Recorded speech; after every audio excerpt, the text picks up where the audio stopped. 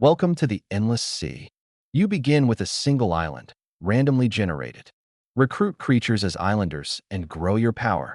With enough charisma, you can even recruit demigods and angels. Transcendent ranks. 1 to 6 stars are mortal tier. 7 stars, legendary. 8 stars, demigod. 9 stars, true god. 10 stars, sovereign. 11 stars, pillar. 12 stars, creator. Beyond that, explore for yourself. 1 month from now, a great tsunami will engulf the starting waters. Those who fail to escape will perish here. Lines of golden text drifted past my eyes. My name is Suchun. Right now, white sand stretched beneath my feet, and an endless blue sea sprawled before me. Only one word filled my head, stunned. Then the world channel exploded. Li Changsho, descendant of the Blue Star. My starting island is Succubus Island. I can summon a succubus from the get-go. Isn't that the ultimate opening? Congratulate me, boys. Wait, the succubus says I have to practice 100 times a day? I'm done for. She's gonna drain me dry.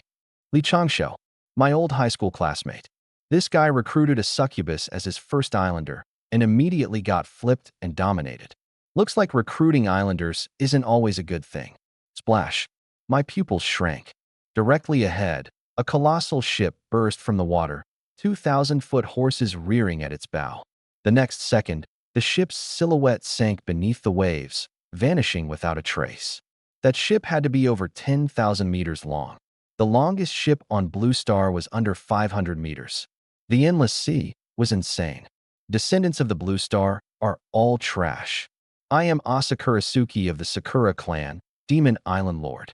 When the seal breaks in half a month, I'll summon a demon army to sweep the starting waters. Blue Star Lords, I'll wipe out every single one I see. Demons? Please. I'm Richard, of the Eagle Nation. My island is a warship. All fear stems from insufficient firepower.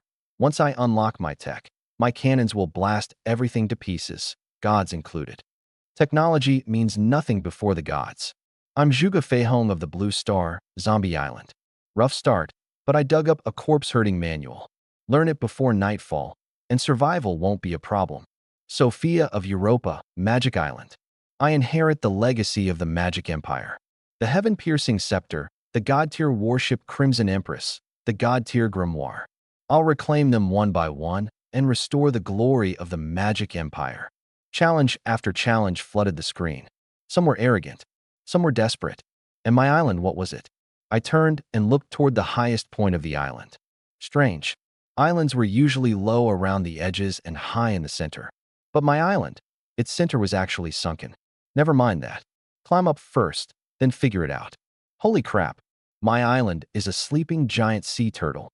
Isn't this Xuanwu, the sacred beast from Blue Star mythology? Qin Yaoyang's off to an unbeatable start. Qin Yaoyang, another high school classmate. Li Changsho, and yeah, Qin Yaoyang. Billions of people on Blue Star. Had they all been dragged into the Endless Sea? 20 minutes later, I reached the island's peak. Whoosh. Waves surged though there was no wind. I spun around abruptly, looking down over the entire island. Boom. Thunder cracked inside my skull. My soul seemed to leave my body, soaring high into the sky, seeing everything below with perfect clarity. This island was shaped like a human. No facial features, yet unmistakable at a glance. The highest point was the head. The ground beneath my feet, that was the brow. Boom. My perspective plummeted back into my body. I blinked, gasping for breath. My starting island was a sleeping person? Ding. Island Master, Suchun. Starting island, white-robed Empress. Island trait. Forcibly binds any creature that lands on the island, automatically making them an islander. The Island Master is immune to damage from islanders. Islanders cannot leave without the Island Master's permission. Empress. My island was a sleeping woman? Wait. This trait, wasn't it like a fishing net that only let things in, never out? A prison that only trapped, never released? If an angel fell from the sky, I wouldn't have to do anything. She'd automatically become my islander. Sitting and waiting for the prey to come, luring the enemy in, catching the turtle in the jar. I snapped my head up, my eyes suddenly lighting up. Directly above the island, a figure was plummeting straight toward me. The world channel had gone insane again. It's raining boiling water. It's raining sulfuric acid. I got a milk rain. The sea god favors Li Changsho. Wait, why does it smell fermented and sour? It's expired. The heavens are messing with me. I'm gonna puke. Zhuge Feihong, a female pirate, fell from the sky, calls herself Christine, 7-star legendary. She says she's the daughter of Sinbad the Pirate King. I'm about to become the Pirate King's son-in-law. Huh. Recruitment failed. She flew away. Makurasuki, a legendary shrine maiden, Chizuru, dropped right in front of me. She shall bow before me. What? She ran off too. I'm Makurasuki, for crying out loud. Sophia, a gold-robed angel, fell to me, at least a demigod. As heir to the magic empire, I'm sure to recruit her. Damn it. She rejected me and flew off. Whoosh. At almost the same instant, that figure landed right in front of me. White wings. A cold, aloof face. A female angel. Was this my first islander? Her gaze swept over me, her brow furrowed, and then she suddenly beat her wings. Whoosh. She shot straight up, vanishing into the clouds in a single second. I sighed inwardly, just as I'd expected. Trying to recruit a demigod angel on day one. Wishful thinking. A creature of that caliber would never pledge loyalty to a mortal island master. But in the very instant I looked away, a flash of light. She was back where she started. I froze. The angel's brow furrowed even tighter as she beat her wings and shot skyward again. Whoosh. A flash of light, back again. A third time. Whoosh. A flash of light, back again. She stared at me, her gaze sharp as a god scrutinizing an ant. I smiled. Ding. Your island has forcibly bound the angel. The angel automatically becomes one of your islanders. She cannot leave the island without your permission. Strong. Incredibly strong. A demigod angel, a near-invincible being from the very start, dropped onto my island and still couldn't escape. Today an angel drops in. Tomorrow a mother dragon. The day after the pirate queen of the seas. I don't have to do a thing. I can escape the starting waters just lying here. Sweet. Qin Yaoyang. A turtle chancellor dropped onto my turtle island. He says the endless sea has a dragon palace hiding the sea stabilizing needle. There are 4 sea dragon kings, and the West Sea Dragon King is a peerless beauty. Above the clouds sits the heavenly palace, where an immortal can flatten the entire dragon race with a single slap. Below the immortals, I'm invincible. Wait, the turtle chancellor just jumped into the sea. This guy bailed too. Now I get it.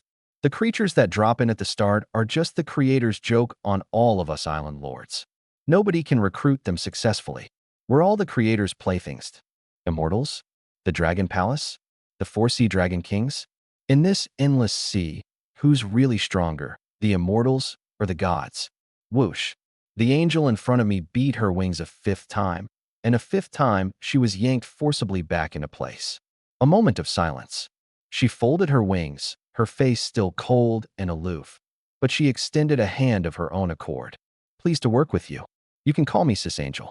Ask for anything you need, as long as it's within my principles and authority. Sis Angel. I extended my right hand. A pleasure working with you. The instant our palms touched. Ding. 2 status panels appeared before my eyes. Name, Su Chun. Race, human. Class, Island Lord. Level, extraordinary 0-star. Talent, utterly unremarkable. Combat power, approximately 5. Endless sea ranking, a drop in the ocean, not yet qualified for the leaderboard. Combat power 5. I silently looked away, turning to the other panel. Name, Sis Angel. Race, Angel. Class, level. Talent, combat power. Endless sea ranking. A whole row of question marks. My heart skipped a beat. An angel that even the system couldn't measure. Who exactly was she on the endless sea leaderboard? The world channel suddenly exploded. I am Sophia, heir to the magic empire of the endless sea. Here's a piece of intel for you all. The yoga you mentioned. Pants pirate, legendary witch, golden-robed angel, turtle chancellor. They're all ranked beings. Every ranked being possesses a world-class talent or supernatural ability. Recruit one early on, and you're set for life. How do you tell them apart? Check the character panel. If the rank field shows unknown, then it's definitely a ranked being.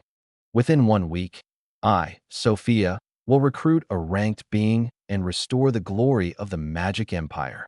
She'd even attached a photo, the back of a woman facing the sea, tall and slender. The channel exploded instantly. Holy crap, a ranked being. Miss Sophia, I, Li Changsho, would love to be your friend. Humph, you island mistresses will all bow at my feet eventually. Mark my words. Makurasuki. Ugh, Makurasuki, you're way too full of yourself. I said nothing, just smiled.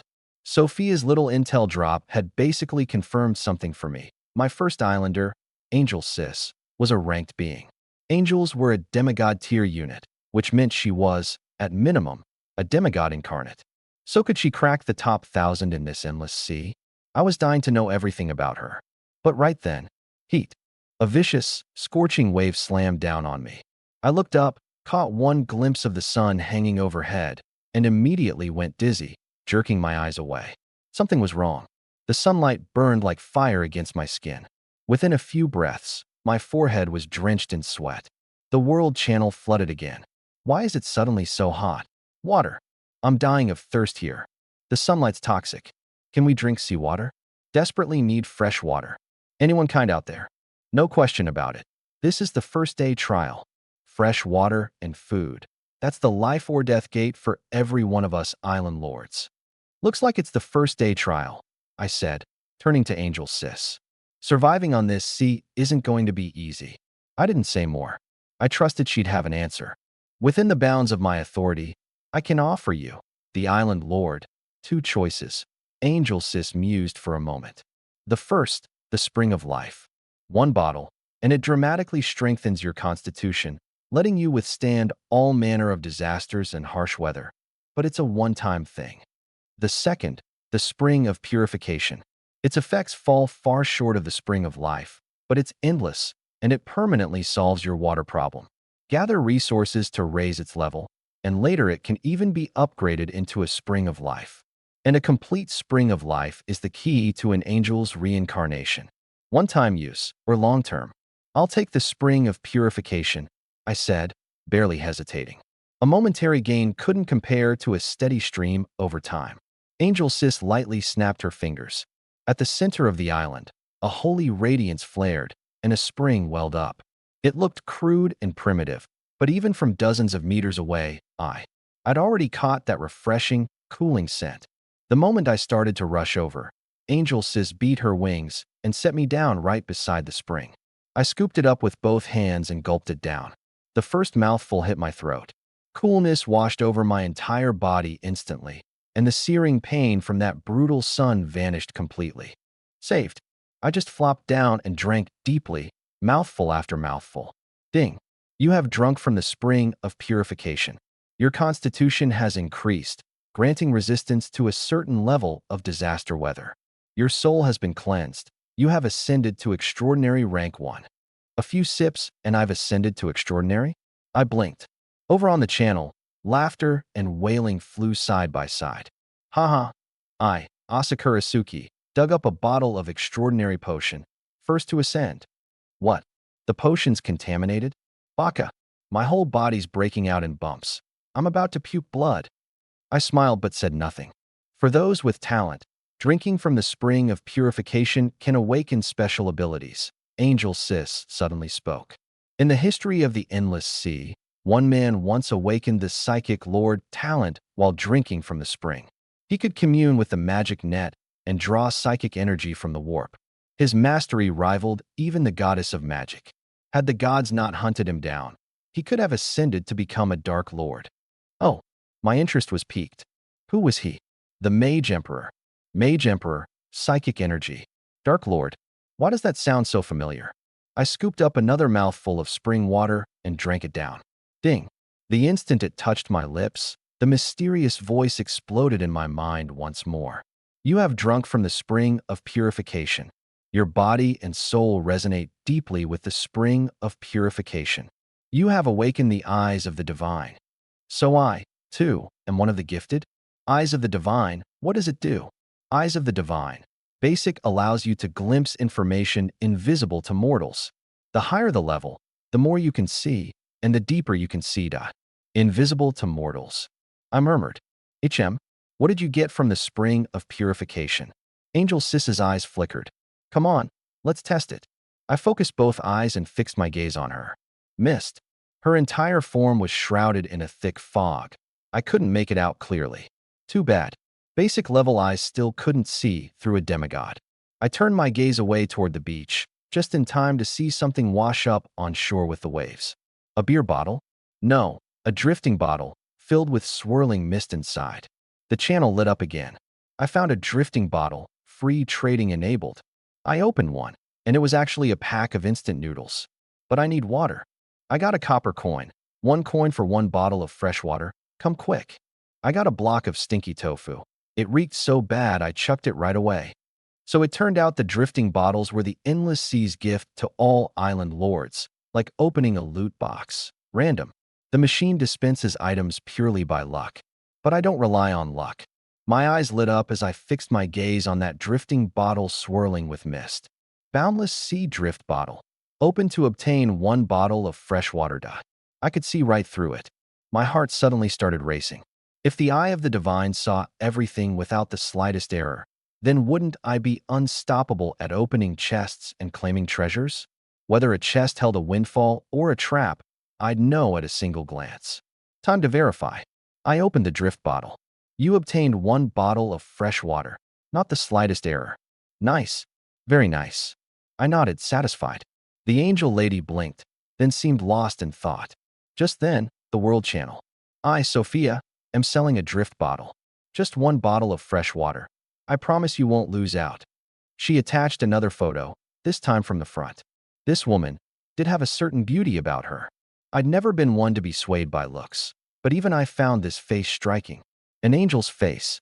Miss Sophia is even more beautiful than an angel. Sophia, I, Qin Yaoyong, have fallen for you at first sight. Be my girlfriend. Humph, this woman's just trading on her looks. Ma Tsongyue's sneering messages flooded the channel. That drift bottle definitely won't hold anything good. Whoever dares trade precious fresh water for it, I'll mock him for the rest of his life. Anyone blinded by a pretty face will never become strong. Not entirely wrong, that. But I never make losing trades. I'd already quietly swept the eye of the divine over that bottle she'd listed in the channel. Boundless Sea Drift Bottle. Open to obtain 1 bottle of 3-star extraordinary potion. Who could have imagined? The eye of the divine could even see through goods listed on the channel. Her bottle was the real deal. Trade. A flash of light, and the bottle of fresh water in my hand vanished, replaced by a drift bottle materializing before my eyes. Oh, your first trade. The angel lady looked over curiously, her gaze sweeping across the bottle. In those eyes, clearer than the fountain of purification, flickered a hint of surprise. The channel exploded. Huh, Island Lord Su Chun, you actually bought my drift bottle with just 1 bottle of fresh water? Sophia seemed caught off guard too. Thank you. I'll remember your name. I'll repay you someday. Someone actually fell for it. Su Chun. Sounds like one of us, a fellow descendant of Yin and Huang. Su Chun, I, Qin Yaoyong, looked down on you. Getting duped by this woman. Heh, what a fool.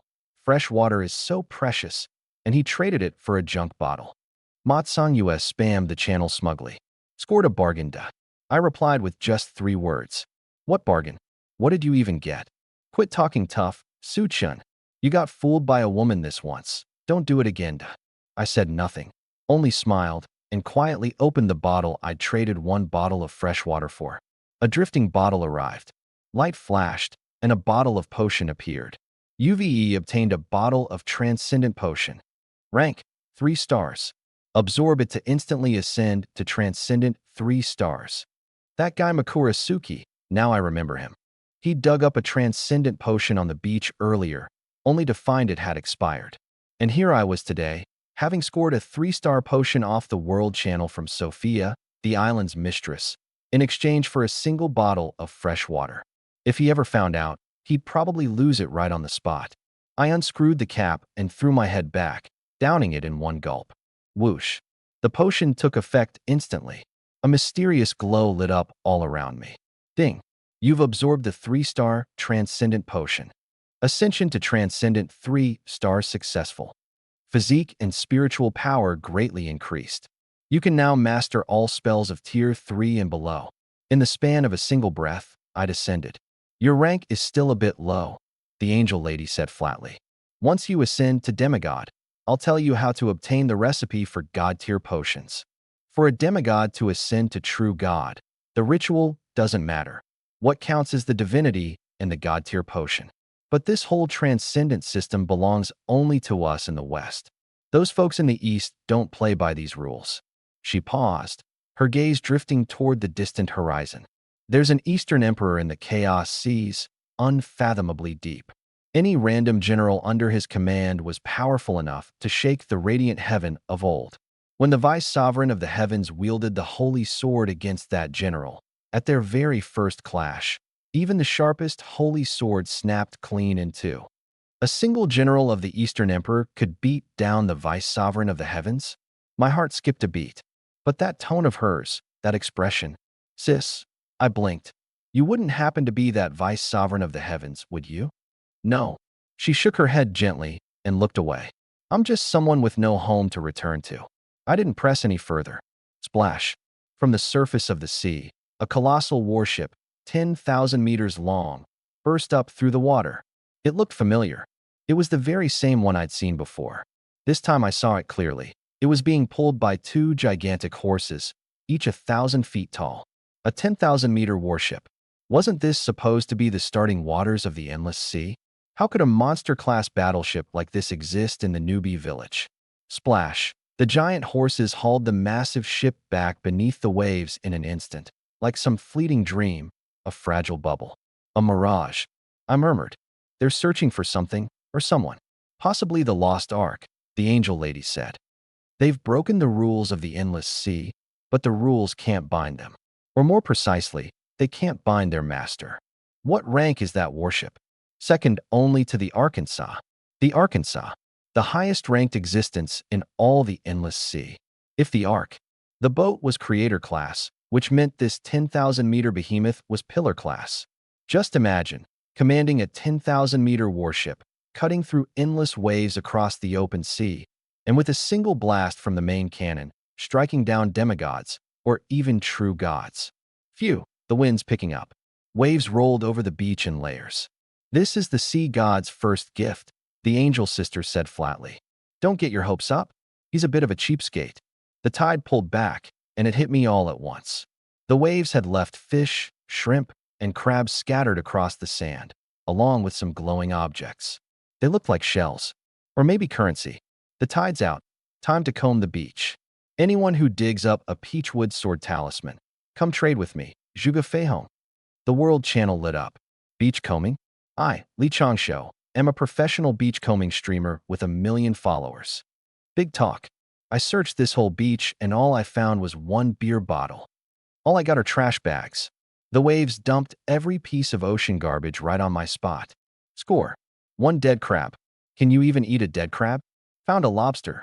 Damn it, just the shell. Looked like everyone's haul was pretty pathetic. Meanwhile, on my end, I didn't even bother activating the Eye of the Divine. I just walked along, picking things up. Ding. You've obtained a king razor clam. Ding. You've obtained a swimming crab. Ding. You've obtained a mantis shrimp. Ding. You've obtained an endless sea gold coin. Then there were the glowing things. I dug out the second one. Ding. You've obtained an ancient dragon coin. Ancient dragon coin. Besides pirates, were there ancient dragon people in this sea too? The angel's sister glanced at the coin, a flicker of surprise crossing her eyes. The sea gods actually being this generous with you? 1 dragon coin can buy a legendary class warship right now. Rumor has it that each one is a key to unlocking ancient treasure. If you can open it, your bounty would rival those pirate lords worth billions. Are there any bounties on true gods? I suddenly asked. There are, she nodded. Back in the day, the Magic Emperor put bounties on 7 true gods. The lowest was the sea god, 300 billion coins. The highest was the goddess of magic, 10 trillion. 10 trillion? So, do you have a bounty on your head, sister? I asked, eyes rolling. You tell me. She gave me a look somewhere between a smile and a smirk. I laughed it off and swept my gaze across the beach, activating the Eye of the Divine. Jackpot. Something was buried deep beneath the sand. I dug it out quickly. A fishing rod, pitch black from tip to tip. Ding. You've obtained a magic fishing rod. A mysterious creation from the golden age of the endless sea's magic empire. Fewer than 3 still exist in the world. Can fish the entire endless sea once every 7 days. Fishing the entire endless sea? A magic fishing rod. The angel sister's eyes. Faint glow. Forged by the hands of the magic emperor himself. Only 3 exist in the entire world. It ignores time and space, letting you fish the whole boundless sea. In theory, you could even reel in that Eastern Emperor from the Chaos Waters. In theory, of course. Back then, the Magic Emperor stood shoulder to shoulder with the gods, just one step from ascending to Lord of Darkness. And yet, even so, the gap between him and that Eastern Emperor was far from small. The Magic Emperor at his peak still couldn't measure up to the Eastern Emperor. Just who exactly was that emperor? I didn't rush to cast. Instead, I closed my eyes and quietly took in the feel of the rod. Incredible. With the rod in hand, it was as if the entire boundless sea had become my own private fishing pond. Every living thing, gods included, was just a fish on my hook. The Magic Emperor placed himself that high. I opened my eyes. Had he become the Lord of Darkness, Sister Angel said lightly, even the gods would have been nothing more than playthings for him to hunt at will. A pity. He failed. This is Sophia. Whoever obtained the magic fishing rod, please trade with me. It's a relic of the Magic Empire, and only I, its heir, can wield it. On the World Channel, that woman posted another photo of herself. This time, she wore a magic robe, deliberately tailored to hug her tall, slender figure almost to perfection. Gorgeous. Miss Sophia, if I, Qin Yaoyong, get the rod, I'll give it to you for free. A flood of fanatic praise. Come on. Cast. The rod traced a perfect arc, the hook slipping into the water. The surface instantly rippled with something mysterious. How exciting, Sister Angel murmured. Same here. Honestly, I'm no pro fisherman. But in that moment, I couldn't have been more thrilled.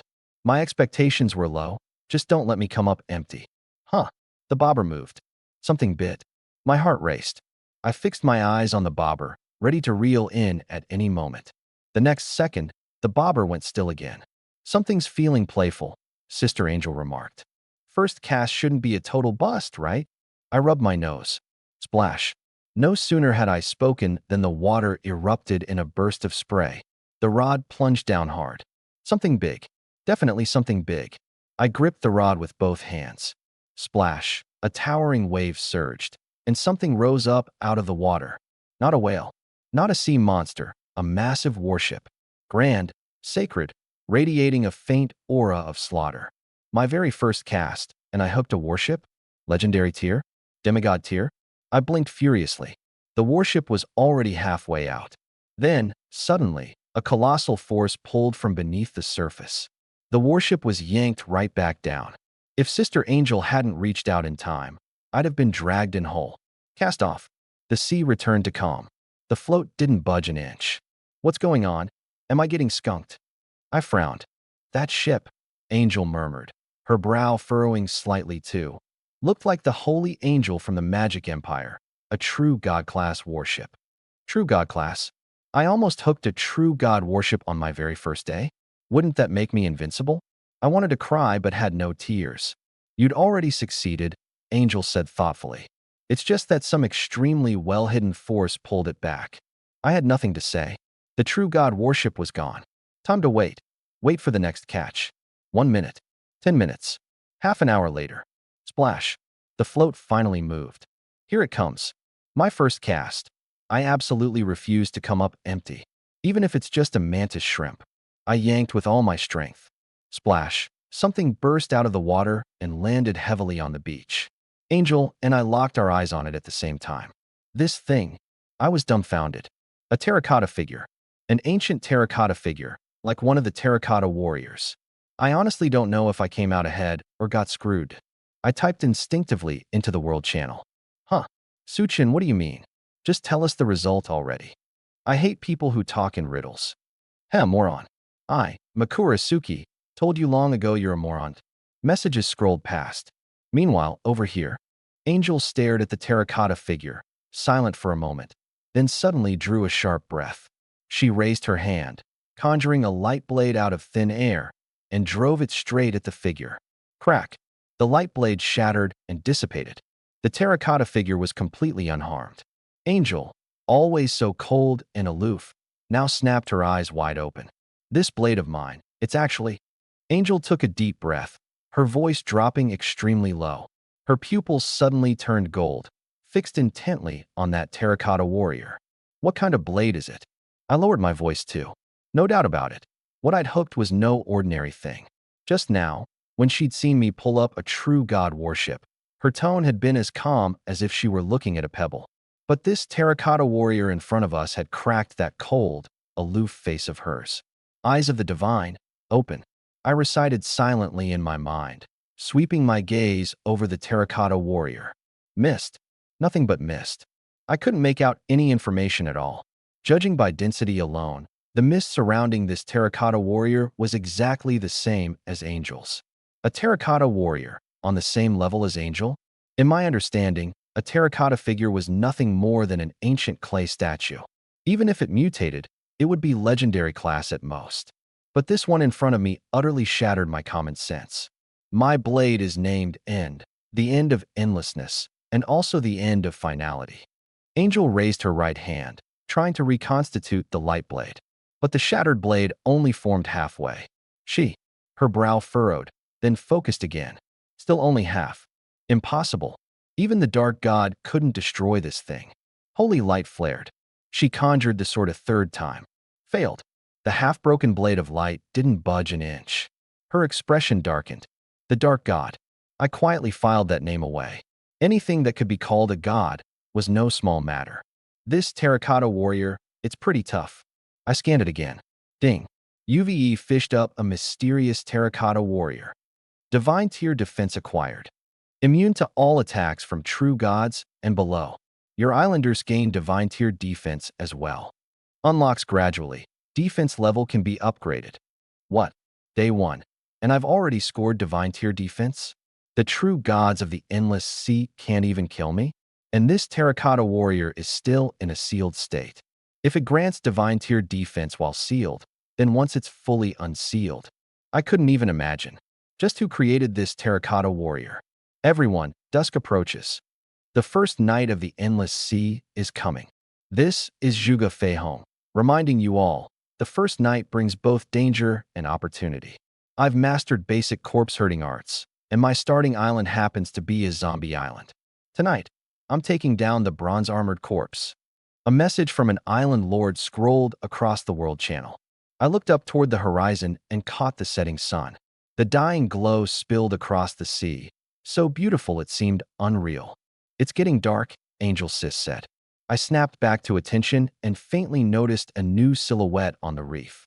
Then came a song unlike anything I'd ever heard. A siren, a voice that bewitched the mind.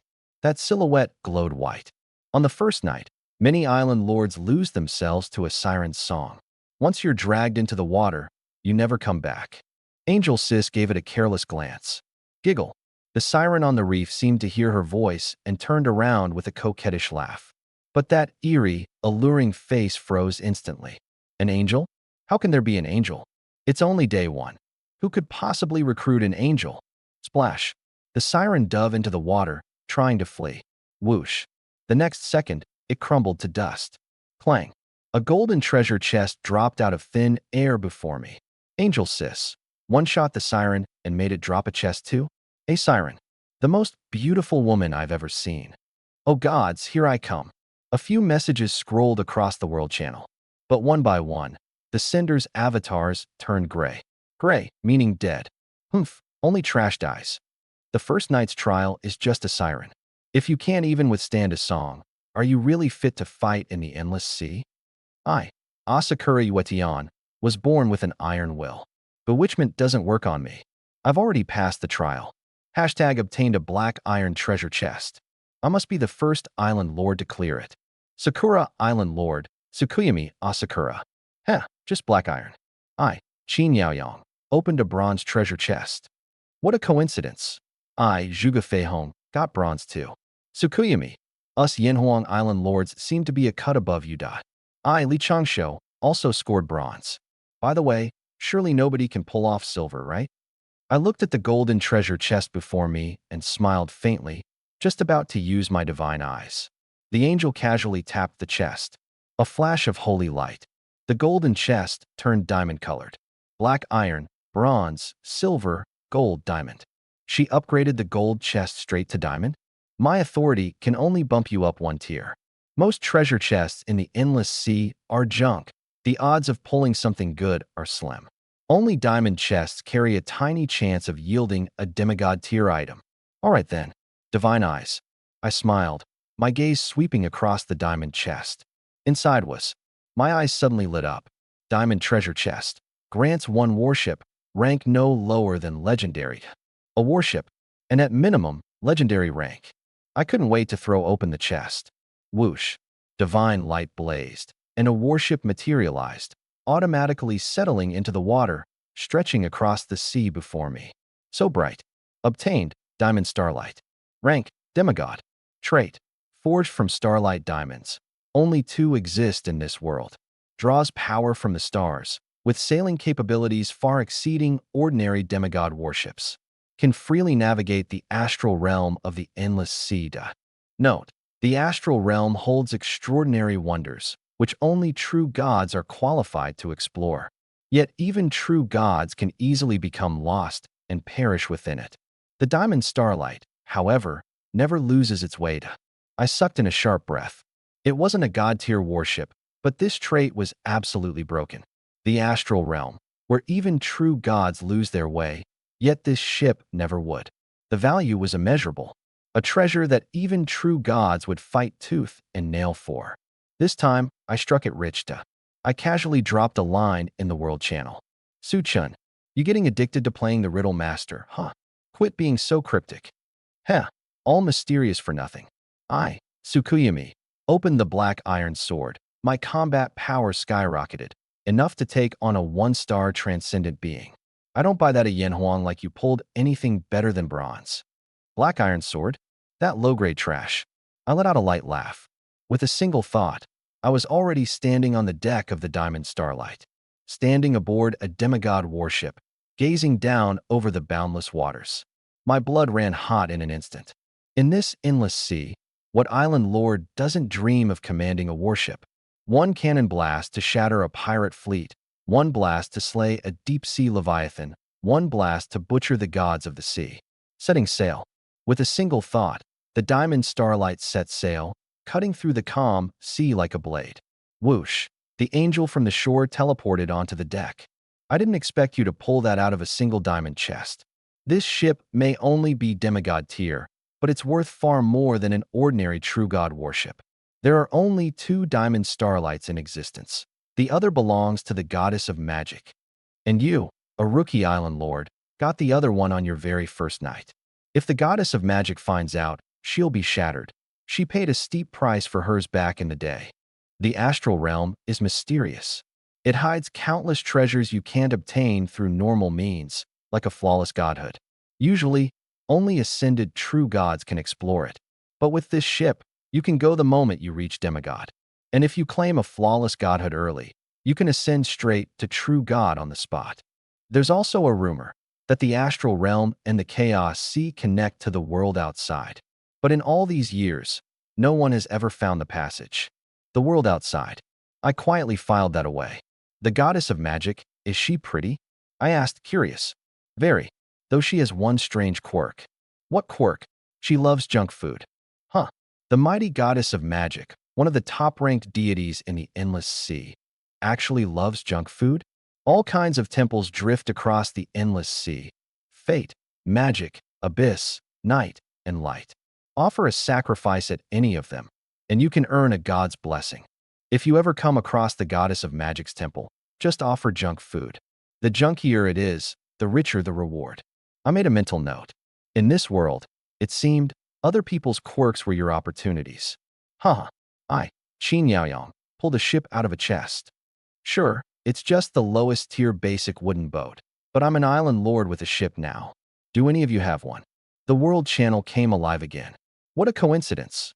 I, Zhuge Feihong, also got a basic wooden boat. Crude, but good enough for fishing and exploring. Same here. I, Li Changsho, got one too. We were summoned to the endless sea by some mysterious force. Exploring the ocean and uncovering the unknown is the real point. You're not a proper island lord without a ship. The great age of seafaring is the true romance. Damn, you all have ships already? I'm so jealous. I survived the sea sirens and cracked open a black iron chest, but all I got was a lousy short dagger. I want a ship too. I want to be a captain, fight pirates, and recruit beautiful crew members. I, Sophia, am already exploring the nearby waters. I found a golden island. Attacking the golden island earns you gold coins. Too bad all I have is a basic wooden boat. It can't even break through the island's defenses. If I had a god-tier warship from the Magic Empire, I'd take it down with a single cannon shot. The Golden Island is a special island. No fixed location, drifting at random. Miss it, and who knows when you'll ever see it again. Island Lord Sophia. Splash. At almost the same moment, my diamond starfall ripped through a bank of sea fog. A wash of golden light flooded my vision. Dead ahead, a glittering golden island hovered above the water's surface. Ding! The golden island has been discovered. Attack the golden island to obtain a massive amount of endless sea gold coins. I stared at the island before me and couldn't help swallowing hard. An entire island, forged from pure gold. Under the sun, the golden glare was blinding, like a chunk of the sun sunken into the sea. How much was this worth? Divine Eye, take a look. Whoosh. Information surfaced. Golden Island, a rare resource island of the endless sea. Defense is extremely strong. At least legendary tier attacks are required to break through. Only by dealing damage can you obtain gold coins. No wonder. Over on the World Channel, Island Lord Sophia was wailing. Such a shame. I can't break through the defense at all. My magic puppet butler says there's a shortcut to attacking the Golden Island, but its memory is sealed and it can't remember. I'm so furious. My very first time out to sea and I, Sophia, run right into the Golden Island. Taking it down is worth at least a few million gold. Let me tell you a secret. My butler can trade directly with all the major merchant guilds of the Endless Sea. With that money, I could buy transcendent potions, legendary warships, buy elves, giants, mermaids, sea monsters, even dragon eggs. My power, Sophia's power, would instantly crush all of you island lords. But right now, all I can do is watch the Golden Island sit right in front of me. The World Channel instantly exploded. Holy crap, your butler is straight up cheating. Good thing you're broke. Good thing its memory is sealed, or we'd all be on our knees. I smiled faintly. The butler's got something going for it, but broke is the same as having nothing. Come on. Diamond Starfall, ready the main cannon. At a single thought, the demigod warship slowly adjusted its muzzle, locking onto that golden island dead ahead. Boom. A diamond beam tore through the air, piercing straight through the golden island in an instant. Crack. The entire golden island split down the middle, and then, like a kernel of popcorn set alight, it burst apart with a thunderous roar. Splash, splash, splash. Over the sea, a golden rain began to fall. Thousands upon thousands of gold coins plummeted from the sky, smashing into the water and kicking up splashes like shattered gold, so dazzling it left you dazed. Ding! You have obtained a massive amount of endless sea gold coins. Over 8 million. One shot. 8 million. Day 1 of the game. And before the first night had even arrived, I'd already raked in 8 million gold coins. I casually typed a line into the World Channel. When the cannon roars, gold pours by the ton. The channel instantly. Silence for half a second. Then the channel exploded again. Huh. Suchun, quit showing off. The highest tier ship right now is a basic wooden boat. It doesn't even count as a warship. Cannon's my ass. Damn it, my wooden boat's taking on water. Turning back. What a coincidence, mine's flooding too. Looks like these crappy boats break right on schedule, just like certain tech companies back on Blue Start. Suchun, good luck, man. Go be the first lord to conquer Golden Island. I'm rooting for you. And no, I'm not being sarcastic. I smiled but didn't reply. Whoosh, a gust of sea wind swept in. As the golden rain dispersed, the diamond starfall had already been pulled back to the waters of my own island. Forced teleportation? So that was part of the exploration mechanic. The sea god's kind of a sore loser, Angel Sis remarked casually, brushing back her long golden hair. He set up Golden Island at the first dusk. wanting to shock all of you. He never expected someone would actually blast a hole straight through it. Will he come to steal my warship? I asked. Would he dare? Angel Sis chuckled lightly. In that moment, I gave her a silent thumbs up in my heart. Sis, you really are a queen. A night passed. The Endless Sea, Day 2. The moment I opened my eyes, the World Channel was already a chorus of wailing. Raging storms. This weather is way too extreme. Roasted by heat on day 1. Struck by storms on day 2. Are they even letting us live? I don't even have anywhere to hide from the rain. All I can do is bury myself in the dirt like an ostrich. Above the island, lightning crackled and thunder roared as howling wind and torrential rain swept down like the apocalypse. Crash. A towering wave slammed onto the island. I turned toward the sound just in time to see a figure hurled up by the massive wave. Oh, a woman's startled cry. Thud. The figure crashed down right in front of me, landing squarely on her knees before me. Our eyes met, and we both froze. A mermaid. A delicate face, a top made of shells, a slender waist, and a fishtail shimmering with scales. Could a mermaid really just fall out of the sky? Mermaids, a very ancient race, Angel Sis commented offhandedly. In the ancient era, they briefly ruled the Endless Sea. Not anymore, though. Now they've been reduced to servants of the sea god. An angel. There's an angel. The mermaid girl's gaze had barely shifted to Angel Sis before she stiffened, then let out a shriek. Her tail snapped hard. Splash. She jumped off the cliff. A flawless dive, barely a splash. She ran. I blinked. Sure, Angel Sis had a cold face, but was she really that scary? Whoosh. A mysterious light flared, and the mermaid girl was dragged right back. Her little face went completely blank. Then she leapt again, plunging in for the second time. In the sea, the World Channel was once again filled with howls of despair. A skeleton monster washed up on the waves, and it's chasing me. There's a female water ghost over here, uglier than a dinosaur, and she's screaming that she wants to have my babies. Have you ever seen a 2-meter-tall lobster? I'm terrified it's going to pinch me to death. 2 meters is nothing. A 10-meter-tall mantis shrimp just crawled up on my side. Everyone else's luck seemed pretty miserable. Splash. The mermaid girl got teleported back for the 3rd time, once again kneeling in front of me. Little mermaid, once you land on my island, don't even think about running. I laughed. Whoosh. She jumped again. I could see it clearly. She wasn't afraid of me. She was afraid of the angel. But angels and mermaids had no history of conflict. After the battle at the God's Island, a legend began spreading across the Endless Sea, the angel said flatly. What legend? Angels feed on mermaids. She wore a half-smile. I almost lost it. Splash. The mermaid got dragged back again. This time she didn't run. She just gazed pitifully at the angel. Please, don't eat me. It's this island that won't let you leave, not me, the angel replied. She froze, then turned those watery eyes toward me. Ding. The mermaid washed up by the waves has been forcibly bound as your islander. Without your permission, she cannot leave your island. A character panel appeared. Name, Mermaid Girl. Race, Mermaid Class, Mermaid Princess. Level, Legendary. Talents, Ocean Affinity, Golden Envoy. Combat Power, 100,000. Endless Sea Ranking, Beyond 100 million. A legendary creature? This seemingly frail little mermaid was actually legendary tier, and a princess of the mermaid race, no less.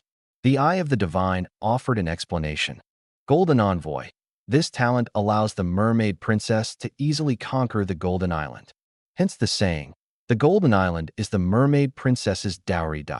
No wonder. The shortcut to conquering the Golden Island was right here all along. But if she was a legendary creature, why was her ranking beyond 100 million? Legendary was above Extraordinary 6-star, an absolute powerhouse in the early to mid-game. And yet the Endless Sea had over 100 million legendary creatures. This sea was far deeper than I'd imagined. On the World Channel, Sophia was spamming again. I got a drop of a mermaid's tear. My steward just remembered too. A mermaid's tear can break the Golden Island's defenses. If I can recruit a mermaid princess, I could take the entire Golden Island with ease. I'm so mad. Why couldn't I remember this yesterday? A mermaid princess. I absolutely have to recruit a mermaid princess. A mermaid's tear? A mermaid princess? Another island lord, Qin Yaoyong, chimed in. This intel is gold. Let me share some too. Survive today's storm, and you'll get a chance to discover the altar of the gods and earn the right to make offerings to them. Hang in there, everyone. The altar of the gods. I glanced at Angel. She'd mentioned that if you came across the magic goddess's altar, the best offering was junk food. Handsome island lord. The mermaid suddenly pleaded in earnest. I'm running from an arranged marriage. The Atlantean sea folk can sense my presence. They'll catch up soon. I don't want to bring trouble down on you. Please let me go. Splash. Before she could finish, the sea directly ahead erupted. A warship, silver from bow to stern, burst through the waves, as if cast from some mysterious metal. WHRR. The main cannon rotated, locking onto my island in an instant. Lowly human island lord. I know the mermaid princess is on your island. Hand her over. I, the third prince of Atlantis, will spare your life. I had to admit, this silver Atlantean warship had a pretty sleek design. The main cannon was aimed right at me, but I only gave a faint smile. As for the guy on deck calling himself the third prince of Atlantis, I couldn't even be bothered to look at him. He wasn't a beautiful woman, so what was there to see?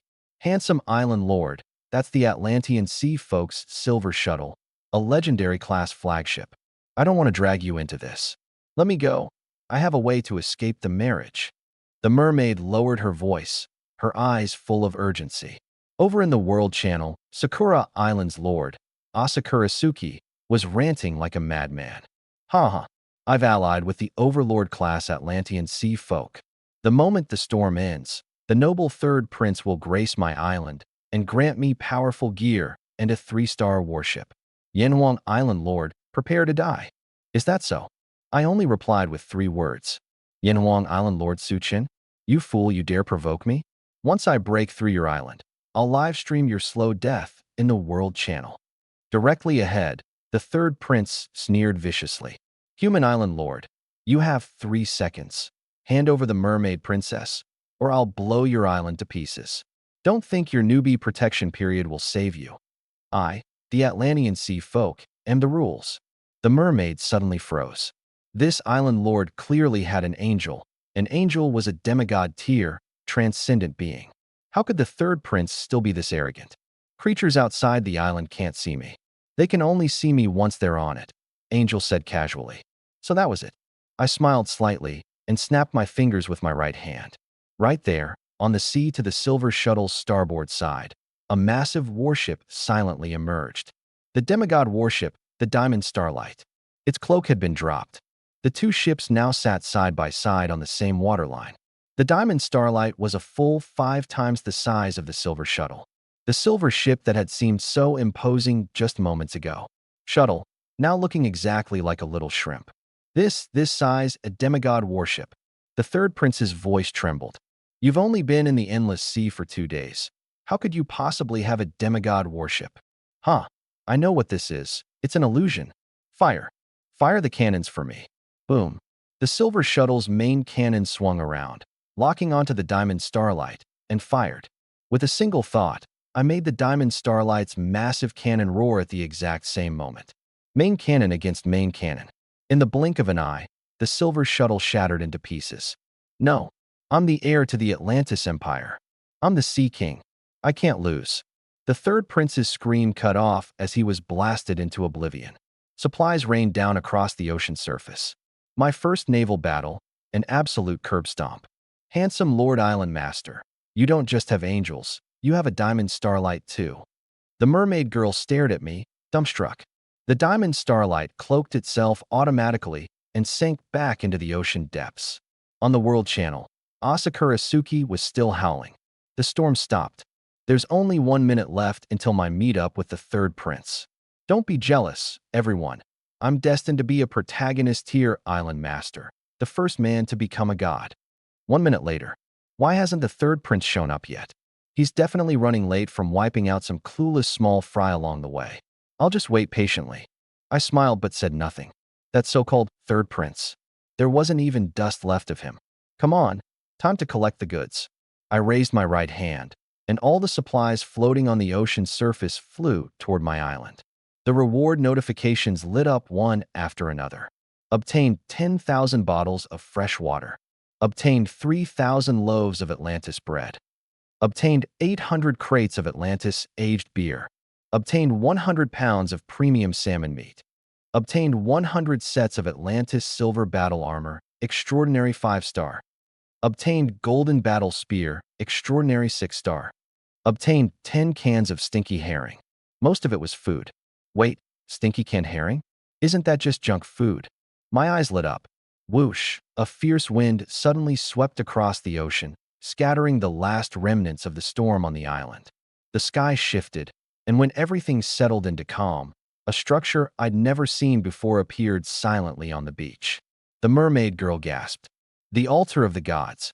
The world channel instantly exploded. It's finally here, the altar of the gods. Through it, you can make offerings to the gods in exchange for divine blessings. Mine's a magic altar, so I need to think carefully about what to offer. What a coincidence, mine's a magic altar too. Me too. Looks like everyone got a magic altar. So who can win the favor of the goddess of magic? Me, of course, Asakura Suki. On my end, a notification popped up as well. A magic altar has appeared on your island. You may offer sacrifices to the noble. Sacrifice to the magic goddess. The magic goddess. What a coincidence. Earlier, Angel Sis had mentioned it. This goddess, with a bounty of 10 trillion, noble and powerful, happened to have a soft spot for junk food. And I just so happened to have 10 cans of rotten herring. Island Master, I suggest we sacrifice that golden battle spear. Mermaid Sis murmured, deep in thought. Angel Sis let out a soft laugh. But I picked out a can of herring instead. Rotten herring counts as junk food, right? If it's rotten, it definitely counts. Angel Sis nodded. Good. Mermaid Sis went pale in an instant. Island Master, you mustn't. Not even a dog would eat that thing. Offering it up will only enrage the goddess. Please reconsider. I gave it a casual toss, and the whole can flew straight into the altar. Magic light flared up, and the can vanished. Thud! Mermaid Sis collapsed to the ground, her eyes filled with despair. She probably thought this island master had lost his mind. I wasn't worried, though. I turned to the World Channel to watch the other island masters put on their show. I, Li Changsho, offer up an ancient jade, the most precious thing I possess at this stage. I, Sophia, offer up a sapphire, originally the key material for crafting a staff. A tier 3 staff in return would suffice, goddess. I, Qin Yaoyang, offer up a beast egg, most likely a sacred black tortoise egg. The goddess will surely be moved by me. I, Asakura Suki, offer up everything I have, my island, my body, my soul. My talent is extraordinary. I will surely become the first god-chosen island master.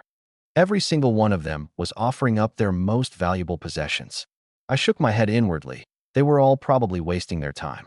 What's truly precious to a person is often not the thing they think is precious. Only, I hadn't gotten a response either. 3 minutes passed. I'd guess the magic goddess is savoring the herring right now, so she's a little busy, Angel Sis said flatly. Mermaid Sis rolled her eyes. How could a goddess possibly be savoring rotten herring? 5 minutes passed. Still nothing. Island Master. Let's just hope there's no divine punishment, Mermaid Sis said, her voice trembling. She's finished the meat and is now drinking the broth in the can. Once she's done, she'll respond. Angel Sis said it with total certainty. Her angel's eyes could see across time and space, watching the goddess's every move at this very moment. Drinking the broth? An image formed in my mind, and I nearly threw up on the spot. The World Channel was growing restless, too. 6 minutes, and no response at all. Did the sacrifice fail? Impossible. I, Sophia, offered a precious magic gem. Suchin, don't you love treating the World Channel like your personal social feed? Say something. Did the goddess respond to you or not? I was just about to speak when, whoosh, the magic altar directly in front of me suddenly blazed to life. Clang. A black wand dropped to the ground. Oh, looks like she's feeling generous this time, the angel remarked offhandedly. I activated my divine eyes and looked closer. The next second, the mermaid girl shot up from the ground, her deep blue eyes going wide as saucers as she let out a scream. Oh my god, this is the legendary Forbidden Spell Wand. How is this possible?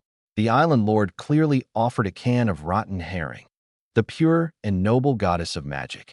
How could she possibly like something like that? I said nothing, just smiled. Sometimes, what looks like trash to everyone else is exactly the key that leads you to a miracle. The world channel blew up. 10 minutes already. The goddess of magic still hasn't responded at all.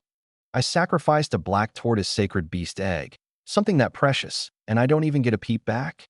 The goddess, she's not the type to take the gift and pretend she didn't see it, is she? The various island lords were wailing in despair. Meanwhile, on my end, my divine eyes swept across the black wand on the ground, and lines of information surfaced one by one. Forbidden spell wand, embedded with 10 forbidden spell engravings. Even ordinary people can cast forbidden spells with 0 aftereffects. Below legendary rank, 1 spell may be cast per day. Upon reaching legendary rank, forbidden spells become unlimited. No wonder the mermaid girl had looked like she'd seen a ghost. This wasn't a wand. This was a straight-up cheat code. I raised my hand and beckoned, and the black wand tore through the air into my palm. A surge of immense power flowed up my arm and coursed through every part of my body. My whole self actually began to slowly float upward. One light wave, and it's a forbidden spell. This one wand. The mermaid girl's voice trembled, surpasses every weapon my mermaid race has. It even surpasses the entire Atlantean Sea race. According to legend, not even a true god can destroy the forbidden spell wand. The angel spoke lightly. This is just a little trinket the goddess of magic made on a whim. Once you reach legendary rank and use it to cast forbidden spells without limit, killing a demigod several tiers above you will be effortless.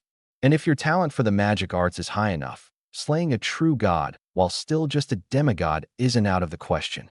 Unlimited firepower. I closed my eyes. An image rose up in my mind. The Atlantean Sea race's combined fleet bearing down like a black tide, hundreds upon thousands of warships surrounding my island. And all I'd have to do is raise my hand and give it a light wave. Boom. Forbidden spell wipes the field clean. I opened my eyes and smiled. At that same moment, the altar lit up again. Ding. You have obtained a second sacrifice opportunity. A second sacrifice? Looks like the goddess wants more herring. What? You can sacrifice again? The mermaid girl's eyes went wide. Under the rules of the endless sea, every island lord who encounters a divine altar can only make one sacrifice within a given period of time. With a single thought, a can of rotten herring flew toward the altar. The altar vanished in an instant. Pickled herring again. The mermaid girl took a deep breath. I refused to believe a noble, beautiful goddess would enjoy something that reeks like this. Before she could finish, the altar responded. A portal unfurled out of thin air on the island. At the top of the archway, 2 fish flanked a plant that looked like a strand of kelp. The mermaid girl gasped. This is a portal to the Sea of Harvest. Its resources are endless, enough to sustain every race in the boundless sea for eons. Star jellyfish there hide treasures of the astral realm, and the crimson-scaled sea serpents can unlock every race's secret vaults. No mermaid has set foot inside for over 10,000 years. She stared at the portal, transfixed, as if witnessing a living legend. That noble, beautiful goddess of magic. She really had a taste for stinking canned herring? The last time whale died 30,000 years ago, the angel girl suddenly sighed. Who would dare kill a time whale? Aren't they afraid of the law striking back? The mermaid girl blurted out. The black god. At those 3 words, the mermaid girl's face went pale. She clapped a hand over her mouth, as if merely uttering the name could summon death itself. The portal blazed with light and swept me inside. Don't forget to bring me, the angel girl reminded me. The instant before the door closed, an impulse struck me. I pulled her and the mermaid girl through with me. The next second, the world opened up before us. An endless expanse of sea stretched out, no shore in sight. Not a single island to be seen. Everywhere I looked, there was life. Fish, shrimp, crabs, shellfish, packed so densely they surged like a flooding torrent. Far more than mere billions. Cast a single net at random, and any island lord could survive hundreds of days on the catch. There's a saying, the mermaid girl whispered. The Sea of Harvest is forbidden hunting ground to all races, the private ocean pasture of the gods themselves. She was trembling with excitement, itching to dive in and swim laps. Meanwhile, on the World Channel, someone still refused to give up.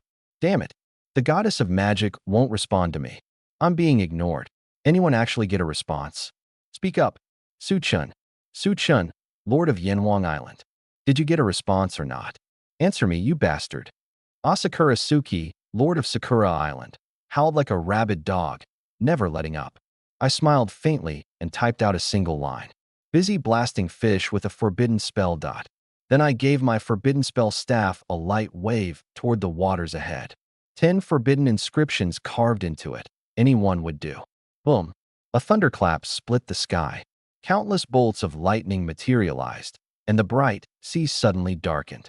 Across the surface, countless creatures raised their heads in unison. The mermaid girl sucked in a breath and forced out 4 trembling words. Grand forbidden spell, wrath of the gods. This is a grand forbidden spell, and it's a legend. The wrath of the gods. The mermaid girl trembled from head to toe, her eyes locked on the billions of thunderbolts already gathering in the sky. The law of the endless sea. When a legend unleashes a forbidden spell, there's always a price to pay. And if you dare cast a grand forbidden spell, the only currency accepted is your life. Death, guaranteed. A demigod who casts one drops at least a full rank. Some even degenerate back into mere mortals. That's why the grand forbidden spells are the secret tongue of the divine, reserved for true gods and above. She turned to look at me, her eyes brimming with disbelief. But you, Lord Island Master, you're only transcendent 3-star, and yet you cast a grand forbidden spell without paying a single thing. I spoke those 3 words and looked up with a smile. Grand forbidden spell. Boom. The dark heavens split open. Billions of thunderbolts poured down, as if a god were roaring across the world. In the waters ahead, thousands upon thousands of creatures jolted awake, shrieking as they scattered in every direction. But the thunder devoured them all. Blinding arcs of lightning blanketed the entire sea. Then, dead silence.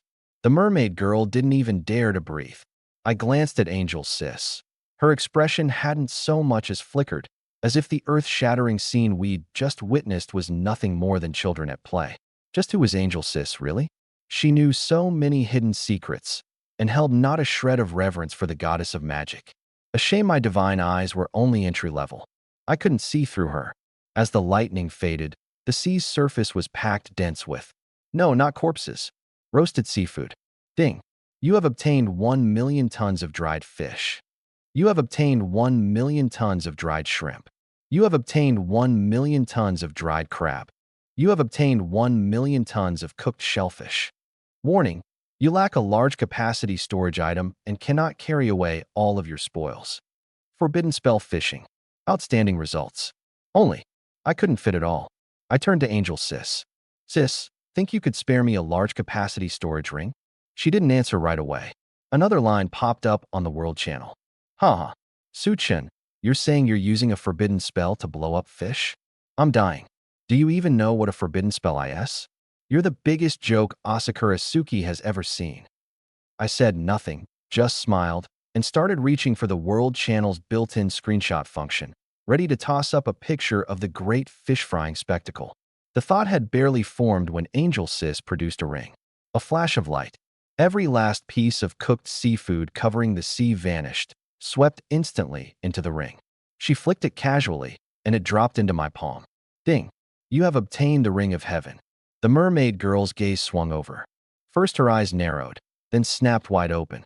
Her whole body shuddered as shock, fear, and doubt flickered across her face all at once. Lord, Island, Master, for words out, and she swallowed the rest back down hard. Isn't it just a storage ring? The mermaid. Princess, is there really a need to lose your composure like this? I shook my head and slipped on the ring. Ring of Heaven, divine artifact. My mind buzzed. A divine artifact. Our angel lady here just tossed me a divine artifact like it was nothing. This time, I really hit the jackpot. I posted in the World Channel. Instantly, a flood of replies exploded. Su-chun, buddy, did you actually get a response from the goddess? What did you sacrifice? DM me the details, I need some pointers. Idiots. You actually believe this guy? He's just treating the World Channel like his personal social feed to feel important. Su-chin, just you wait. Once Demon Island is unsealed, I'll rally the demon army and you'll be the first one I wipe out. Asakura Suki roared. This time, I didn't respond. Because the eye of the divine swept across the ring of heaven, and new information popped up. Ring of heaven. The bearer can command all angels below true God rank, ignoring faction, light, dark, neutral. Ignoring unit type, light angels, fallen angels, blood angels, moon angels, fate angels. My pupils contracted. Just imagine. Sophia, heir to the magic empire, recruits a demigod angel. One day we face off. I hold up the ring of heaven, and her angel switches sides on the spot, becoming mine. Now imagine Asakura Suki summons a horde of fallen angels and comes storming toward my island in full force. I flash the ring, and they defect right where they stand. This isn't just a ring. This is a tiger tally that can mobilize every angel below demigod rank. What exactly was our angel lady before? My eyes lit up, and I winked at her. She rolled her eyes at me. I chuckled to myself. Splash. Almost at the same moment, something surfaced from the sea ahead. My gaze sharpened. A sea serpent, its entire body covered in crimson scales, was poking its head above the water, sneaking furtive glances around. Its snake eyes darted back and forth. It seemed a bit nearsighted. It hadn't even noticed the three of us. The sea serpent opened its mouth and spat something out. A treasure chest, still stained with blood. Crimson-scaled sea serpent. The mermaid girl's voice suddenly shot up. Lord Island Master, that's a crimson-scaled sea serpent. What it spit out is a divine blood treasure chest, even rarer than god-tier chests. Every single one is soaked in the blood of a true god. Her eyes were terrifyingly bright. It can open the treasure vaults of every major race. That serpent must have stolen it from some top-tier sea clan's vault. Recruit it, and from now on we can quietly raid any race's treasury. In less than 24 hours, this runaway mermaid princess had already witnessed the battleship Diamond Starfall, the forbidden curse wand, and now the legendary crimson-scaled sea serpent. The way she looked at me grew brighter and brighter, and her cheeks quietly flushed red. I paid no attention, silently. I activated the Eye of the Divine. Information surfaced. Red-scaled sea serpent, a special species of the endless sea. Only one appears in the world per era. People believe it can randomly open the treasures of every race. But in truth, this species is born severely nearsighted. When opening a treasure passage, it can't see the way at all and just picks one at random. Extremely skilled at escaping. Even a true god may not be able to capture it. I almost laughed out loud. The mysterious creature that could unlock every race's treasure turned out to be blind as a bat. No wonder it had completely ignored the three of us. It simply hadn't seen us. This thing is going to be a pain to catch, I muttered under my breath. This wasn't my island. If a treasure sea serpent dropped out of the sky onto my island, I wouldn't have to do a thing. The island's traits would automatically bind it as an islander. But out here, with the means I had, I really couldn't do anything about it. I was just considering the storage function of Sister Angel's Ring of Heaven. Swish. Sister Angel casually reached out and grabbed it. The red-scaled sea serpent, along with the divine blood chest, was scooped up in one motion. What the? Who dares lay hands on your auntie?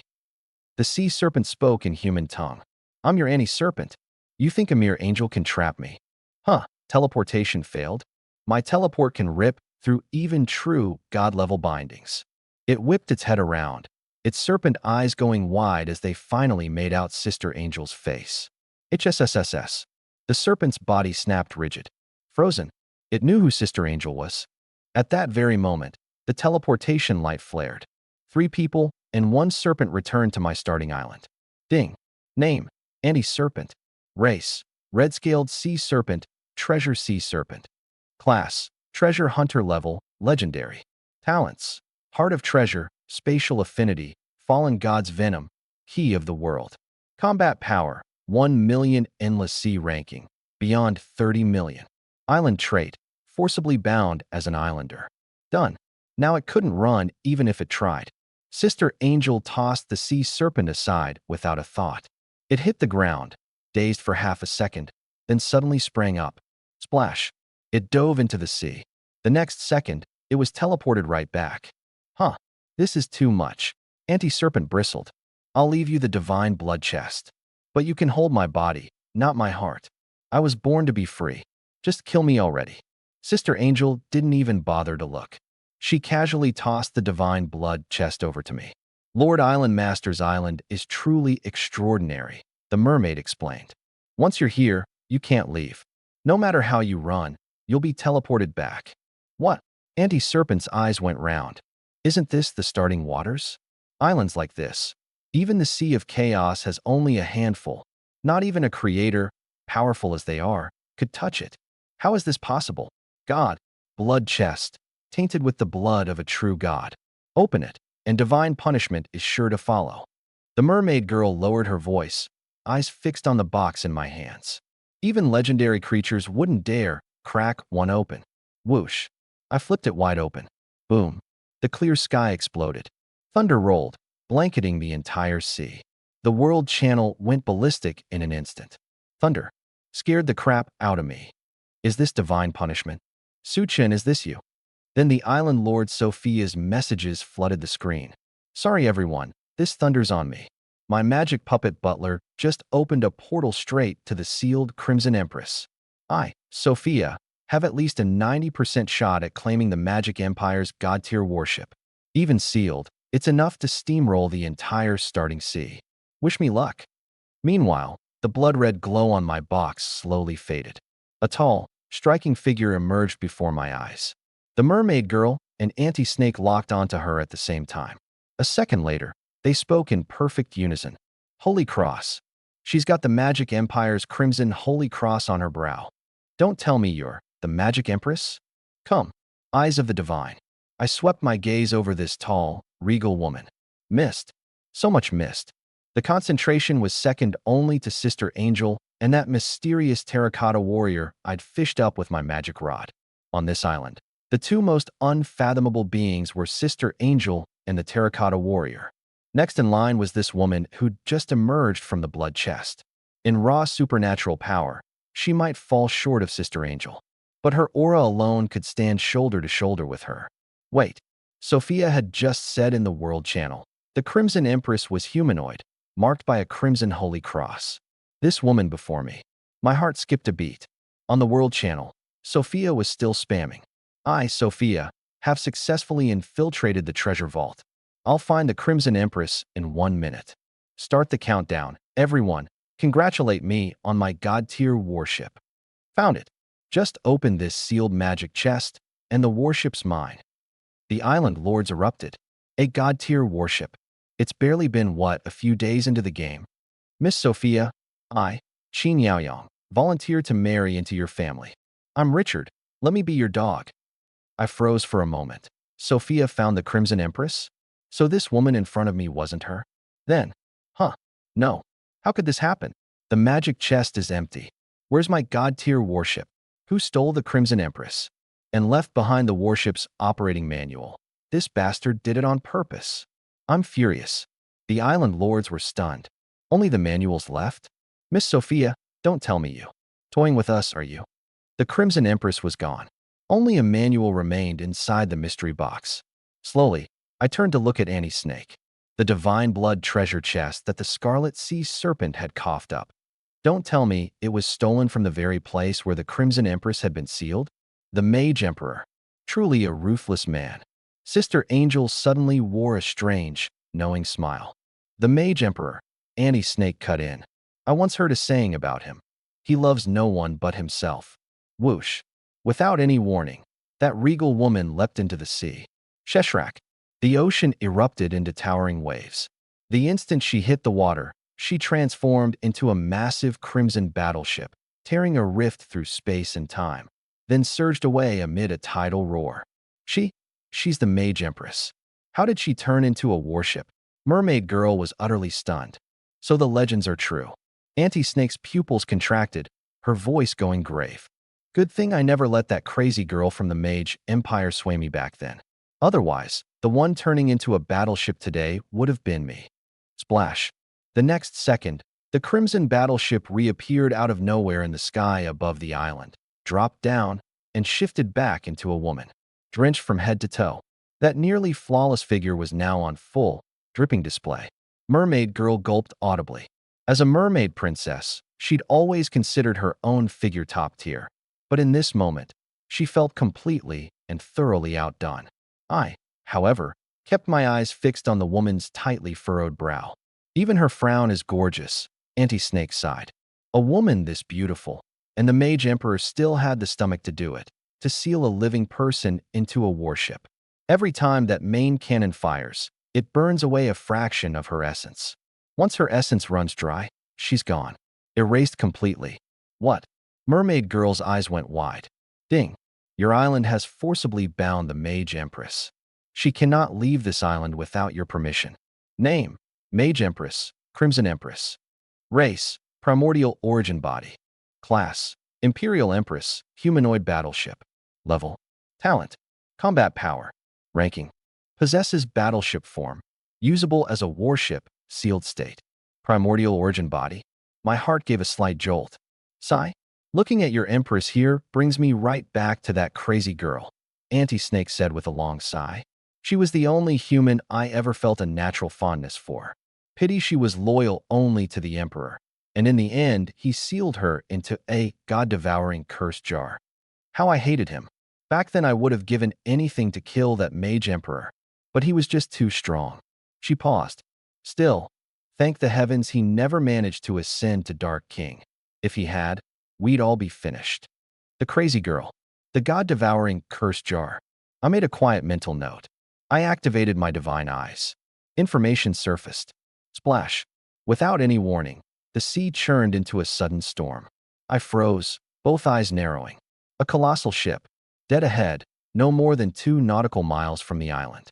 2,000-yard-tall horses were dragging a 10,000-meter behemoth of a ship, an ancient eastern vessel, storming across the water. Hisses. The Mermaid Girl and Anti-Serpent sucked in sharp breaths at the same time. Even the perpetually expressionless Sorceress Queen was moved now. The world channel erupted into chaos. Did it show up on your side too? 1,000-yard giant horses. A 10,000-meter warship. My island isn't even worth a speck of bird crap next to it. This has to be creator tier. Isn't this supposed to be the newbie zone? How is a horror like this spawning here? Look up at the sky. It's raining blood. My head snapped up. Raindrops the size of beans poured down in torrents. No, not rain. Blood. A rain of blood was sweeping across the entire starting seas. The blood rain fell. The sea's surface boiled instantly, waves of scalding steam rising up. The pungent stench of blood swept over every island in the starting seas. My island didn't escape either. When the first wave of blood energy hit, the Mermaid Girl and I felt a wave of dizziness wash over us. Then, a second later, everything returned to normal. I glanced at the terracotta warrior statue to my front left. Its divine tier defense had saved us. Did some true god just fall? The Mermaid Girl trembled. The ancient texts had written of blood rain. It was an omen of a god's death. But ever since the collapse of the magic empire, no true god had ever fallen again. It's not a death. Someone got bled, Anti-Serpent said in a low voice, eyes locked on the water. There's the power of true god's blood hidden in that rain.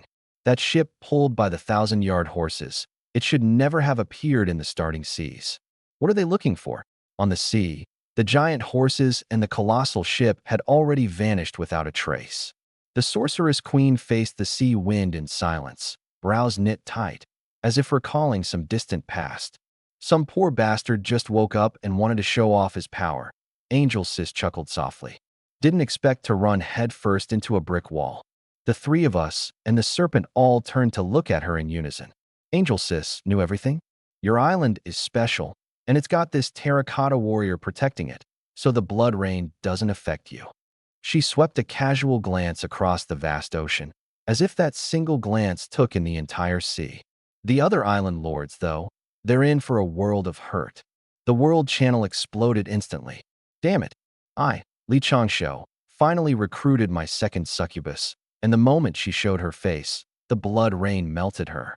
An extraordinary 5-star creature. I never even got to hold her hand. You only lost one succubus? Qin Yaoyang, just dug up 7 pet beast eggs, and every last one got corroded. One of them had black tortoise bloodline. My demon lair got vaporized. 3 days from now, I was supposed to have 100 little demons. The hidden reward is completely gone. Kill, kill, kill. Sakura Island's lord, Asakurasuke roared. You guys think you've got it bad? Try me. Sophia, another island lord, spammed the chat. I just recruited a legendary 6-star ancient spirit mage, transcendent tier. One flash of that blood rain and poof, turned to ash. Ancient spirits can open a portal to the Sea of Miracles exactly once in their lifetime. The most mysterious waters in the endless sea. Even some true gods can't get in.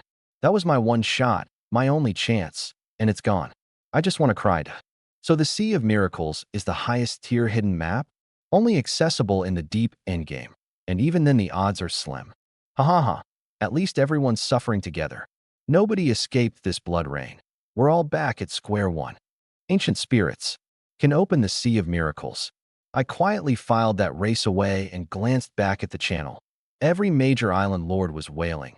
Most of them knocked all the way back to day one. And me? No losses, but no gains either. Whoosh. The moment the thought crossed my mind, the Magic Queen suddenly raised her right hand and clenched it toward the sky, full of blood rain. Boom. The blood rain condensed rapidly above my island. In the span of a few blinks, it took solid shape. A full building materialized and slammed down with a thunderous crash. A tower, red as blood. Primordial ability. Refining the blood of gods. Creating matter from blood, the angel sisters said flatly. No wonder the gods, sworn enemies to the death, had to join forces to seal away the Magic Emperor. A unit tower. Magic Empire architecture. The snake Annie mused, studying it. Hiss. The mermaid sister suddenly went pale as a sheet, trembling as she pointed at the blood tower. I've seen this in the ancient texts. A forbidden unit. This is the Magic Empire's divine blood angel, she cried out in terror. The snake auntie's narrowed serpent eyes shot wide open. Her gaze darted back and forth between the queen and the blood tower. Then she shook her head wildly. No, that's wrong. Divine blood angels were the emperor's personal guard. Only the Magic Emperor himself could forge them. There's no way the queen has mastered this technique. Swish. She flew over to the tower, circling it and sniffing frantically at its aura. How is this possible? I don't buy it. Did that crazy girl lie to me? I hate being lied to. The Magic Queen had already closed her eyes, standing on the island like a statue of a wife awaiting her husband's return. Forcibly refining divine blood from the blood rain had drained her completely. She needed rest. Ding. You have obtained the Divine Blood Angel Unit Tower. You may recruit Divine Blood Angels using the blood of gods, or the corpses of legendary tier and higher creatures. Warning. The Divine Blood Angel is a forbidden unit decreed by the gods. Recruiting one carries a chance of drawing down divine punishment. Oh, a unit tower like this, shouldn't it come with a free one first? Divine Blood Angel. Why is it a forbidden unit? I asked. The mermaid sister took a deep breath and lowered her voice. The ancient texts say, the blood angels start out as demigods, and a single legendary corpse is all it takes to forge one. This defies the creature tier laws of the endless sea. What's even more outrageous is that every time one kills a legendary creature, a new blood angel automatically spawns.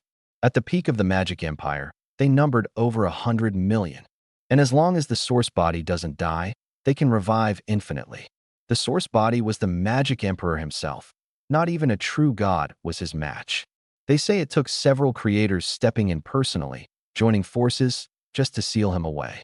Only then did the blood angels vanish. But vanishing isn't death. Those 100 million plus blood angels were most likely just sealed alongside him. If he ever breaks free, they'll come storming back. Let's just hope that day never comes. The source doesn't die. Infinite revival.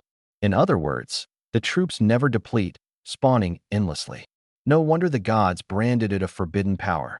A true god could crush a demigod with a single thought, yet this kind of demigod slips beyond the god's control.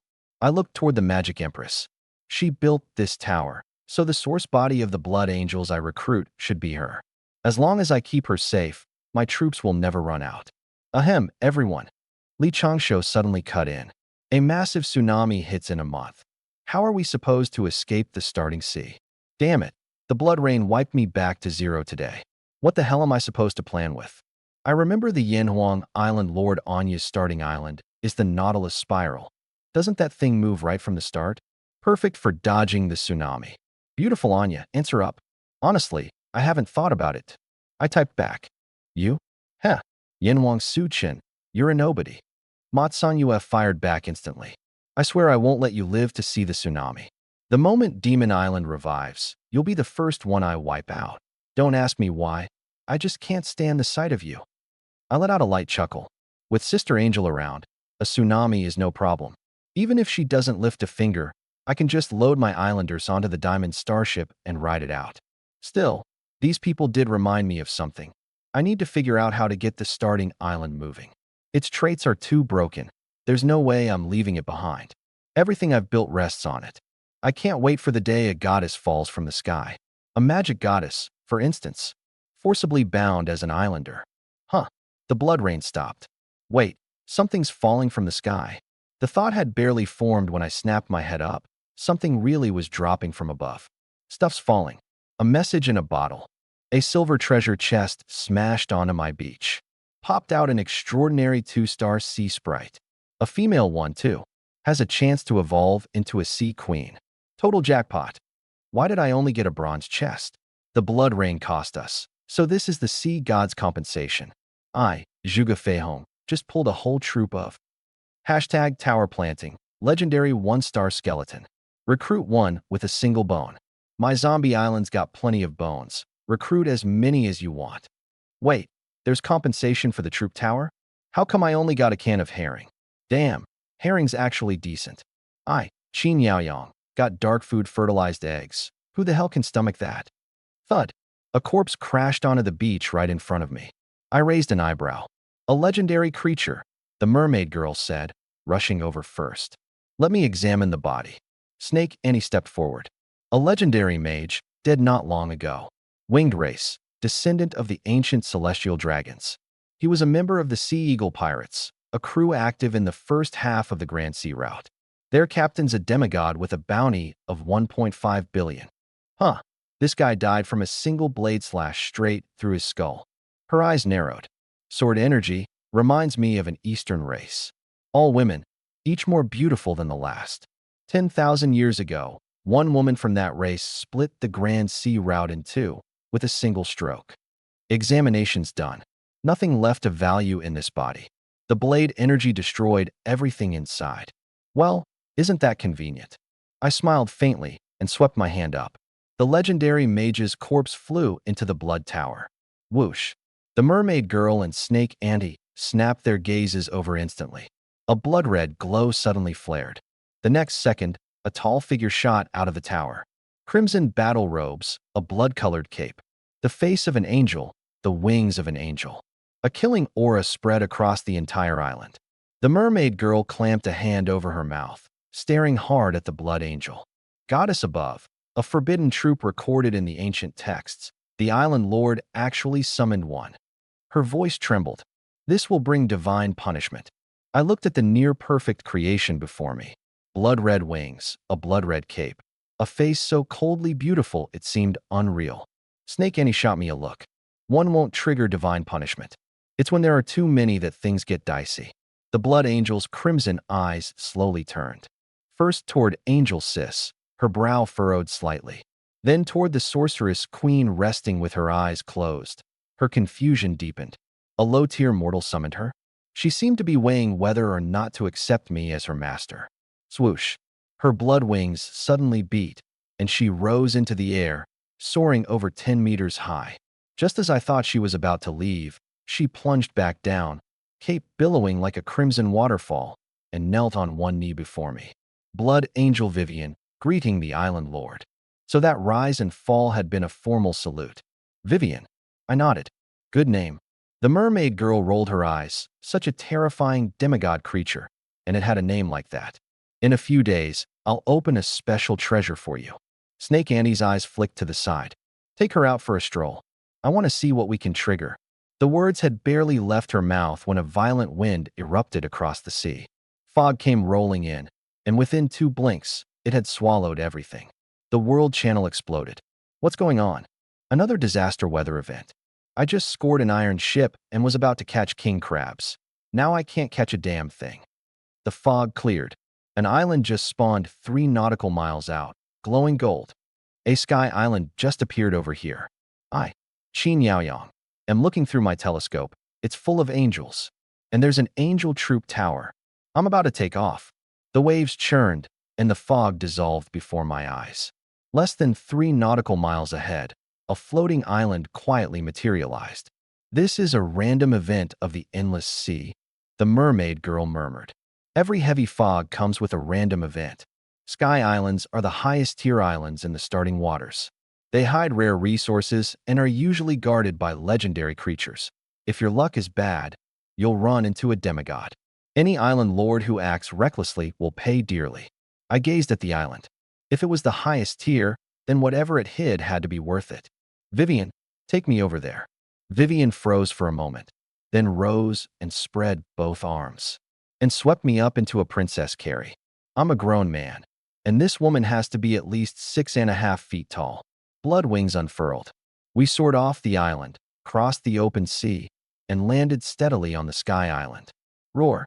The instant we touched down, a 30-foot giant crab burst from the ground, claws raised, charging straight at me. Ding. You've encountered an extraordinary 6-star creature, the iron giant crab. Its defense rivals that of a legendary creature. Before I could even raise a brow, Vivian had already lifted her arm. Boom. The giant crab exploded into pieces on the spot. I finally saw what she was holding, and I went completely still, instinctively typing into the world channel. I'm stunned. Island Lord Su-chun, are you treating the world channel like your personal feed again? What spawned over there for you? Another Angel Sky Island? Heh, even if it is, can you even get up there? And if you do, can you actually recruit any angels? Angels are demigod tier troops. If anyone can recruit an angel by day 3, I, Richard, will call him daddy. Roar, roar, roar. More than a dozen iron giant crabs tunneled up from underground. Boom, boom, boom. In just a few breaths, Vivian blasted every last one of them to bits. Blasted, not crushed by magic, not cut down by sword energy, because what she held in her hands was a cannon, a divine blood angel, a demigod tier troop, noble blood wings, an elegant cape. But her weapon wasn't a blood-crossed longsword. It was a cannon. Simple, brutal, a beauty who could rival the magic queen herself, yet she fought like a rough, burly brute. Angel, do you know? This is a land blessed by fate, a cold voice echoed from deep within the sky island. You have 3 seconds to get off my island. Vivian's face remained expressionless as she raised her cannon and took aim at the depths. Boom. A deafening blast shook the entire sky island violently. That arrogant voice from the depths cut off abruptly, knocked out cold by a single shot. The world channel exploded into chaos. I made it to the Golden Island. No, wait. It's just a monster glowing gold, over 20 meters tall, officially named the sturdy armored clutch crab. Those giant pincers are insane. I almost got cut in half. This is Qin Yaoyang. I sacrificed a legendary pet beast egg to reach an angel sky island. Wait, this isn't a proper angel, it's a fallen angel. Recruitment failed. I'm all tied up. Help. I'm still a virgin. Insanely difficult. At this stage, without advanced troops, nobody can take a sky island. This is Sophia. I've landed on a fate sky island. A new message scrolled past. My puppet butler tells me there's a fate coin hidden here, one of the rarest items in the endless sea. Let me share some hidden intel. If you toss a fate coin in the starting waters, it always lands heads up, never tails. That's the goddess of fate showing her favor. Get one, and you have an extremely high chance of rewriting your destiny, instantly ascending to legendary, becoming a demigod on the spot, or even scoring a divine tier item. Too bad the Fate Sky Island is nearly impossible to conquer. I burned through a ruby and couldn't even break its most basic defense. Nobody can pull this off at the current stage. This is Sophia officially giving up. Fate Sky Island. The one I'm exploring. Is it the same type as hers? A fate coin hidden in the depths? My eyes lit up. You bastards. I actually got blasted out cold just now. The furious roar returned from the depths. I told you, this is a land blessed by fate. Even a true god couldn't tear through fate's protection. Only one favored by fate can claim the coin. Neither of you is worthy. Get out. Even a true god couldn't take this island? One shot's not enough. Then two. Two's not enough. Then 10. Vivian sneered, hefting her cannon for another round. Boom. Boom. Rumble. A relentless barrage. The Sky Island quaked violently. Vivian, could you maybe be just a little more graceful about this? Foolish angel, the voice sneered from the depths. You, a mere demigod, think you can do what even a true god cannot. You're delusional. Boom. Vivian answered with another shot. I was about to suggest she take a breather when a crisp sound like shattering glass came from the depths. Crash. A barrier flared into view, then exploded to pieces the next second. No, the voice suddenly shifted in pitch. You're just a demigod angel. How could you possibly break fate's protection? This is something even a true god can't do. An illusion. It has to be an illusion. Roar. I am the emissary of the goddess of fate, the hound of destiny. Who dares touch me? A golden-furred beast over 20 meters tall burst from the earth, fangs bared and snarling. Boom. One exchange. Blown to smithereens. Instant kill. No suspense whatsoever. Now that's decisive. I typed in the world channel. Before I could even finish, Vivian had already darted into the depths and returned in a single breath. A fake coin for the island lord. She knelt on one knee before me, respectfully presenting a coin that shimmered with a dreamlike luster. Ding. You've obtained a fake coin. Heads grants a blessing of fate. Tails brings its curse. Heaven or hell, one flip decides. Use with caution. In these starting waters, it only ever landed heads. This thing was priceless. If I could get my hands on a few dozen. My mind raced, but I didn't rush to flip it. I was more curious. How had Vivian, a mere demigod, cracked open the protection of fate that even true gods couldn't tear apart? Island Lord, will you reward Vivian? She blinked, then closed her eyes, her face full of anticipation. Reward? How exactly? I froze for a moment, then reached out and gently stroked her hair. The blood god angel who'd been slaughtering like a war machine just moments ago now seemed like a quiet, docile kitten. The sea breeze drifted across the Sky Island, freezing the scene like a photograph. What a shame. Such a shame. Sophia's message popped up in the world channel again. First, I missed the sea of miracles, then the fake coin. All because I wasn't strong enough. If only I'd recruited the legendary blood god angel, I could have taken that island. My puppet steward told me, the top-tier demigod unit in the Endless Sea is the blood god angel, a forbidden unit. Their weapon is called the Godslayer cannon, with terrifying power. And what's even more horrifying, it ignores all defenses. Every shot is pure damage. 1,000 blood god angels could surround and kill a true god. At its peak, the Magic Empire commanded over 100 million blood god angels. As the heir of the Magic Empire, I, Sophia, must recruit at least 10,000. What? Demigods surrounding and killing a true god. That's the world turned upside down. The world channel erupted in an uproar. So that was it. The most forbidden thing about blood god angels wasn't their reproduction, nor their immortal resurrection. It was that Godslayer cannon that ignored all defenses.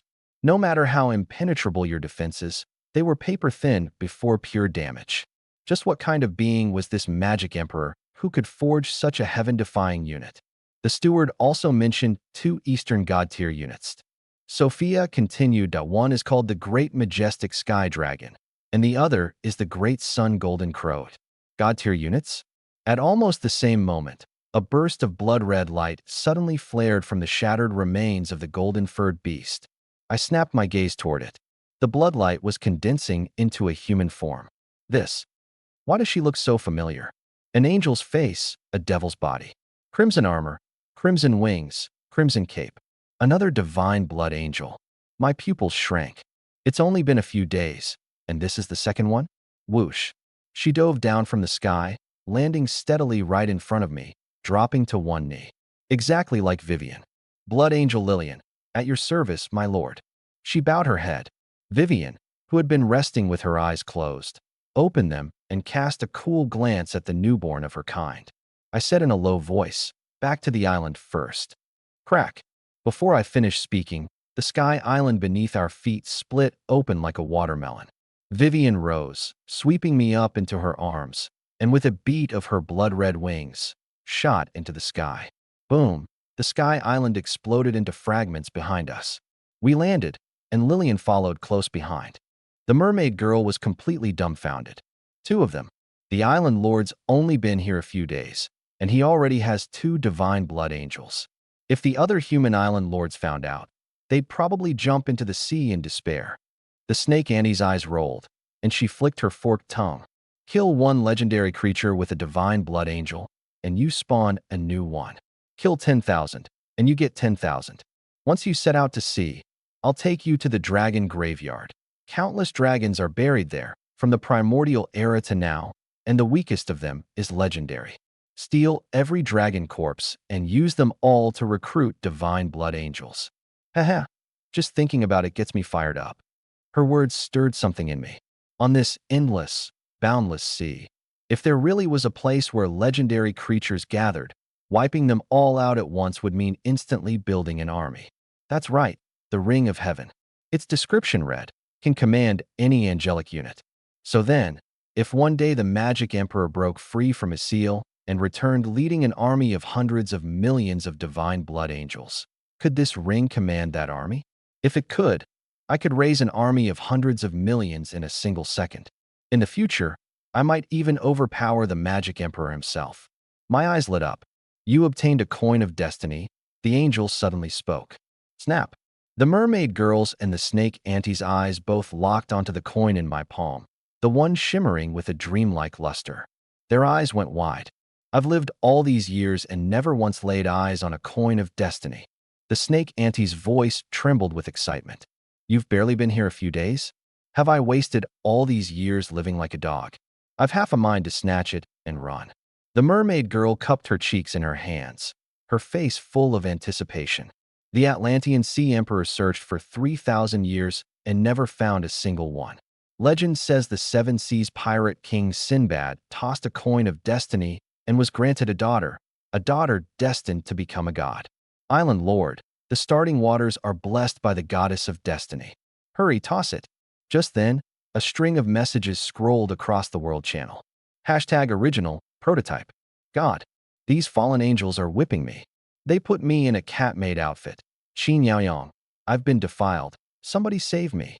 Fallen angels rank among the top of the demigod unit tier. My puppet butler says that as heir to the magic empire, I, Sophia, must find a way to become an original. The butler claims becoming an original is no easier than achieving godhood, but it never told me what an original actually is. Anyone with intel, I'll trade in magic gems. Sophia, the island lord, even attached a photo, colorful gems, maybe a dozen or so. The channel instantly exploded. Original? Those two words sound so familiar. Lady Sophia, will you trade me one emerald for a mantis shrimp? I typed two words back, my gaze settling on the magic queen, who sat motionless as a statue with her eyes closed. The magic queen was an original, an ancient original, no less. She could refine the blood of gods. Beyond that, what other powers did an original conceal? Toss it, the angel sister said. Here's hoping you get a divinity. Even a fractured one will do. Divinity? Just a few days into the game? No way.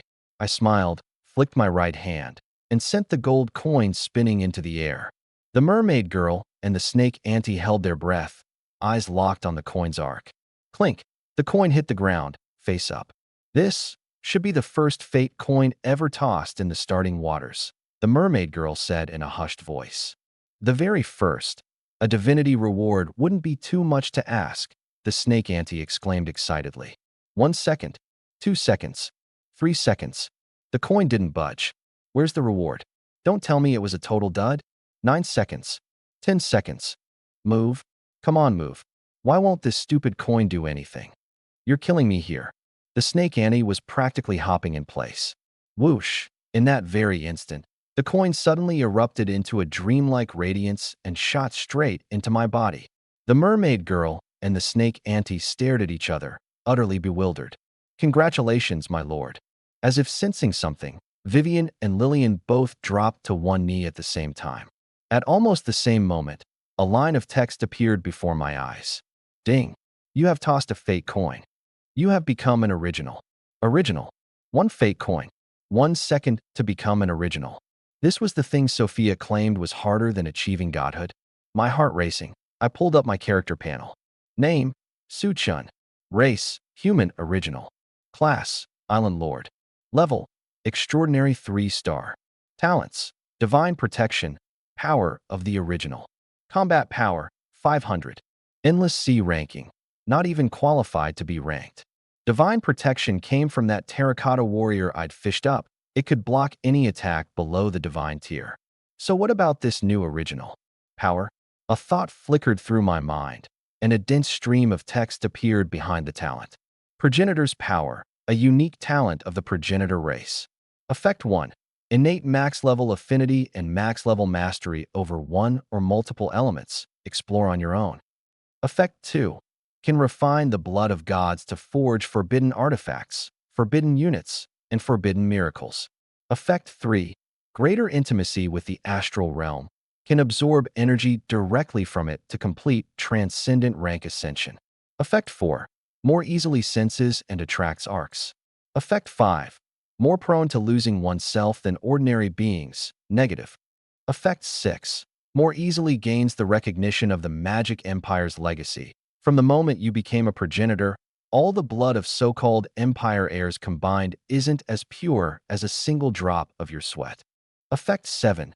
Can perfectly absorb high-tier divinities of sovereign rank and above, immune to divine sin backlash. A whole string of descriptions, boiling down to one word, absurdly overpowered. Only a 3-star transcendent, and I was already no weaker than a true god in many respects, even surpassing one. Progenitor. As if born for the sole purpose of hunting the gods. I posted a remark in the World channel. No wonder becoming a progenitor is even harder than becoming a god. Damn it. Su-chun, you're showing off again, aren't you? Lady Sophia is a legitimate empire heir. It's fine for her to say that. But what right do you have? Huh, do you actually have intel on progenitors? I'll trade you a magic gem for it. Sophia's message came through too. I replied with a grin. Just 4 words. Fake coin. Fake coin? Who could get their hands on one at this stage? Wishful thinking. Pure nonsense. The island lords erupted in mockery. Fake coin, wanting one just days into the game is about as hard as becoming a god. Sophia sighed. Only after advancing to legendary do you qualify to become one of the goddess of fate's chosen, and only then do you have a decent chance of obtaining one. It's far too difficult, but I won't give up. I will rebuild the glory of the magic empire. Ding, another prompt suddenly popped up on my end. You have become a progenitor. Divine Eye has evolved to intermediate. You can now see more. Huh, there's a bonus like that too? I immediately activated the Divine Eye and looked toward Angel Sis, mist. Still that thick, heavy mist. Then I looked at the Magic Queen, also shrouded in mist, though noticeably thinner than Angel Sis's. Then I looked at Mermaid Girl, nothing concealed at all. In other words, the intermediate divine I could see completely through legendary beings. Wait a second. There was extra information on Mermaid Girl now. Mermaid Girl, the chosen one selected by the sea god, and also a sacrifice. When black rain falls upon the endless sea, the sea god shall awaken from slumber. Sacrifice the mermaid princess to the dark god with your own hands. Sacrifice one of my own islanders. I raised an eyebrow.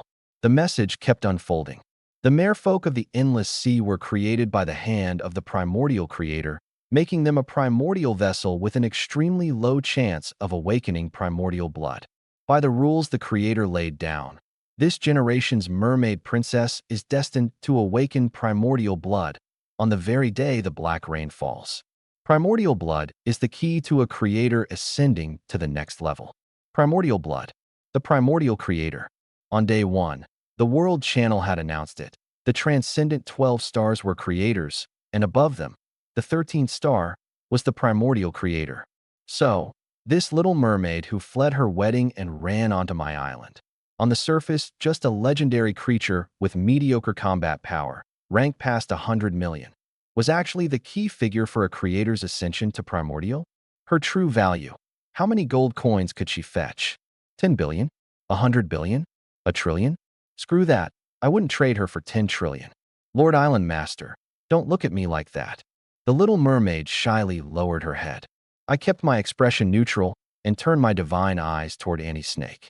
Her panel popped up, and immediately, new information surfaced. Anti-Snake. Only a rare few beings know that this crimson-scaled sea serpent, in human form, possesses beauty surpassing the goddess of magic. The Lord of the Sky once crossed paths with her, and from that moment was hopelessly lost. He even swore aloud that he'd kneel down and be her dog. Beyond the Lord of the Sky, the Lord of the Abyss, the Lord of the Astral Realm, and Adam the God King had all confessed their love to her, one after another. Even the goddess of fate once hinted at her feelings. Uffed, I nearly burst out laughing. Who would have guessed Annie Snake was this irresistible? Every one of those figures in the message was a Dominion-level existence, yet they'd all fallen for her. So then, when would Annie Snake change back into human form and let me witness this beauty that had brought gods to their knees? The winds picking up, the angel sister suddenly said softly. Whoosh! A sea breeze swept across my face, and waves surged up from the ocean. A wave crashed in, and a silver drifting bottle rolled up onto the beach. Another wave crashed in, and a stone coffin washed ashore. Hiss! The little mermaid took one glance at that coffin, and her face went instantly white, all the color draining away. A black coffin. There's a divine abomination sealed inside. Anti-Snake shot to the angel sister's side, cold sweat pouring down. That thing means nothing but bad luck. Magic Queen, you can refine divine blood. Hurry up and deal with it. The Magic Queen didn't respond. She just gazed at the sea like a statue. A divine abomination? I channeled my divine eyes and swept a glance over the black coffin. Information surfaced in an instant. Black coffin, an ill-omened object of the endless sea. Sealed within is a divine abomination, at minimum a demigod. Level. A demigod-tier god spawn is enough to corrupt a true god, luring it into losing control and falling. A demigod-tier god spawn could kill a true god?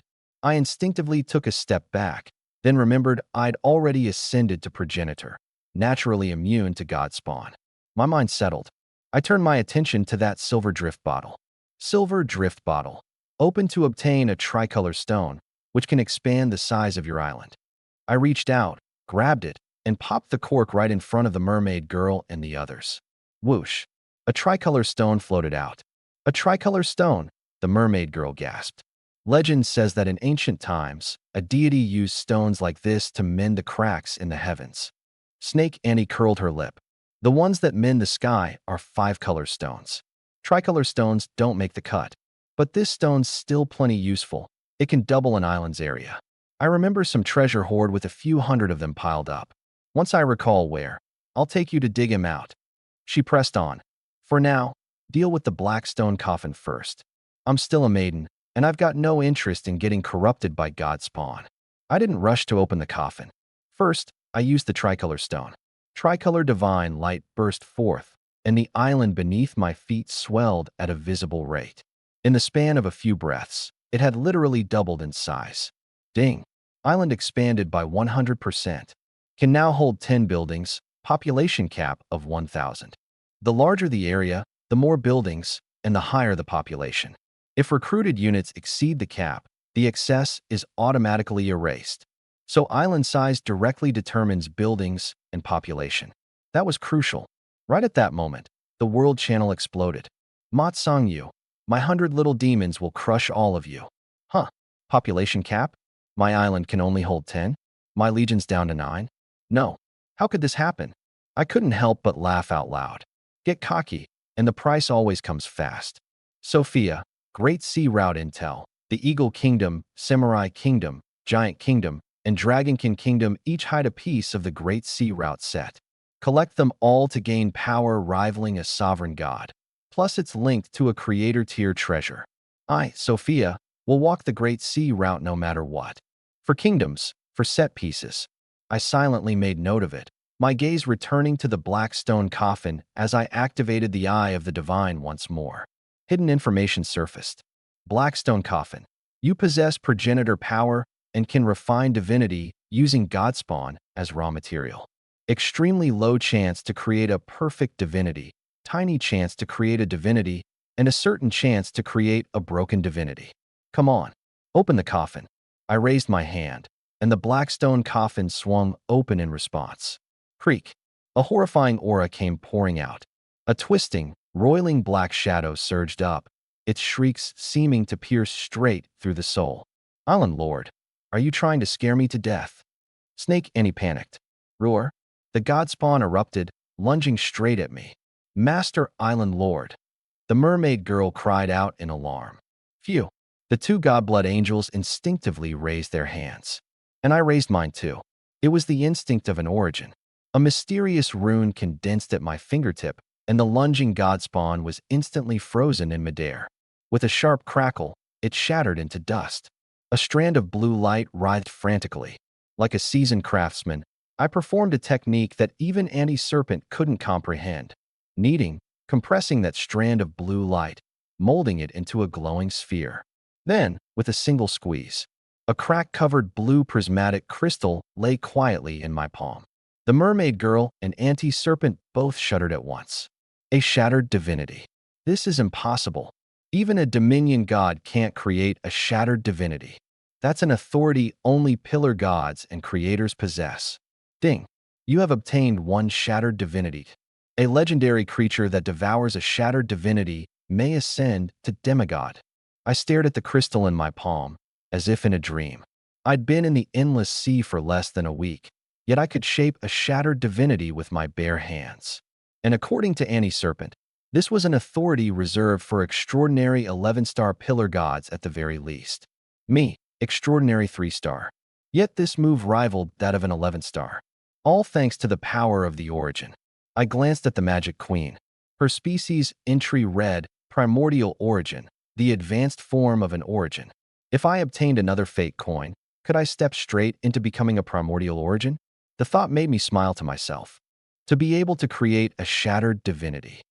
Anti-Serpent stared hard at me. Could you be the alt account of some pillar god? Why not the alt of a creator? I countered. Creators can't die.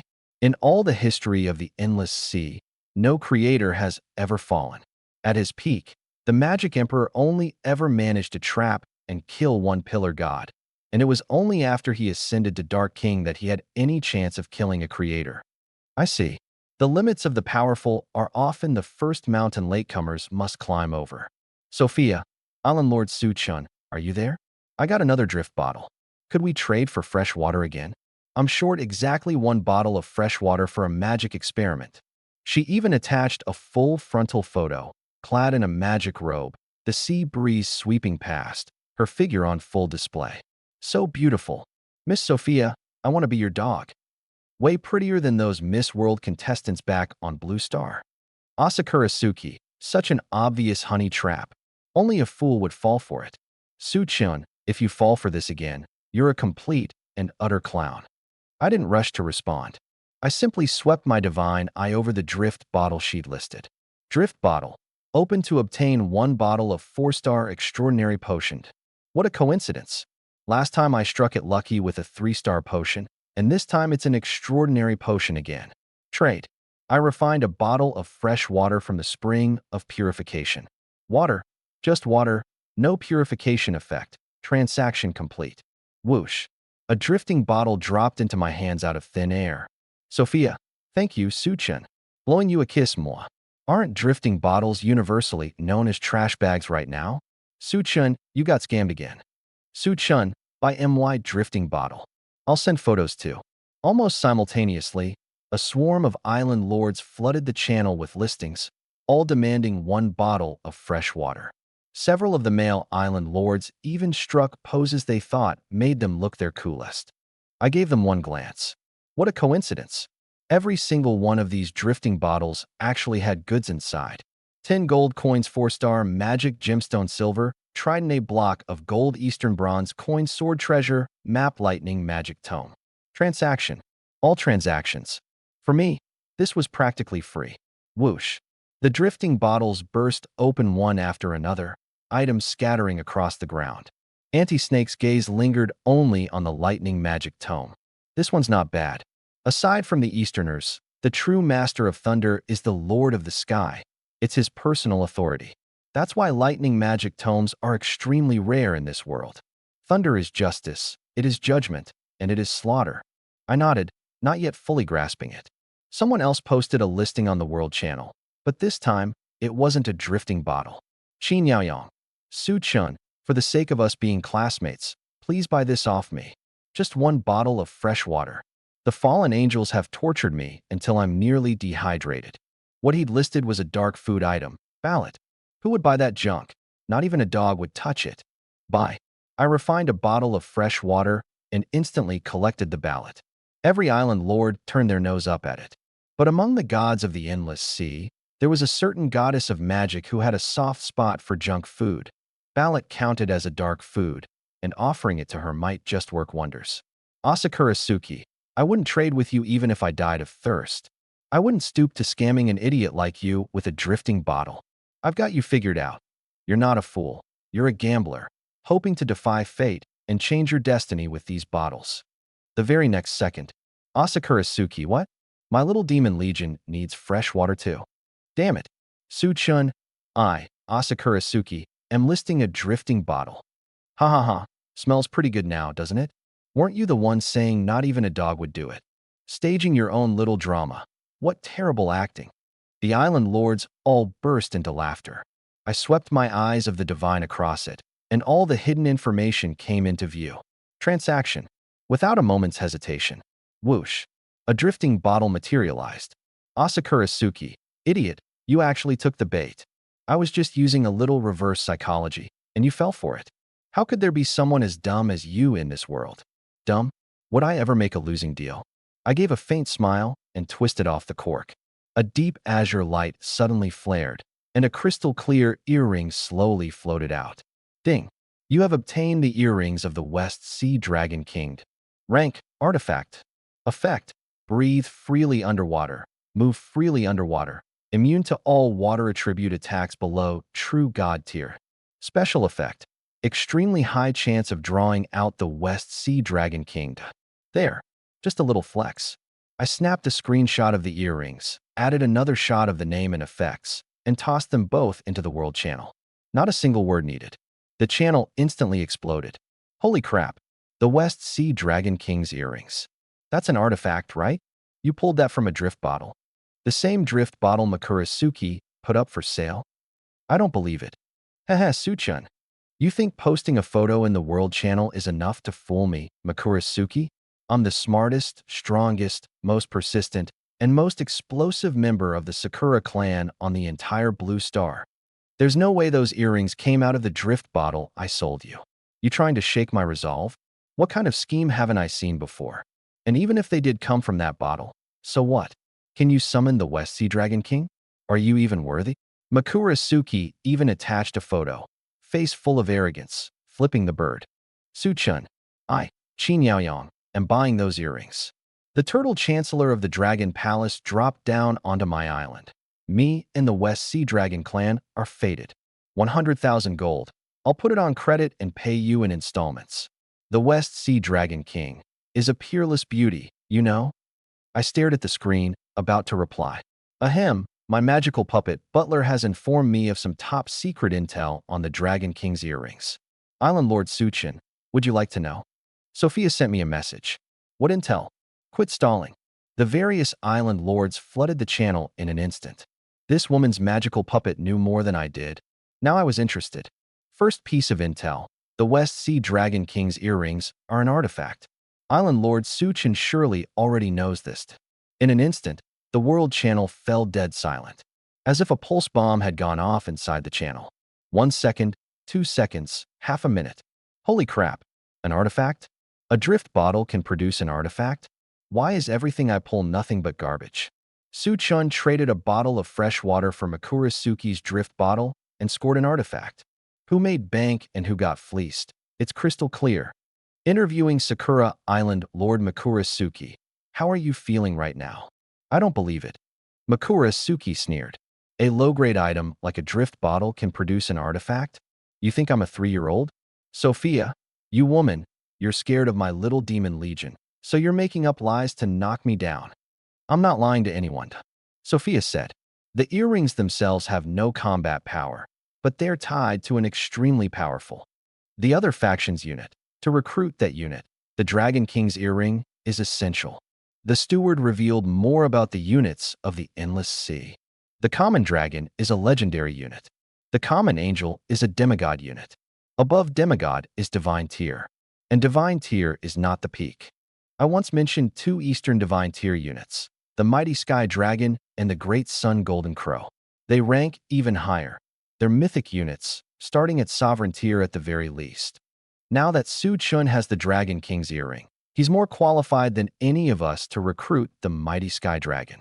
If it appears in the starting waters today, Su Chun alone has the right to recruit it. It won't even spare a glance at anyone else. A single mighty sky dragon could beat down the vast majority of sovereign gods right from the start. And with the Dragon King's earring surfacing early, perhaps today we'll get to witness the mighty sky dragon, even if only a projection. The World Channel fell dead silent once more, as if everyone had disconnected at the same instant. The Dragon King's earring actually has this hidden effect. I activated my divine eyes, but couldn't scan out anything more. Above divine tier, a mythic unit.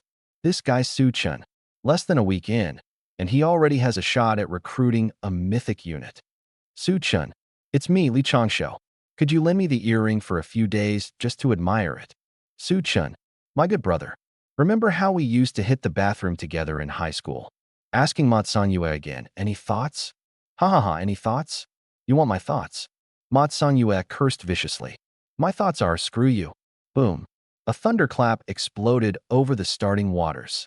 The entire sea instantly boiled. Roar. From high above the sky came a low growl. Black clouds rolled across the heavens, blotting out the sun. The big one's coming. What is that? Whoosh. A massive dragon claw reached out from the thunderclouds, followed by a colossal dragon body stretching who knows how many kilometers. Its mere appearance unleashed a terrifying pressure that forced nearly every island lord to their knees on the spot. On my island, the mermaid girl collapsed in horror. As a legendary creature under the divine tier protection of the terracotta army stone statues, even she couldn't withstand it. What the hell is that? Scared the crap out of me. Auntie Snake blinked wildly. The divine blood angels Vivian and Lillian both frowned at the same time. The sorceress queen, whose eyes had been closed, suddenly opened them and looked to the sky, her expression shifting. Only Sister Angel remained utterly unshaken from start to finish. Roar.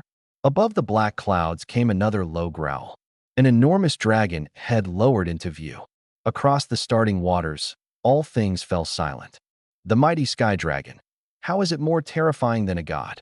At least 10 minutes of silence passed before the channel stirred again. Because it starts as a sovereign, standing above the true gods. Sophia said, the sea god of the endless sea is said to rule over everything. It's nothing more than true god tier.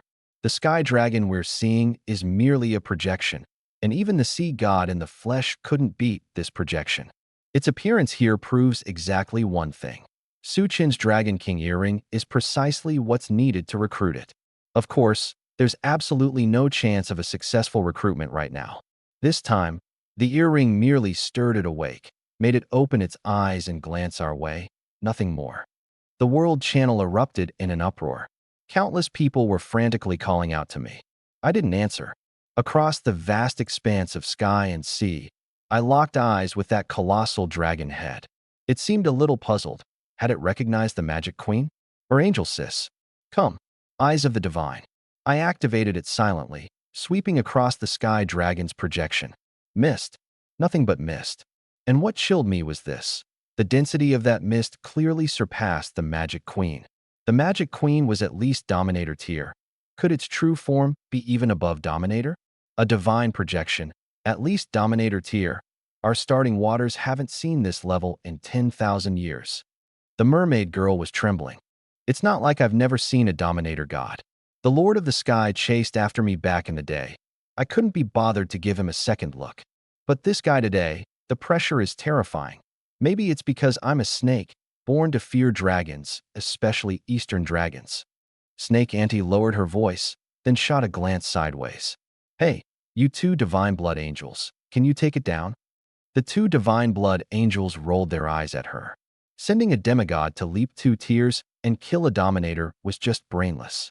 Divine blood angels didn't fear death. They couldn't be killed as long as their true form remained, but they weren't idiots. Firing a Godslayer cannon at this projection would be like scratching an itch. Only if the magic emperor revived and lent his power would there be even a sliver of a chance. It's just a mythic tier unit. What's there to be afraid of? Angel Sis said breezily. The mermaid girl and Snake Annie both froze. The magic queen fixed her with a thoughtful stare. I smiled. That's our Angel Sis for you. She's seen the big picture. The angel race has a unit that stands toe-to-toe with the Eastern Sky Dragon, Angel Sis said calmly. And there are units stronger than the Sky Dragon too. The East has them as well. Could it be the Fate Angel? Snake Annie's eyes flickered. The Fate Angel. I repeated under my breath. Angel Sis didn't answer. At that same moment, the giant dragon head in the sky spoke. Young one, you have awakened us. The voice boomed like a great bell, echoing across the waters.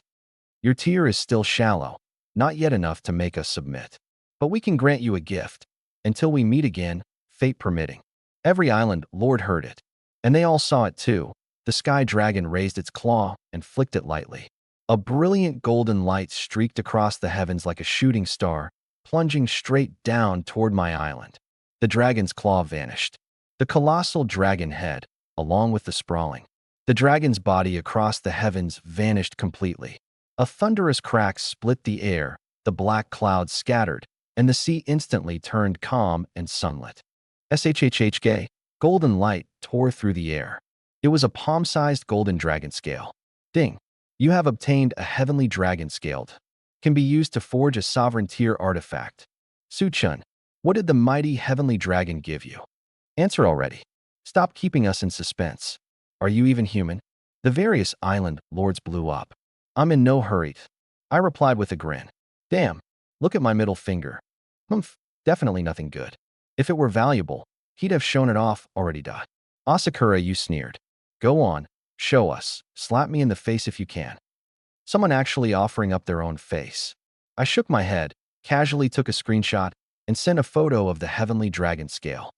Scale? This is the gift from a mythical unit? Can you eat it? Can you slay gods with it? Trash. Asakura, you fired first. Wait, my butler recognizes it. Sophia said, this is a heavenly dragon scale, a sovereign tier item. This single scale alone can forge an artifact with top sovereign tier attack and defense. Although we can't forge artifacts yet, there's a god of craftsmen somewhere in the endless sea. Su-chun, if you come across his altar out at sea and offer up the heavenly dragon scale, he'll forge it for you. The god of craftsmen is the most honest among the gods. Using a heavenly dragon scale to forge an artifact benefits him too. So not only will he never pocket it for himself, he might even reward you with another artifact once it's done. So it all comes down to your luck. Find that altar, and you ascend to heaven in one step. One bottle of fresh water bought you all of this. Su-chun, your luck is enviable. The world channel instantly detonated. Countless island lords spammed frantically, dying to airdrop straight onto my island. The Dragon King's earrings are mine. Give them back. Trash. You're all trash. I'm going to kill every last one of you. Su-chun. Sophia, just wait. When my demon island revives, you two are the first ones I'm wiping out. Asakura, you barked like a rabid dog whose defenses had been shattered. But in this moment, no one paid him any attention. God of craftsmen. I ran my fingers over the dragon scale, gazing out at the sea, weighing whether to set sail in search of that altar. Whoosh. Heaven and earth shifted abruptly, as if time had sped up. Daylight plunged into night in an instant. More than once. When the third night fell, above the sea, a crimson moon hung high. Thump. A massive heartbeat echoed across the entire starting sea. What's going on now? Su-chun, did you do this? A blood moon. A symbol of evil. Look above the blood moon. I lifted my gaze toward the crimson moon. Upon it, a figure emerged. An angel, one with its head lowered. A giant angel holding its head bowed. Whoosh, she raised her head. Wings unfurled, blanketing the entire primordial sea. Mythic tier unit. Sophia's message flashed across. My butler says this is a mythic tier angel. Her name, the Angel of Judgment. She can pass judgment on gods. The Angel of Judgment. Judgment upon gods. I stared at the blood moon hanging high in the sky, my heart lurching. The gods of the endless sea, their status was really this low? Then what was the point of ascending to godhood? What kind of angel is this? Our merfolk ancient texts never recorded anything like her. The mermaid girl's voice trembled. The red moon is a symbol of catastrophe and ill omen. The ancient texts say the red moon was the daughter of some primordial being coexisting with the Creator. But this angel, she actually stands above the red moon. I understood why she was panicking. First, the Eastern divine dragon's projection descended, then the red moon appeared, and now an even more mysterious angel had arrived. According to the ancient texts, in the first half-month, the greatest island lords could at most encounter legendary creatures, and demigods were considered lucky to run into one occasionally. But now, a Dominion-tier being had already shown itself. The Angel of Judgment ranks one tier above the Angel of Fate. Even Annie's serpent was shocked. Those old geezers on the Great Sea Route never saw an angel of this level their entire lives. This is the angel the Emperor once tried to replicate, the divine blood angel Vivian sighed. The Emperor? That mage Emperor bastard wanted to create an Angel of Judgment too. Auntie Serpent shot her a glance. Too ambitious. Good thing he never ascended to Dark Lord, or he really would have pulled it off. He got halfway there. The mage Empress suddenly spoke. In an instant, everyone's eyes locked onto her. Halfway? The Emperor had produced a half-finished product? The mage Emperor, did he become half a Dark Lord? I blurted out. The Empress didn't answer. Krosh. The angel above the red moon suddenly drew a massive sword of blood. My heart rate spiked instantly. She was about to make her move. One strike. The red moon split open. A shrill scream echoed throughout the entire endless sea. Terrifying pillars of blood erupted from the fissure, faintly coalescing into two twisted human figures. The world channel exploded in an instant. One strike cleaves the moon. She killed the red moon. The red moon, it seems to be alive. I heard a woman scream. My head's about to explode. I'm just a regular island lord who hasn't even solved my freshwater problem yet. Damn it. This is a war of gods. We mortals cannot look upon it directly. The angel raised her sword a second time, and with a shriek, it was as if an invisible giant hand reached across space and time to forcibly intervene, dragging the red moon away along with the pillars of blood. Above the sea, only the Angel of Judgment remained, massive sword in hand. She. #Chapter translation. Expressionless, like a pure instrument of judgment. Her wings unfurled, blanketing the entire starting sea. Countless sea races fell silent once more. Sophia, ask your butler if we can recruit her. I've fallen in love with her. The Angel of Judgment cannot be recruited. Sophia replied almost instantly. My puppet butler says she's an extremely special mythical tier unit. She's essentially the sword-bearing guard of the heavenly god himself, ranking alongside the king of angels. There's only one Angel of Judgment in the entire endless sea. Her rarity equals that of a heavenly viceroy. Why can't she be recruited? There's only one. Neither the heavenly viceroy nor the Angel of Judgment can be recruited. So what about the king of angels? I raised an eyebrow and activated my eyes of the divine, sweeping them across the sky. Mist. Nothing but mist. My intermediate eyes of the divine were completely useless against a being of this caliber. I turned to look at the angel sis, giving her a meaningful glance. Can we trick her into coming over? The unique trait of my island was forced binding. So what if she couldn't be recruited? As long as she came here, I'd bind her as an islander. Didn't I give you a ring? The angel sis said softly. A ring? I instinctively lifted my hand and saw the ring of heaven on my finger. My heart skipped a beat. The ring of heaven's effect. Command any angel, no matter the type. Then, could it command the Angel of Judgment? Almost simultaneously, those sky-covering wings suddenly folded and the blood-red sword vanished. She was about to tear through the heavens and flee. I gritted my teeth, aimed my right hand at her, and forcibly channeled the power of my origin body into the ring. The ring of heaven lit up with a flash of divine light. The Angel of Judgment, who had already torn open a rift in the sky and was about to break through the void, visibly froze. The next second, she vanished. She's gone. A mythical tier unit like that. We'll probably only see one once in our entire lives. In front of her, we're no different from ants. She didn't even bother sparing us a glance. The endless sea is an extraordinary world, where nothing but mortals. The world channel was filled with sighs of lament. But in the very next second, a figure appeared out of thin air, just over 10 meters directly in front of my island. The mermaid took one look and fainted in my arms. The serpent auntie let out a curse. Holy shit! The angel of judgment. The sorceress queen murmured the name in a low voice, those star-like eyes filled with astonishment. I'd heard from the serpent auntie that back when the magic empire was at its peak, even someone as powerful as the emperor had attempted several times to capture the angel of judgment, all ending in failure, ultimately bankrupting his grand judgment scheme. And today, I, a mere human island lord, had actually summoned her here. The queen's gaze lingered on me, thoughtful, yet she said nothing more. Vivian and Lillian, both with blood-red eyes, stared intently at the figure that had appeared out of thin air. So powerful, though neither of them feared death, facing a dominion tier being 2 full realms above their own, they still felt that terrifying pressure bearing down on them. But the moment I give the order, they won't back down an inch. A mermaid, a scarlet-scaled sea serpent, a forbidden combat unit, a divine-blooded angel, a sorceress queen, and an angel I've never seen before. The judgment angel swept her gaze across the group, finally settling on Sister Angel's face. A flicker of confusion crossed her expressionless features. Then her eyes locked onto the ring of heaven in my hand, and her brow furrowed. Now she understood why she'd been summoned. This ring carried an incredibly powerful holy force, yet it didn't belong to the radiant kingdom of heaven at all. Could it be that another heaven exists somewhere in the endless sea? My Lord is the God of the radiant kingdom of heaven. I am the right hand of God, and my name is Isis.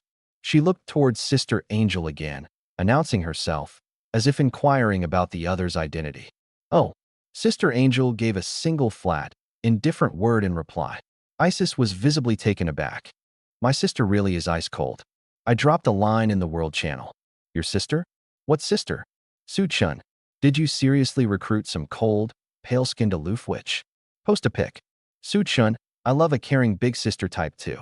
Back on my island, Isis introduced herself a second time. My name is Isis. Got it. 3 cool little words from Sister Angel. The air seemed to freeze solid. Auntie Serpent didn't dare make a sound, and the 2 divine-blooded angels held their tongues too. But I actually laughed out loud. The unrecruitable, special mythical unit, the right hand of God who passes judgment upon the gods themselves, in Sister Angel's eyes, was apparently no different from any ordinary angel. That flat, indifferent attitude said it plainly. You're not worthy of knowing my name yet. Just what level is Sister Angel anyway? Too bad her character panel was almost entirely question marks. No telling when I'd ever uncover her secrets. I take my leave. After several minutes of silence, Isis snapped her wings and shot skyward in a flash. The next second, she was back where she'd started. She glanced at the ring in astonishment, shot another look at Sister Angel, and beat her wings a second time, rising into the sky. Landing. Same spot. Her brow tightened, and she flapped a third time. Unsurprisingly, she ended up right back on my island. This angel who supposedly held the authority to judge the gods now had her brow knitted tight. Ahem, this island is rather special, Auntie Serpent kindly reminded her. Whoosh, a 4th takeoff, flawless form. Landing, perfect score. Whoosh. She seemed unwilling to accept it and tried once more. And so, on my island, one repeated takeoff and landing played out after another. Half an hour later, one sword slays the moon. The angel of judgment finally gave up. Fell silent. Ding. Your island has forcibly bound the angel of judgment. The angel of judgment automatically becomes one of your islanders. Without your permission, the angel of judgment cannot leave your island. A panel materialized. Name, Isis. Race, angel of judgment. Class, right hand of God. Level, talent. Combat power. Ranking. Can't be recruited. Huh. Right hand of God, huh? Even if you were God himself from the radiant heavens, once you set foot on my island, there's no running away. You'll be a good little islander like everyone else. Ding. Your island now possesses the angel of judgment, a special mythical angel. Your fountain of purification has upgraded to the fountain of light. The spring on the island suddenly blazed with holy radiance. The once plain grass and shrubs around it were now framed by a ring of marble-like carved railings, far more elegant than before. My divine eye swept across it. Fountain of light, rapid healing, rapid stamina recovery. Absolute suppression against dark creatures below legendary rank. Deals true damage to legendary dark creatures. Extremely high chance of attracting order faction units such as paladins, pegasi, and angels. Something clicked in my mind. At this point, a single drop of this spring water tossed to another island lord would probably be treasured as priceless holy water. The greater the power, the more its value lies in giving rather than hoarding. I suddenly understood this truth. Splash. The sea surface erupted into wind and waves. Cough, cough. Attention, island lords, the first weekend assessment is here. Sophia's message scrolled past. The descent of the heavenly dragon's projection triggered time acceleration, so the assessment arrived early. On my end, the Greybeard pirate crew has appeared. Their captain is a transcendent 6-star. I can't wipe them out, but defending the island is no problem. Boom. Over my stretch of sea, thunderclouds and a storm took shape. A massive warship burst up through the water. On the deck stood a tall, striking figure. High heels, yoga pants, a pirate hat. What a dashing, spirited sight. Full of fire and vigor. Watching the female pirate on the deck, only 4 words came to mind. Stunning beauty, youthful energy, and a confidence that practically overflowed. So the first weekend mini-assessment of the Endless Sea was to fend off a pirate attack and hold your starting island. The world channel exploded in that instant. Damn it, I got a megalodon on my end. It's almost as big as my whole island. I'm literally playing hide-and-seek with the thing. This is Zhuge Feihong. God, I missed day 1. When that legendary female pirate came falling from the sky, I'd gladly be attacked by her. Hell, I'd lie down and let her boots stomp all over me. Christine, daughter of Sinbad, king of the 7 seas, my eternal dream girl. You bastard. Megalodon. It bit through my pants. I almost lost half my body. Help. Huh. This female pirate in front of me. Could she be the one Zhuge Feihong ran into on his very first day? I activated my divine eye. She hadn't become an islander yet, but her character panel popped up anyway. Name, Christine. Race, human. Class, pirate. Level, legendary. Talents, ocean affinity, fortune's favor, air of thunder, heart of treasure, heart of balance. Combat power, 2 million. Endless sea ranking, around 30 million. Bounty, 100 million. What a coincidence. This was the very female pirate Zhuge Feihong couldn't stop thinking about. Her ranking was on par with Annie Snake, and her talents, aside from the first unremarkable one, the other 4 were all rare finds. Fortune's favor. Blessed by the goddess of fortune, everything she does goes smoothly, and she gets a 100% guaranteed reward from any temple she encounters. Air of thunder. Commands the power of thunder. Only a rare few among billions of living beings possess this. Heart of treasure. A natural-born treasure hunter. Treasure maps upgrade automatically. Treasure yields double, and she can trigger every hidden treasure. Heart of balance. Automatically drags opponents into her domain, pulling any enemy stronger than her down to her level. Beneath all of creation, everything can be balanced. No wonder she was so confident. That last talent was absolutely broken. With it, a single legendary being could even challenge a pillar god. I activated my divine eye once more. Wait. This time, 3 numbers appeared. 95, 63, 92. What do these numbers mean? I casually posted in the world channel. Quit being so cryptic. Bro. Suchin bro. Can I just call you bro? Stop treating the world channel like your social feed. I've got over a dozens of meters tall geoduck clams chasing me down right now. I hate riddle talkers the most. A moment later, Li Changsho's message scrolled by. I've got a feeling those 3 numbers are a woman's measurements. I got a succubus at the start, so I'm pretty sharp when it comes to this stuff. Measurements? I glanced at the tall figure standing on the deck. So the divine I could even scan info like that. Useless. Scan again.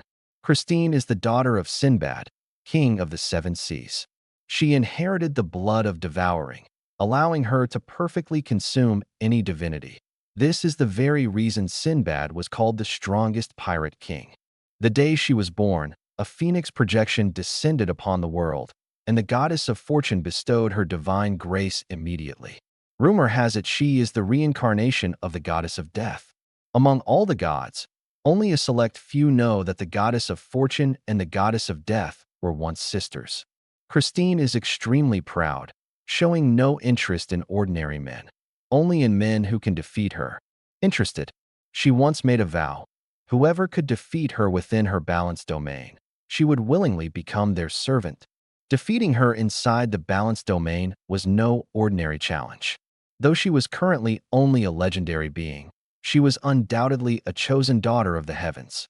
With her father and the goddess of fate paving the way, ascending to godhood was as easy as flipping her hand. So on the very first day, when she dropped onto Zhuge Feihong Island, my recruitment attempt failed outright. Under normal circumstances, there was simply no way to control this female pirate. But if I could just lure her onto my island, no matter how monstrous her talent, my island's traits would forcibly bind her. The problem was, how do I trick her? Oh, the female pirate's voice rang out. A mermaid princess on your island? And a crimson phosphor sea serpent too. Looks like you've been to the Sea of Harvest. Wait, you actually have 2 angels on your island. Interesting. You outsiders have been in the endless sea for less than a week, and you've already recruited 2 angels. You've piqued my interest. My name is Christine. Come on, defeat me, and I'll follow you. But if you lose, you become my underling. Whoosh. A challenge letter came flying through the air, hovering steadily between the 2 of us. 2 angels. Isn't it 4? The mermaid girl muttered. She can't see them? Master, your chances against this girl are basically 0, Auntie Serpent warned in a low voice. Once she matures, she'll be no weaker than that crazy girl from the Magic Empire back in the day. She doesn't just have a good father. She's the chosen one, pre-selected by the goddess of fate herself. I think I'll give it a try anyway. After a moment's thought, I raised my hand and accepted the challenge letter. Auntie Serpent froze, about to speak, when a mysterious light suddenly flared. Between my island and the female pirate's warship, a void battlefield materialized out of thin air. A divine battlefield? The mermaid girl's eyes went wide. Swoosh. The female pirate stepped inside with a single stride. Rumble. Lightning crackled around her body. Right in front of me, she conjured bolts of electricity with her bare hands, shooting me a provocative glare. So, man, do you dare come in? Why not? I gave a slight smile and stepped into the battlefield. Crackle. She raised her hand, and a bolt of lightning came roaring at me. Master, watch out. The mermaid girl cried out. Boom. Christine's lightning struck me dead on. She froze. This man hadn't dodged or flinched. He'd taken it head on. He was only a 3-star extraordinary. How could he withstand it? Lightning was one of the top-tier attack elements in the endless sea. Wait, he seemed completely unharmed. Not only unharmed, it looked like he'd absorbed the lightning. You really are interesting. More interesting than any island master I've ever met. Her interest was piqued now. It's not fair for you to fight inside my domain, so I'll give you a chance. As long as... #translation. If you can knock the pirate hat off my head, or leave a single mark on my body, even just touch my hand, you win. I said nothing, just smiled and slowly closed my eyes. The reason I dared to accept her challenge was simple. The terracotta warrior statues on the island granted me god-tier protection. No matter how insanely gifted she was still just a legendary creature. Because of that, none of her attacks could hurt me. And the instant her lightning struck my body, I felt only one thing. Bliss. Not just bliss, but a kind of flow, as if my meridians had been opened up. The power of thunder coursed through my entire body, instantly activating one of the Prime Body's traits. Prime Body, max level affinity and max level control over one or several elements. I didn't know about the other elements yet, but in this moment I understood. Thunder. Max affinity. Max control. I opened my eyes. A single thought flashed through my mind. Ignoring the vast gap in transcendent ranks, I comprehended the Thunder-type spellbook I'd scavenged earlier. Ancient Thunder Spear. I raised my right hand. ZZT. Thunder cracked, lightning flashed, and a Thunder Spear condensed into form. The Pirate Queen's expression shifted. The power of thunder, you can use it too? No, that's not right. You're only a 3-star transcendent. How could you possibly wield legendary tier thunder power? She stared at me, then recovered her confidence. You must be relying on some kind of treasure. My guess is you can use it twice at most. But it won't matter. In my domain, I am the master. Is the Island Lord a rare thunder mage? The mermaid girl blinked repeatedly. That's the ancient thunder spear. Snake Auntie's gaze flickered. He comprehended the spellbook that came out of the drifting bottle. That comprehension ability of his, there's actually something to it. Ancient thunder spear? Isis, the angel of judgment, raised an eyebrow. Legend says that in the primordial age of the endless sea, there was a primordial thunder god who transcended the level of a creator. Snake Auntie glanced at her. A single thunder spear of his once pierced clean through the radiant heaven. There's also a rumor that he once battled an ancient god from the eastern world who carried a great bell, and the Sea of Miracles was born from that very war. The eastern world. An ancient god carrying a great bell. Isis lowered her voice, and her cold, aloof face suddenly drained of color, as if she'd remembered something utterly terrifying. Come on, man. On the battlefield, the pirate queen taunted me proactively, her face full of confidence, as if she'd seen right through me. Give me your strongest strike. Boom. I raised my hand, and the ancient thunder spear shot out with a roar, ripping through the air and reaching her in an instant. Hee. She smiled and pulled out a mirror, holding it up before her. The thunder spear slammed into the mirror's surface and, whoosh, was deflected away. Crackle. Then something bizarre happened. The deflected thunder spear suddenly flashed back in front of me and struck. It hit me. Of course, I didn't take so much as a scratch. The problem was that mirror. Until I dealt with it, there was no way I could touch her. Island Lord, that's the mirror of reversal. Andy Snake recognized it. Forged by the god of craftsmen. It's not a divine artifact, but it can block any attack from beings below true godhood and reflect it back exactly as it came. This girl is trouble, no doubt about it. Messages from Island Lord Sophia scrolled across the world channel. I, Sophia, survived the siege by the Greybeard pirates and held the starting island. I even earned a reward, a bottle of lightning element potion. But let me warn everyone, element potions are a trap. My magic puppet butler says that unless you're born with a natural lightning affinity, using it will cap your cultivation at demigod, at best. Even with a perfect divine core, you'll never ascend to godhood. So if you get an element potion, think twice before you drink it. Talent and shortcuts have never been the same thing. What? Li Changsho's message exploded right after. Sophia, you couldn't have said this sooner? I used my succubus to take out the clown pirates, got a bottle of water element potion, and downed it on the spot. I thought I was about to blow up the charts. Boo-hoo, why is my luck so cursed? Come on, big guy. Christine extended a finger and beckoned toward me. Got any more of those lightning spears? Do it again. Let me see what you've got. She'd already decided that even at full strength, the man in front of her could only fire off one lightning spear.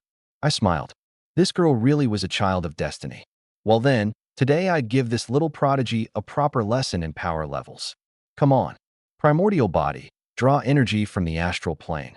The instant the thought formed, my primordial body talent activated, bypassing her domain entirely, reaching across space and time to seize energy directly from the astral plane. In that instant, lightning element poured into my body like it was free for the taking. Boom. I raised my hand, and an ancient lightning spear condensed. Not just one. In a flash, hundreds of lightning spears materialized around me. No, more than hundreds. The number kept skyrocketing. Dense, packed together, thousands upon thousands. Boom. Thousands of lightning spears detonated at once. Crack. One exchange. The mirror of reversal in front of her split with a crack. Whoosh. The pirate hat flew off her head. Ryup. Her pants shredded into 1,000 pieces scattered on the wind. Crack. The sound of shattering rang out. This time, it wasn't just the pirate girl's yoga pants that broke. It was the balanced domain she'd been so proud of. The sea breeze swept over her, leaving her disheveled in the wind, eyes wide as saucers, filled with shock and confusion. Why? A 3-star transcendent island lord, capable of unleashing thousands of lightning spears in an instant. That was something even the top-tier demigods of the endless sea couldn't do. The captain lost? On the warship, The pirate women snapped out of their stupor and cried out. Rose up all around. This island lord is way too strong. He blew the captain's pants clean off. I want to bear him a whole pirate crew. One's not enough. I want 10. On the island, Auntie Snake blinked furiously. Transcendent 3-star. This power to command thunder is no different from a true god's. Could the island lord be the reincarnation of the ancient thunder god? The mermaid girl's eyes sparkled like stars. Lord Island Master, you're so magnificent. I hovered in the air and closed my eyes. Recalling the instant I unleashed the ancient thunder spear, a mysterious voice in the astral realm had whispered in my ear, awaken the essence of the subspace, ascend to godhood at once, gain the power to hunt the gods themselves. That voice was deeply seductive, but I knew exactly what would happen if I actually listened. I'd lose myself. And the original body was far too warlike. Just now it had itched to fire off tens of thousands more thunder spears and blast the enemy into ash. The greater the power, the more you have to hold on to yourself. I opened my eyes and typed a line into the world channel. Honestly, I'm shaken. I'd only meant to stall until her mana ran dry. Who could have guessed it? Transcendent 3-star, max level lightning affinity, max level lightning mastery, 10,000 ancient thunder spears fired in a single second, tearing straight through the defenses of a demigod-tier artifact. Say something like this out loud, and every other island lord would just laugh at me for daydreaming. Sure enough, Yuri's shaken. Quit playing the Riddler. Did you run into an Emperor-tier pirate? The red-haired kind. An Emperor-tier pirate? That's a bounty of billions. What's the point of talking about this? We don't even have a tinkin boat. We can't beat a pirate with a bounty of 10,000. Whether we even make it out of the newbie village in a month is anyone's guess. My gaze shifted, landing on the female pirate.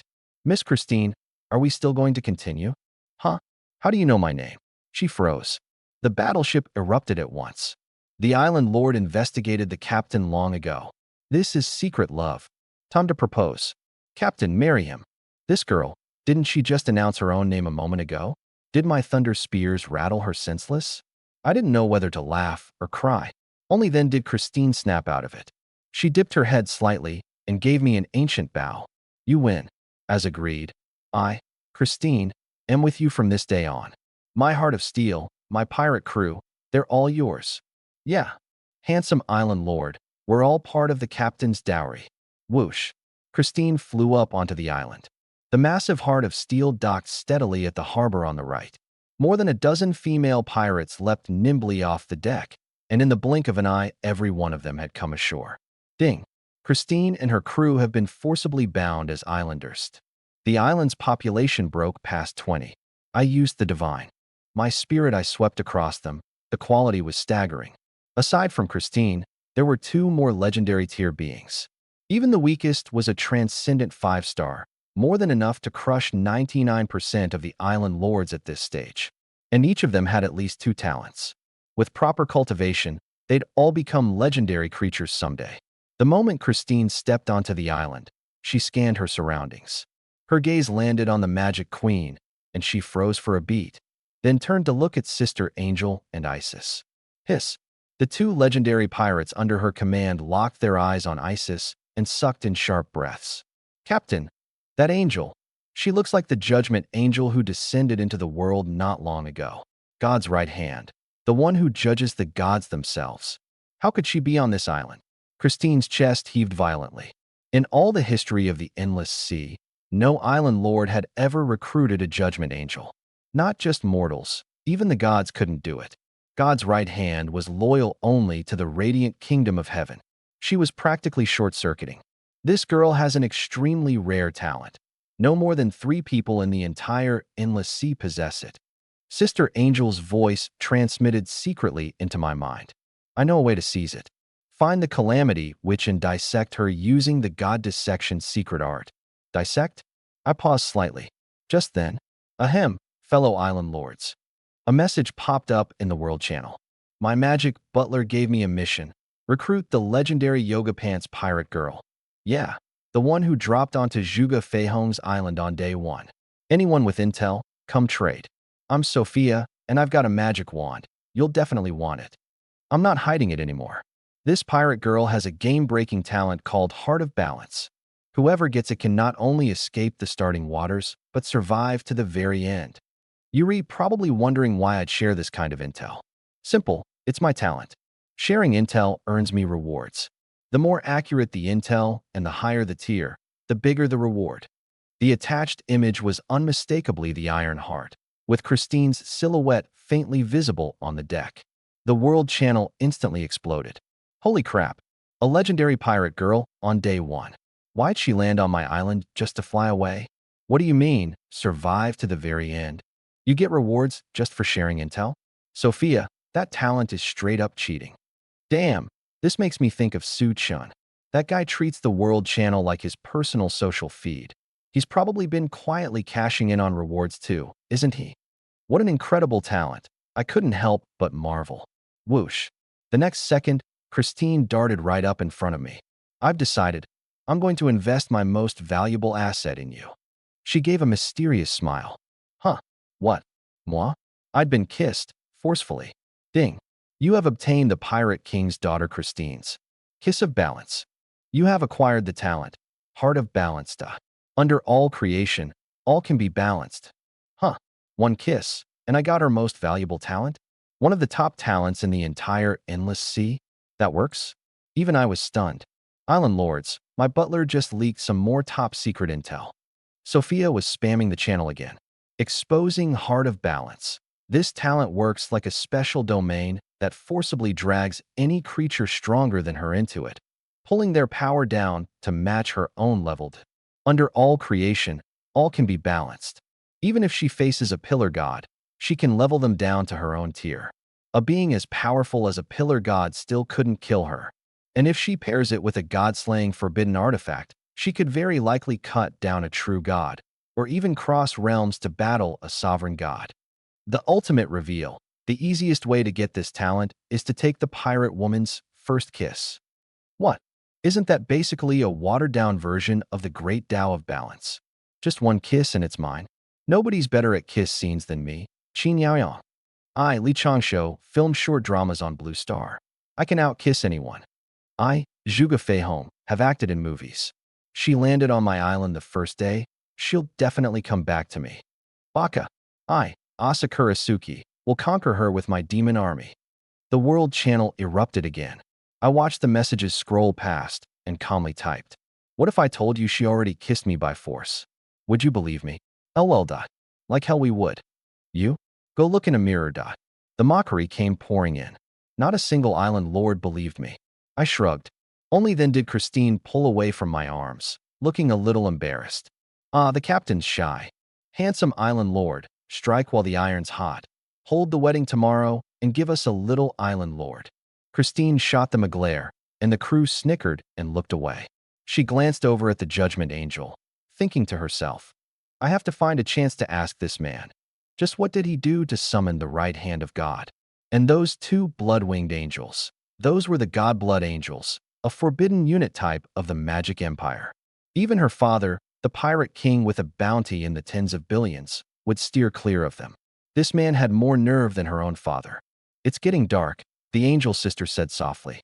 I looked up at the sea. The sun was setting, the moon hung high, and the ocean lay still as a mirror under the moonlight. Splash! A massive blue whale burst from the water, rolled, and crashed back down. For that one instant, the spray it kicked up seemed to pull the entire sea into an azure dream. There's a saying in the Eastern world, when one whale falls, 10,000 things are born, the angel sister said. Serpent Auntie mused, the East also. There's a colossal beast called the Kuan, ancient and terrifying. Legend says some man from the East tamed it. Christine spoke up. The Eastern world, my old man went there once. He saw the Golden Crow Emperor and claimed he paid respects to an ancient Eastern god in a green robe. That god had 4 swords, and any one of them could slay a pillar god with ease. Maybe even kill the creator himself. Pure nonsense, if you ask me.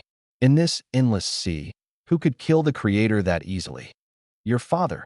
Isis lowered her voice. Might have actually been holding back. Whoosh. Every eye snapped to her. What did she mean? Was that ancient Eastern god even stronger than the rumors claimed? An ancient Eastern god, 4 swords to slay the creator. I'm used. Splash. Another blue whale broke the surface. At some point, thousands of glowing jellyfish had risen up across the water, dreamlike and surreal. Everyone, cherish this view. When the sun rises tomorrow, the difficulty of exploring the starting waters will climb steadily. While it's still peaceful, feel free to share your strength in the World Channel. Sophia announced. I'm Sophia, highest level islander, 3-star transcendent. 1 crate of moldy bread, 1 tin boat, and a serious lack of supplies. I'm Li Changsho. 2 islanders, only succubus holy water, no fresh water, no food, 1 busted wooden boat. I'm Zhuge Feihong. 1 bronze corpse, 9 skeleton soldiers. And the most infuriating part? The skeletons need to eat too. I'm Asakura Suki. 10 little demons. Just you wait, I'll be pumping out troops in no time. I'm Qin Yaoyao. Not a single islander, and basically 0 fresh water and food. I'm Helen. 1 baby dragon. Combat power roughly equal to a 3-star transcendent. Dragon Mama. Post a pic so your bro can enjoy the view. I'm Richard. My island armory has a super bomber. Once I unlock it, I'll nuke the entire endless sea. I've got nothing left. Been drinking my own piss to survive for days now. Suchin, you there? Can you spot me a bottle of fresh water on credit? ID kill for some king crab. ID kill for an ice-cold Coke. Say something, Suchin. How many islanders do you actually have? Have you already solved your water problem? I gave a faint smile. Week 1 in the endless sea. Unlimited fresh water, unlimited food, and I'm basically financially free too. Huh. Bullshit. I don't buy it. We're all at about the same level. How high can you possibly be? Financially free, he says. How many gold coins do you even have? Just a total blowhard. I was about to show off my supplies a little. Whoosh. The dreamlike seascape suddenly vanished. The moonlit blue abruptly changed color. On the horizon, a light flared to life, and the night was instantly driven away. Then, the entire sea. The surface was stained blood red. No, it wasn't a reflection. It was a genuine sea of blood. An unprecedented aura of terror blanketed the entire region. Ah, Snake, Annie shrieked. The creator is bleeding. The World Channel exploded. Sea of blood. Why did the sky suddenly light up and the water turned red? The weekend isn't even over yet, and this is already too terrifying. It's got to be some powerful ancient god waking up. The island lords were all in shock. Sophia's intel scrolled by quickly. Something major has happened in the endless sea. A creator is bleeding. The most immediate effect, the difficulty of exploring the starting waters has spiked again. Higher difficulty means higher rewards, but the cost is enormous. The odds of triggering special events have also shot up. It all comes down to luck. Surviving until the day of the great tsunami is what really matters. Crack. A bolt of thunder split the sky. The sea of blood churned, and violent winds raged. On the waters around me, massive tornadoes rose up, plainly visible. Sea creatures swept into the air, disintegrated mid-flight. Disaster weather is going wild. I watched a megalodon get torn apart by a tornado with my own eyes. A diamond treasure chest just appeared 20 meters off my beach, but I don't dare go in the water. I don't want to die. An angel's corpse showed up over here. I really want to go grab it. Does anyone dare put out to sea right now? Whoosh. A towering wave came crashing toward my island. The Iron Heart, docked at the harbor, automatically lit up. A barrier formed in an instant, holding back the massive wave with sheer force. I had no idea what it was made of. Its stability was actually greater than the diamond starlights. Sophia's intel flooded the channel again. What a shame. Going out to sea right now gives you a very high chance of catching rare ingredients. King crab or bluefin tuna. Eaten for the first time, the effect is even better than an intermediate transcendent potion. Just 1 bite of a crab claw promotes you to at least 3-star transcendent. Eat a whole king crab, and there's a 90% chance you'll advance to 5-star transcendent on the spot. Latest intel, during this event, there's a chance the starting waters will spawn immortality pills from the Eastern world. Even the lowest grade pill can create a single legendary creature. Get a whole bottle, and you can mass-produce legendary creatures in an instant. As for me, Sophia, I don't dare go out to sea. King crab, bluefin tuna, immortality pills. My eyes lit up.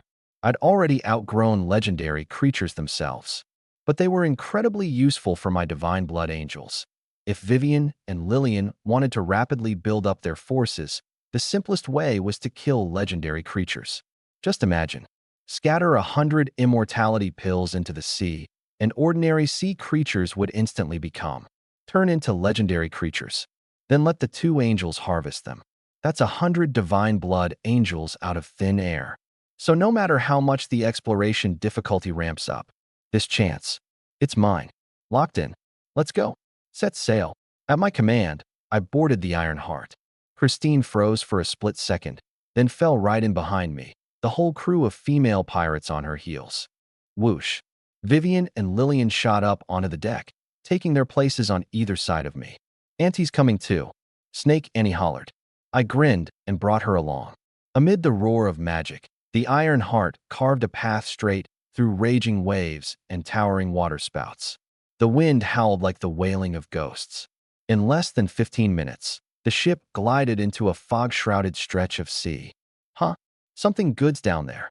The legendary pirate in yoga pants seemed to have eyes that could pierce right through the mist. She whipped out a fishing rod, cast it into the water, and the next second yanked it back hard. Splash. Something came flying up out of the water, landing right in front of me. A crab. Ding. You've obtained a king crab. A king crab. It's not the captain's luck, it's the island lord's luck. Island lord, our captain's cooking is top-notch. The pirates cheered. Right in front of me, Christine pulled out a steamer, set the king crab inside, gave a little flick of her fingers, and magical flames roared to life. Ha ha ha. Asakura hit the jackpot. On the World Channel, the Sakura Island Lord was flaunting it with pure arrogance. I opened a silver chest and got promoted to extraordinary 2-star. King crab? Huh. I'll say it right here. Anyone who can get their hands on a king crab, I'll call them grandpa on the World Channel. Come on, make me, Asakura your grandson. Sophia, Su-chun, and that Anya. If you've got the guts, show off a king crab. SSS. Steam billowed from the steamer. Christine lifted the lid. A perfectly cooked king crab, glistening red and mouth-watering. Please, enjoy, Island Lord. She gave a soft smile. I smiled too. Time for a little showing off. I used the World Channel screenshot feature and tossed in a photo of the king crab. Ding dong. The World Channel went dead silent in an instant, as if everyone had gone offline at once. All that remained was my lone photo of the king crab, hanging there in the emptiness. A full 30 seconds passed before the messages exploded. King crab? Su-chun, you actually got a king crab. That color. I'm drooling through my screen. Su-chun, it's me, Qin Yaoyang. For old time's sake, we were high school classmates. Can you spot me just one crab leg on credit? Yuri all staring at the crab, but am I the only one who noticed those long legs in the background? Su-chun recruited a female islander. The next second, Asakura flooded the channel. Fake photo. I don't buy it. Photoshopped. You really think I'll call you grandpa? The various island lords immediately started jeering. Asakura, if you can't handle it, don't play the game. Hurry up and call him grandpa.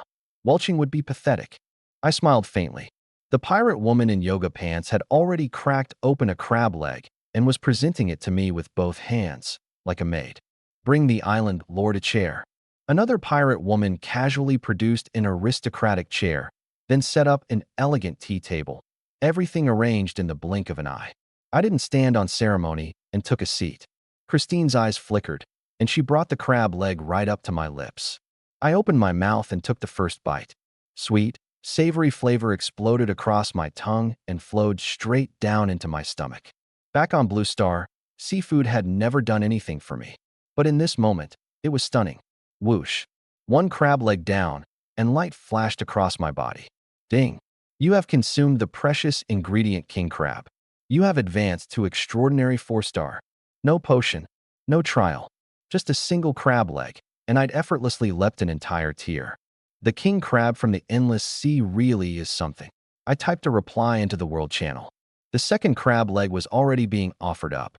Su-chun, you Photoshop hack. Quit putting on an act. Asakura roared. I closed my eyes, not bothering with this rabid dog, and simply focused on savoring the delicacy. Before I knew it, I'd polished off an entire king crab. Ding! You have advanced to extraordinary 5-star, enjoying gourmet food and leveling up flawlessly at the same time. They say the endless sea has divine-grade seafood. Eat it and you can ascend to godhood directly. No complete divine spark needed, no ascension ceremony required, Anti-Snake mused. But I've raided plenty of treasure hoards, and I've never once seen it. Christine chimed in. My old man said he saw a divine-grade king crab once. The goddess of magic herself showed up to take it away. He also mentioned that when he visited that azure-robed ancient god in the Eastern world, he saw a giant turtle with astonishing magic power. If that turtle hadn't suddenly turned into a woman one day, my old man would have sworn it was Eastern divine-grade seafood. She paused, a mischievous glint flashing in her eyes. My old man fell head over heels for that woman at first sight and wanted to date her, and got sent flying clear out of the eastern waters with a single move. Huh, looks like there's quite a haul in these waters. Her eyes lit up. Her fishing rod was already halfway through its swing when she suddenly pulled it back and cast out a net instead. Splash. A beautiful haul. I took one glance. Inside the net, all neatly lined up, were exactly 10 king crabs. Come on, Suchun. Pull up one more king crab and Asakurasuki, will gladly call you Grandpa. If you can't, then you call me Grandpa. You got the guts. This Sakura Island lord. Why was he like a dog, always so eager to bite? I chuckled, casually took a screenshot, and posted the 10 freshly caught king crabs to the channel. Hiss. The World Channel, for the second time today. Dead silence. There's more. Christine cast her net again and hauled in a second catch in the blink of an eye. 8 of them. I snapped a screenshot and tossed it into the channel. Still nothing. My lord, our luck is pretty good today. She cast the net a third time, her movements smooth as water. This time, a full 20 king crabs. So, showing off my seafood haul isn't too much to ask, right? I posted another screenshot. Not a peep. For 10 whole minutes, the channel held nothing but my messages and my photos. 10 minutes later. Impossible. Absolutely impossible. How the hell are you catching this many king crabs? Fake. It's all props. They're models. I'm not buying it. Asakurasuki was practically screaming. Sophia, however, spoke calmly. Ahem, king crab is precious, but after eating one, the boost from more isn't nearly as significant. However, if you can catch a bluefin tuna and eat it within an hour of the crab, you can climb at least one more transcendent tier. But there's a time limit. It has to be within an hour of eating the crab. Bluefin tuna is far rarer than king crab. A frozen one is worth at least 10,000 gold coins. A live one, at least 100,000. Suchun, can you sell me one king crab? I'll trade you the 4-star magic ship I just got. It's the most valuable asset I have right now, capable of exploring most of the starting waters. A 4-star magic ship? Way too low tier. I gave a slight shake of my head. Oh, Christine suddenly cried out, springing up onto the deck railing, her body stretching gracefully. She cast the net without hesitation, gave a slight pull with her arm. Splash! A big one was dragged up onto the ship. The next second, a message flashed before my eyes. Ding! Your islander Christine has caught a bluefin tuna. Grade, rare treasure. Estimated value, 1 million gold coins. A single fish? Worth 1 million gold coins? I stared at the message, my pupils contracting slightly. The first time I set sail, I conquered an entire golden island and only came away with 8 million gold coins. Keep in mind, an ordinary legendary battleship might not even be able to blast open a golden island. But now, a tuna Christine caught on a whim was worth 1 million gold? A rare, treasure bluefin tuna. That's considered quality goods even on the Grand Sea route. In a place like the starting waters, there aren't many of these. Auntie Snake looked the fish over, her eyes lighting up. You, girl, no wonder they say you're blessed by the goddess of fortune. Blessed by fortune. So Christine was born with this talent. No wonder her hauls were so astonishing. A thought struck me, and I threw the photo of the bluefin tuna into the World Channel. Holy crap, is that a bluefin tuna? Didn't Miss Sophia say this fish was extremely rare? How is Suchun just pulling them up like it's nothing? Hashtag translation. Suchun, are you cheating? Hurry and put it up for sale. Sell it to us cheap. Island Lord Suchun of Yenwang. How many transcendent stars are you now? An uproar broke out. Sophia, one of the island lords, sent a video clip. That peerless beauty stuck out her tongue playfully, her face full of shock. Meh, SOS Oda. I replied. Shing. Christine drew her dagger and began carving up this million-dollar bluefin tuna right in front of me. Her technique flowed like art, every cut precise and clean. This is the Odoro, the fattiest, most flavorful cut. Please enjoy it, my lord.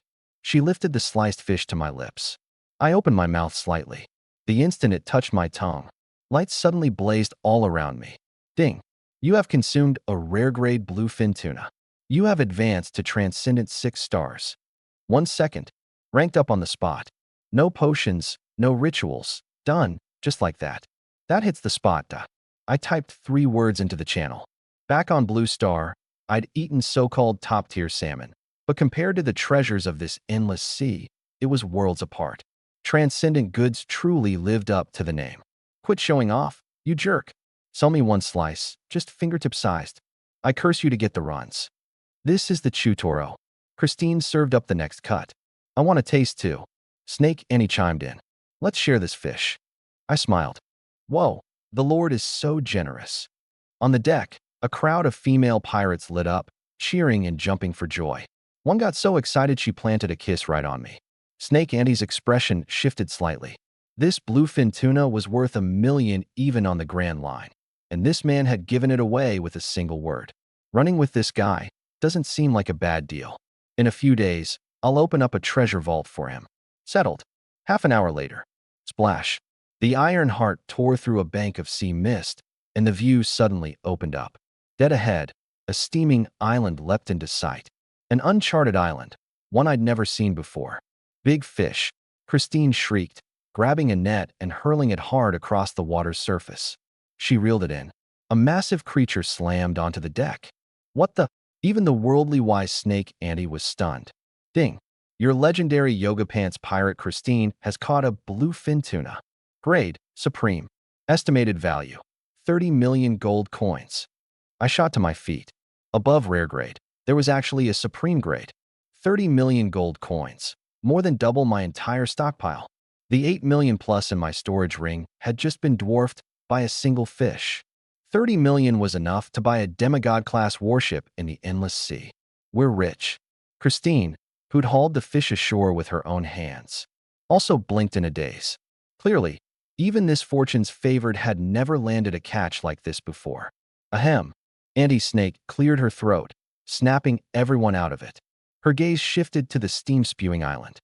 That alchemy island is probably worth even more than this fish. Boom. The entire island let out a thunderous roar and began to move, like a warship. An alchemy warship, a legendary female pirate cried out.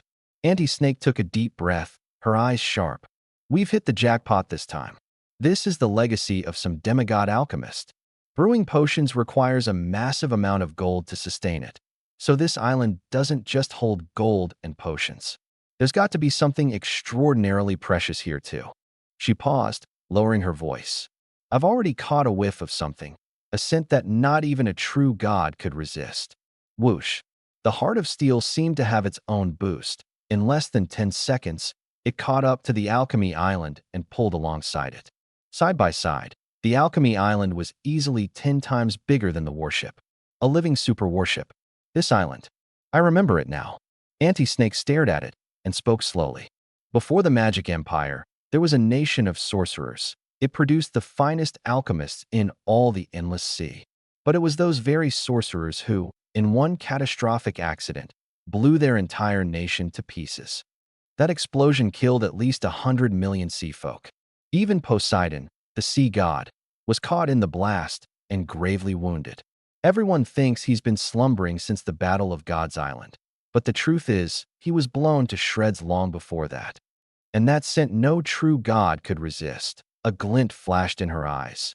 It's the scent of the fallen angel king from ages past. Something stirred in my heart. When a true god falls, they can briefly surge in divine power, leaping 2 whole realms to gain the combat strength of a pillar god. But the risk is enormous. 99 times out of 100, it ends in godfall. Only the fallen angel king could control the fall and avoid dying. In the East, there's a saying for it. Ultimate sublimation, I said in a low voice. Burn yourself to ashes. Once in a lifetime. Use it and you die. Exactly. Anti-Snake nodded. If the fallen angel king is hidden on that island, and you bind him as one of your islanders, then you and your islanders would gain a controllable power of the fall. Divine-blooded angels, combined with controllable corruption. That's a massive power spike. A force even the Magic Emperor never managed to master back in the day. Island Lord, seize it. Take it by force. Boom. Before the words even faded, the Alchemy Island suddenly extended a row of massive cannons and opened fire on us. Whoosh! Christine was the first to react, hurling out the mirror of reversal. Every shot bounced straight back. Boom! With a deafening blast, the charging Alchemy Island was stopped dead in its tracks by its own cannonballs. Now's our chance. It has incredibly strong self-repair. Don't let it get away. Anti-Snake shouted. Christine leapt into action, but someone was faster. Vivian and Lillian, two divine blood angels, flared their crimson wings and stormed the island with overwhelming force. Whipping out their Godslayer cannons, they unleashed a thunderous barrage on the alchemical monsters pouring out. Instant kills. Every single one blasted to dust in a single pass. The band of female pirates trembled where they stood. So this is a merciless war machine, Christine murmured. Forbidden units. They truly lived up to their reputation. These two alone were enough to wipe out 99% of the pirate crews in the Endless Sea. This is one of the Magic Emperor's most powerful assets, Anti-Snake said.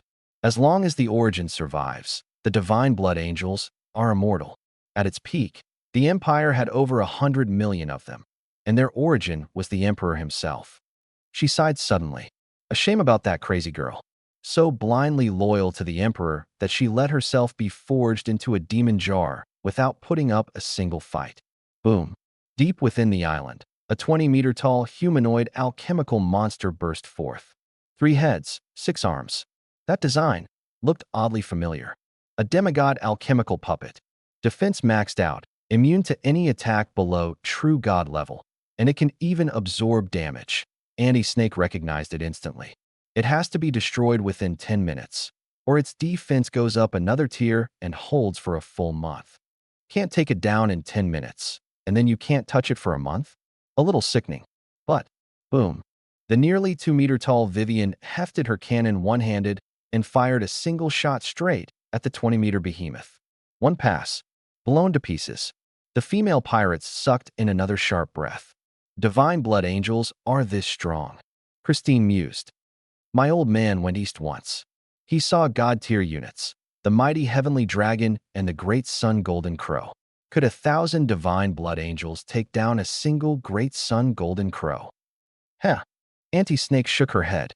Divine blood angels are demigod units in the end. Dominating the West is no problem for them. But the mighty heavenly dragon and the great sun golden crow aren't god-tier. They're mythic units. Born as gods, inherently nobler than any ordinary sovereign god.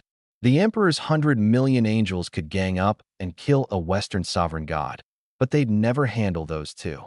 Mythic units, Christine whispered. I've never heard of any pirate crew recruiting one. Boom. Vivian blasted open the steel gate, and a dense swarm of alchemical monsters came pouring out. Another shot, all of it reduced to fragments, parts flying everywhere. Whoosh. A black shadow shot out from the fortress, and everyone felt a wave of chilling cold wash over them. A fallen sorcerer, Anti-Snake barked. Don't let the corruption touch you. If it lands on a beautiful woman, she'll turn into a hideous monster. This thing is a hair's breadth from a true god, shielded by the power of corruption. It won't be easy. The band of female pirates all darted behind me in unison. They weren't afraid of dying. They were afraid of getting ugly. This place isn't where the place you were meant to come to. The dark shadow spoke ominously. Do you know my name? I once echoed across the entire boundless sea. I am the greatest alchemist in history. My true name is... Boom. Vivian, expressionless, cut him off with a single cannon blast. The fallen sorcerer's shadow body froze abruptly, mouth still opening to speak. Boom. Blown to dust. Instantly, loot exploded everywhere. Golden light, so blinding you couldn't keep your eyes open. Ding. You've obtained 10 tons of gold, 10 tons of magic silver, 1,000 bottles of transcendent potions, 10,000 alchemy components. Phoenix Wand, Ancient Stone Tablet, Alchemist Cullinan's Journal, 10 tons of gold. How much is that in gold coins? I'm bad at math. Can someone help me figure out how many gold coins 10 tons of gold equals? I typed in the channel. The hell are you talking about? 10 tons of gold. Dream a little more realistically, would you? I don't know how many gold coins that is, but on Blue Star, 10 tons of gold is worth over 6 billion. At this stage, having 10 gold coins already makes you filthy rich. Clang. The two divine blood angels had already flown into the fortress and started digging away. Moments later, Vivian let out a surprised sound. Huh? An immortality pill. The fallen sorcerer was refining Eastern world immortality pills. Immortality pills. My eyes lit up instantly. According to Sophia's intel, immortality pills were extremely rare in the boundless sea. Even the lowest grade could create legendary creatures. High-quality ones could even substitute for a divine spark. That guy Vivian just blasted to death with one cannon shot. Could it be that he'd managed to refine an Eastern immortality pill, and that's why he dared call himself the greatest alchemist in history? I stepped into the alchemy fortress.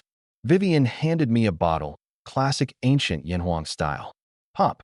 I pulled out the cork, and a mysterious glow flew out, hovering in midair. It was a pill, and a strange fragrance immediately filled the air. Ding! You've obtained one inferior grade immortality pill. Inferior? This thing wouldn't poison me if I ate it, would it? This Cullinan, decent alchemy skills, but his pill refining skills seemed pretty lacking. I pulled out his journal and started flipping through it. My name is Cullinan, master of alchemy in the boundless sea. I once believed I could achieve godhood through alchemy, yet the Western cultivation system is shackled by divine sparks. Without a divine spark, one cannot become a god. I have lived on for 100,000 years and still have not found a single divine spark. All divine sparks lie in the grasp of the gods. Those not of their bloodline, no matter how extraordinary their talent, have no chance. On the last day of the year 13,000 in the alchemical calendar, in a cave on a ruined island, I found an ancient Eastern text recording the mysterious art of Eastern pill refinement. Immortality pills can grant godhood. Immortality pills can perfectly substitute for a divine spark. The ancient text says that in the East there was an ancient god named Taishang, and a single pill he refined could grant a mortal immortality. From that day, I honored the Supreme Old One as my master.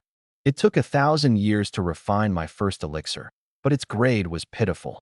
Anyone who took it would ascend to legendary rank, yet inevitably lose control. 500 years later, the second one was complete, and it was actually mid-grade. Taking it, I gained the combat power of a top-tier demigod, and it even cured the loss of control affliction from the fallen power. I, Cullinan, wielding a single elixir combined with fallen power, now had the strength to battle a true god. For the 3,000 years that followed, I devoted myself tirelessly, yet every elixir I refined turned out inferior. The rest was blank. So this greatest alchemist in history had refined only a single mid-grade elixir in several thousand years, and all the rest were failures. Was alchemy really that hard? I, Asakurasuke, received a drifting bottle quest. Find Cullinan, the greatest alchemist in the history of the endless sea. I'll finish it within 2 weeks, and then I'll have an elixir. Su-chun, today I accept my loss like a good sport and call you Grandpa. Grandpa Su-chun. But you just wait. In 2 weeks I'll ascend to legendary, lead my demon legion to raise your island to the ground, broadcast it live on the World Channel, and make you kneel and call me Grandpa 10,000 times. On the World Channel, Asakurasuke, Lord of Sakura Island, was popping off again. The other island lords chimed in one after another, marveling at her dumb luck. A drifting bottle actually spawning a special quest. Clang. Vivian dug again, unearthing several hundred medicine vials, Cullinan's most treasured hoard, guarded like his very life. They can't all be elixirs, can they? Ant Snake said, astonished. Whether elixirs can actually replace a divine spark. I'd believe it from ones refined by Eastern deities, but the ones this alchemist made feel a little off, Christine mused. Whoosh. Almost simultaneously, outside the fortress, a streak of blood-red light flared up without warning at the spot where Cullinan had fallen. Everyone's gaze snapped over. A figure coalesced within the crimson glow. The fallen warlock's coming back to life? One female pirate cried out. The next second, the figure took shape, blood-red wings, a blood-red cloak, an angel's face, a devil's body. A newborn, blood-blessed angel. Blood-blessed angel Fran, at your service, my lord. She flew before me and knelt on one knee, bowing her head. Now that's more like it, I said with a smile. Blood-blessed angels were a forbidden unit type. Simply slaying any creature of legendary rank or higher would automatically spawn one of their kind. When Vivian had blasted Cullinan to death earlier, nothing had happened. Turns out this spawning had a bit of a delay. One more to add to the roster. Slay a legendary and a demigod tier unit is born. No wonder the Mage Emperor was sealed away by all the gods working together. Ant Snake's eyes shifted, fixing on me with a piercing stare. Wait, these elixirs can mass-produce legendary creatures, can't they? I nodded, waved my hand, and every medicine vial popped open at once. Hundreds of streaks of light shot out, and hundreds of elixirs hovered in the air. A sweep of my eyes of the divine, counting the earlier one, a full 500 pieces. Too bad they're all defective. Defective elixir can elevate an ordinary mantis shrimp to a legendary creature, but loss of control is guaranteed. Effective, just with major side effects. But exactly as Annie Snake had planned. Use them to mass-produce legendary creatures, then use them all as host bodies for divine blood angels. Moments later, I stood on the cliffside observation deck of Alchemy Island, arms full of elixirs, the sea breeze on my face. First time rushing troops. A little nervous, I posted in the World Channel. Huh, rushing troops? You got a unit tower. I don't buy it. Islands have population caps. 10 recruits at a time is the absolute max. I get it now. You're using king crab and tuna meat to rush troops, right? Heh, that'll get you extraordinary 5-star units at best. Once I hit legendary, I'll wipe out your entire army in a heartbeat. I raised my hand and tossed. 500 defective elixirs, which took Cullinan thousands of years to forge, all went flying into the sea. Blub, blub. The moment the elixirs hit the water, the sea began to boil. I activated the divine eye, and everything underwater came into view. The medicinal fragrance spread, drawing swarms of fish, shrimp, and crabs. A mantis shrimp the size of a palm swallowed an elixir in one gulp. In an instant, its body exploded in size. 1 meter, 10 meters, 50 meters. Promoted to legendary on the spot. Roar. It let out a low growl that didn't belong to its species. At the same moment, the other sea creatures swallowed elixirs and evolved. No more, no less. Exactly 500 legendary creatures.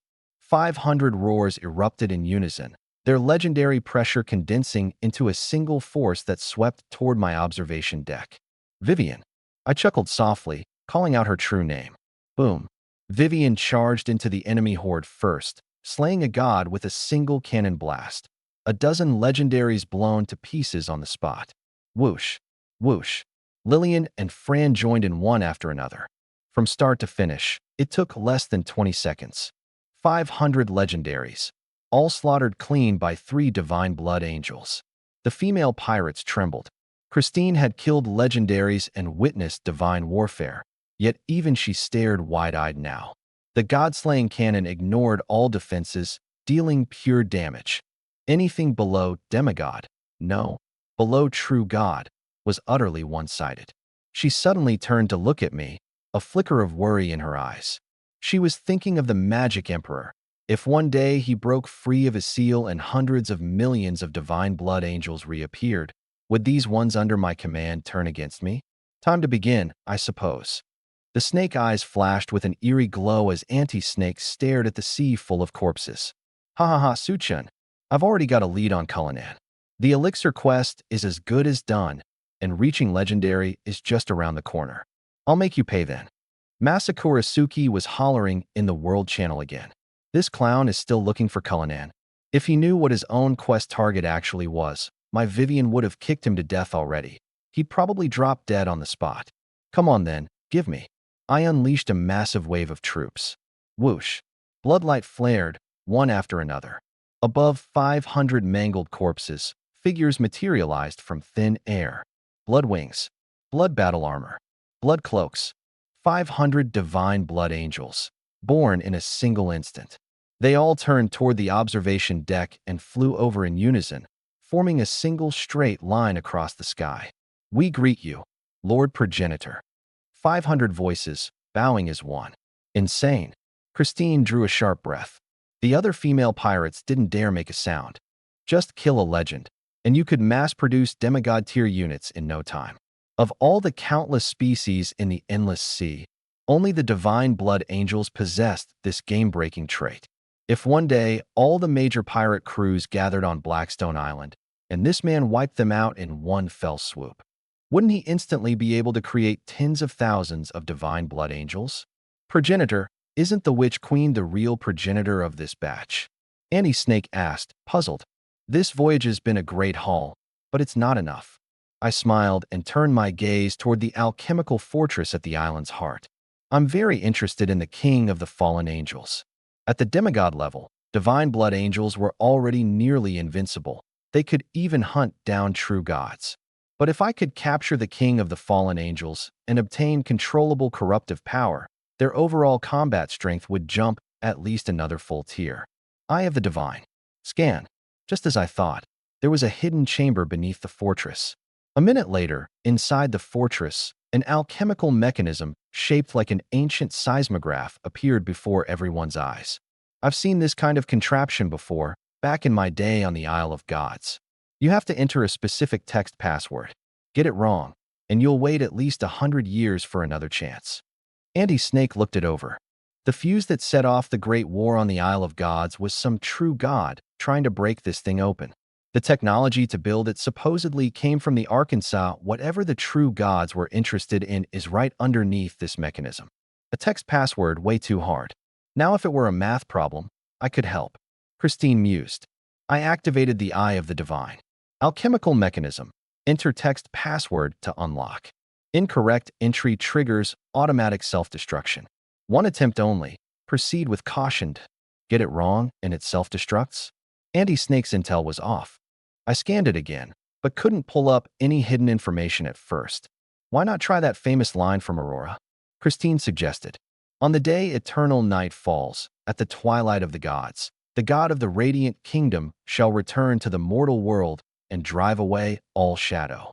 I'd sooner believe in the ancient gods of the East than the god of the radiant kingdom. Auntie Snake rolled her eyes.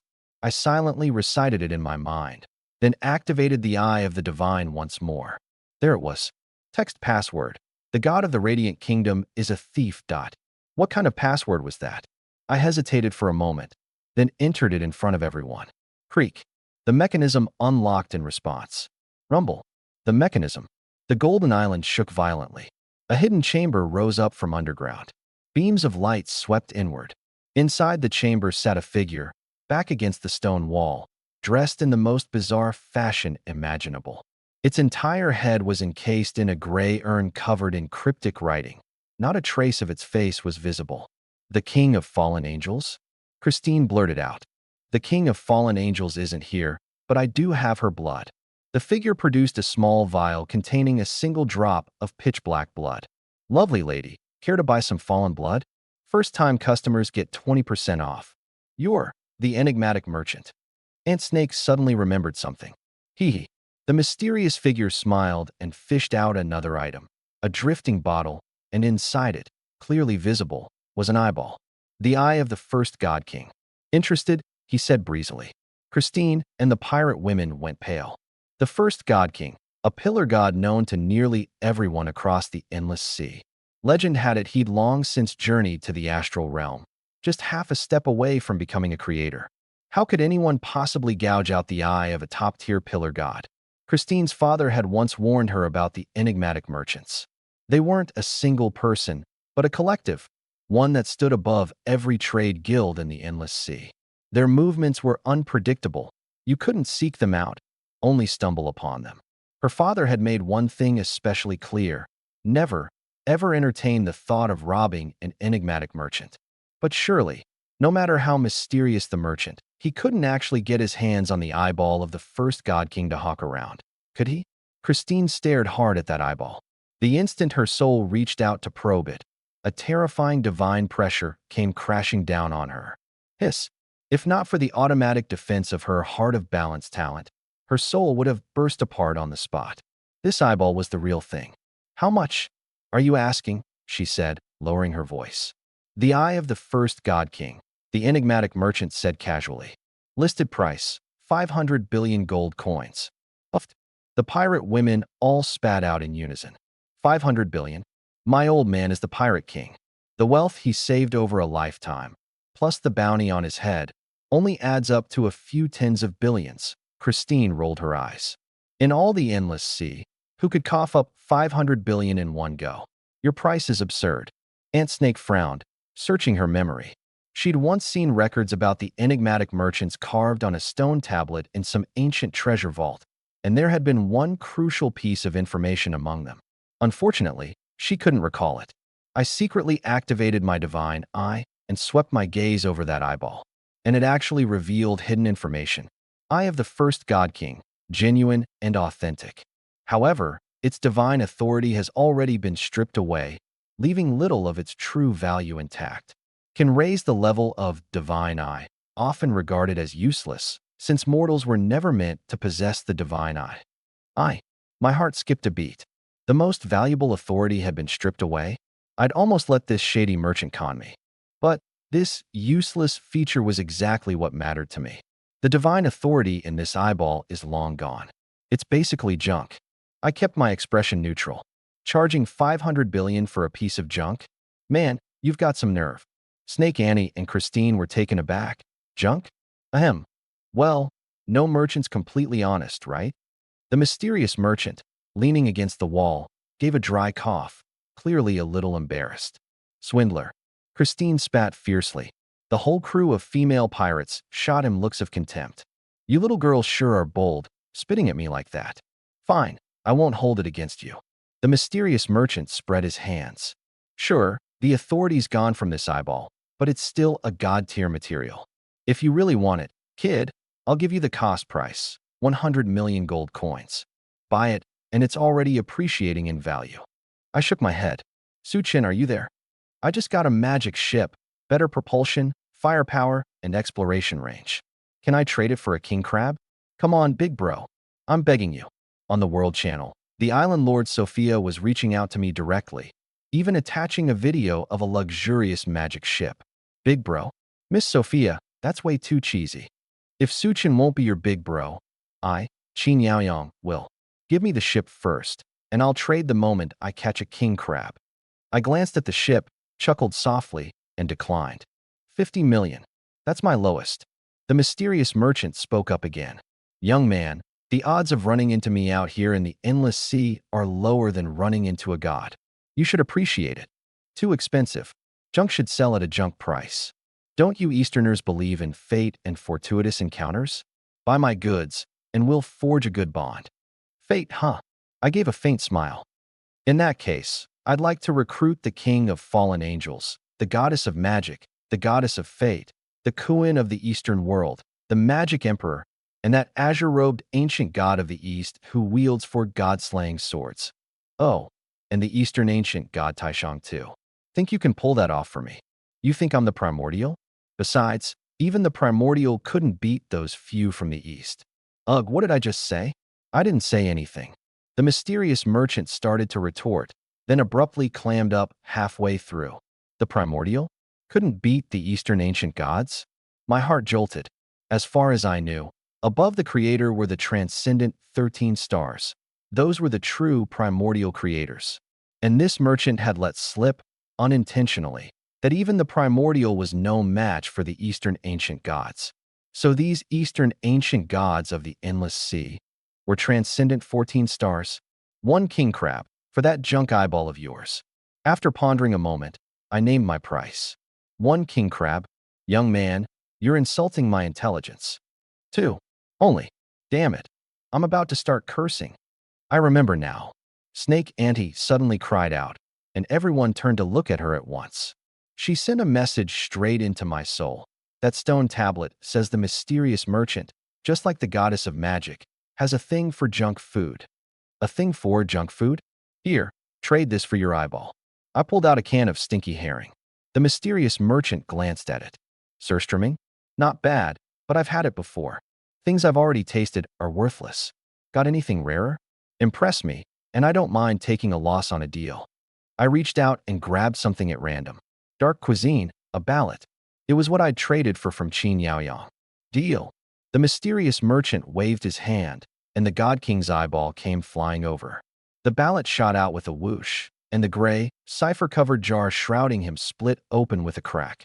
He swallowed it in one gulp. Ha ha ha. Amid the eerie laughter, he vanished into thin air. Boom. A thunderclap exploded above Alchemy Island. RRRIP. The heavens were torn open into a gaping maw. Everyone looked up to see two colossal beings locked in battle among the clouds. One of them had 36 pitch-black angel wings sprouting from its back. Mom, come see God. 36 wings, black feathers. Is that Lucifer? Lady Sophia, I want intel on it. I want to recruit it. What the hell is that other thing? All twisted like a ball of light. Way ahead of the pack. No, absolutely terrifying. The world channel blew up in an instant. Boom. The heavens quaked, and the starting sea churned with monstrous waves. Vast as Alchemy Island was, it now seemed like a tiny leaf tossed in a storm. The weaker female pirates around me collapsed to the ground one after another, and even the legendary tier Christine was drawing sharp breaths.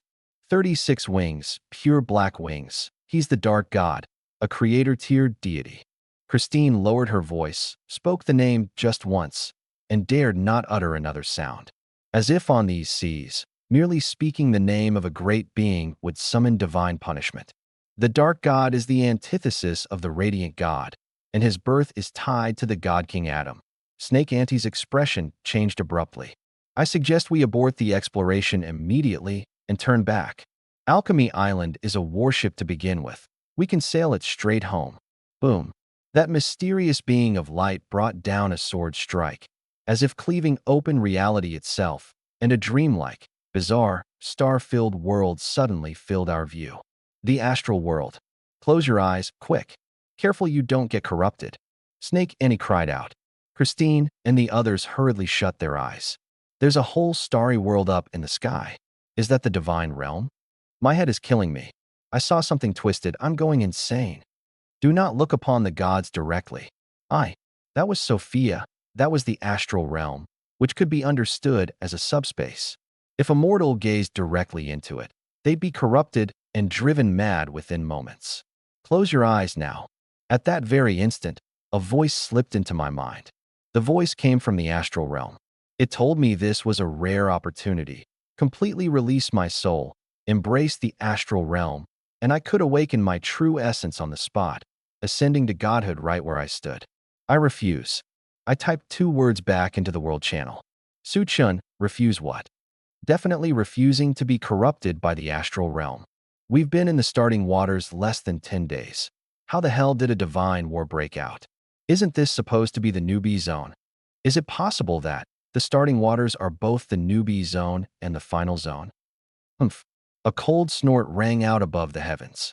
The 36-winged angel waved a hand, and the torn sky instantly repaired itself. The astral realm was sealed away, and the voice that had been tempting me cut off abruptly. Move, we're heading back. I gave the order. Christine mentally piloted the ironclad while I personally steered the Alchemy Island, tearing through the massive waves as we raced home. A few minutes later, I returned to the starting island. Roar. A furious howl exploded across the sky. What do you think you are, daring to challenge supreme divine authority? Boom. A towering wall of water thousands of meters high surged up beyond the island. The mermaid girl and the female pirates trembled, having never witnessed such a terrifying sight. Only Vivian and the other divine-blooded angels gazed up at the divine war without a trace of fear on their faces. Divine-blooded angels had never known the meaning of fear, not even when facing their creator.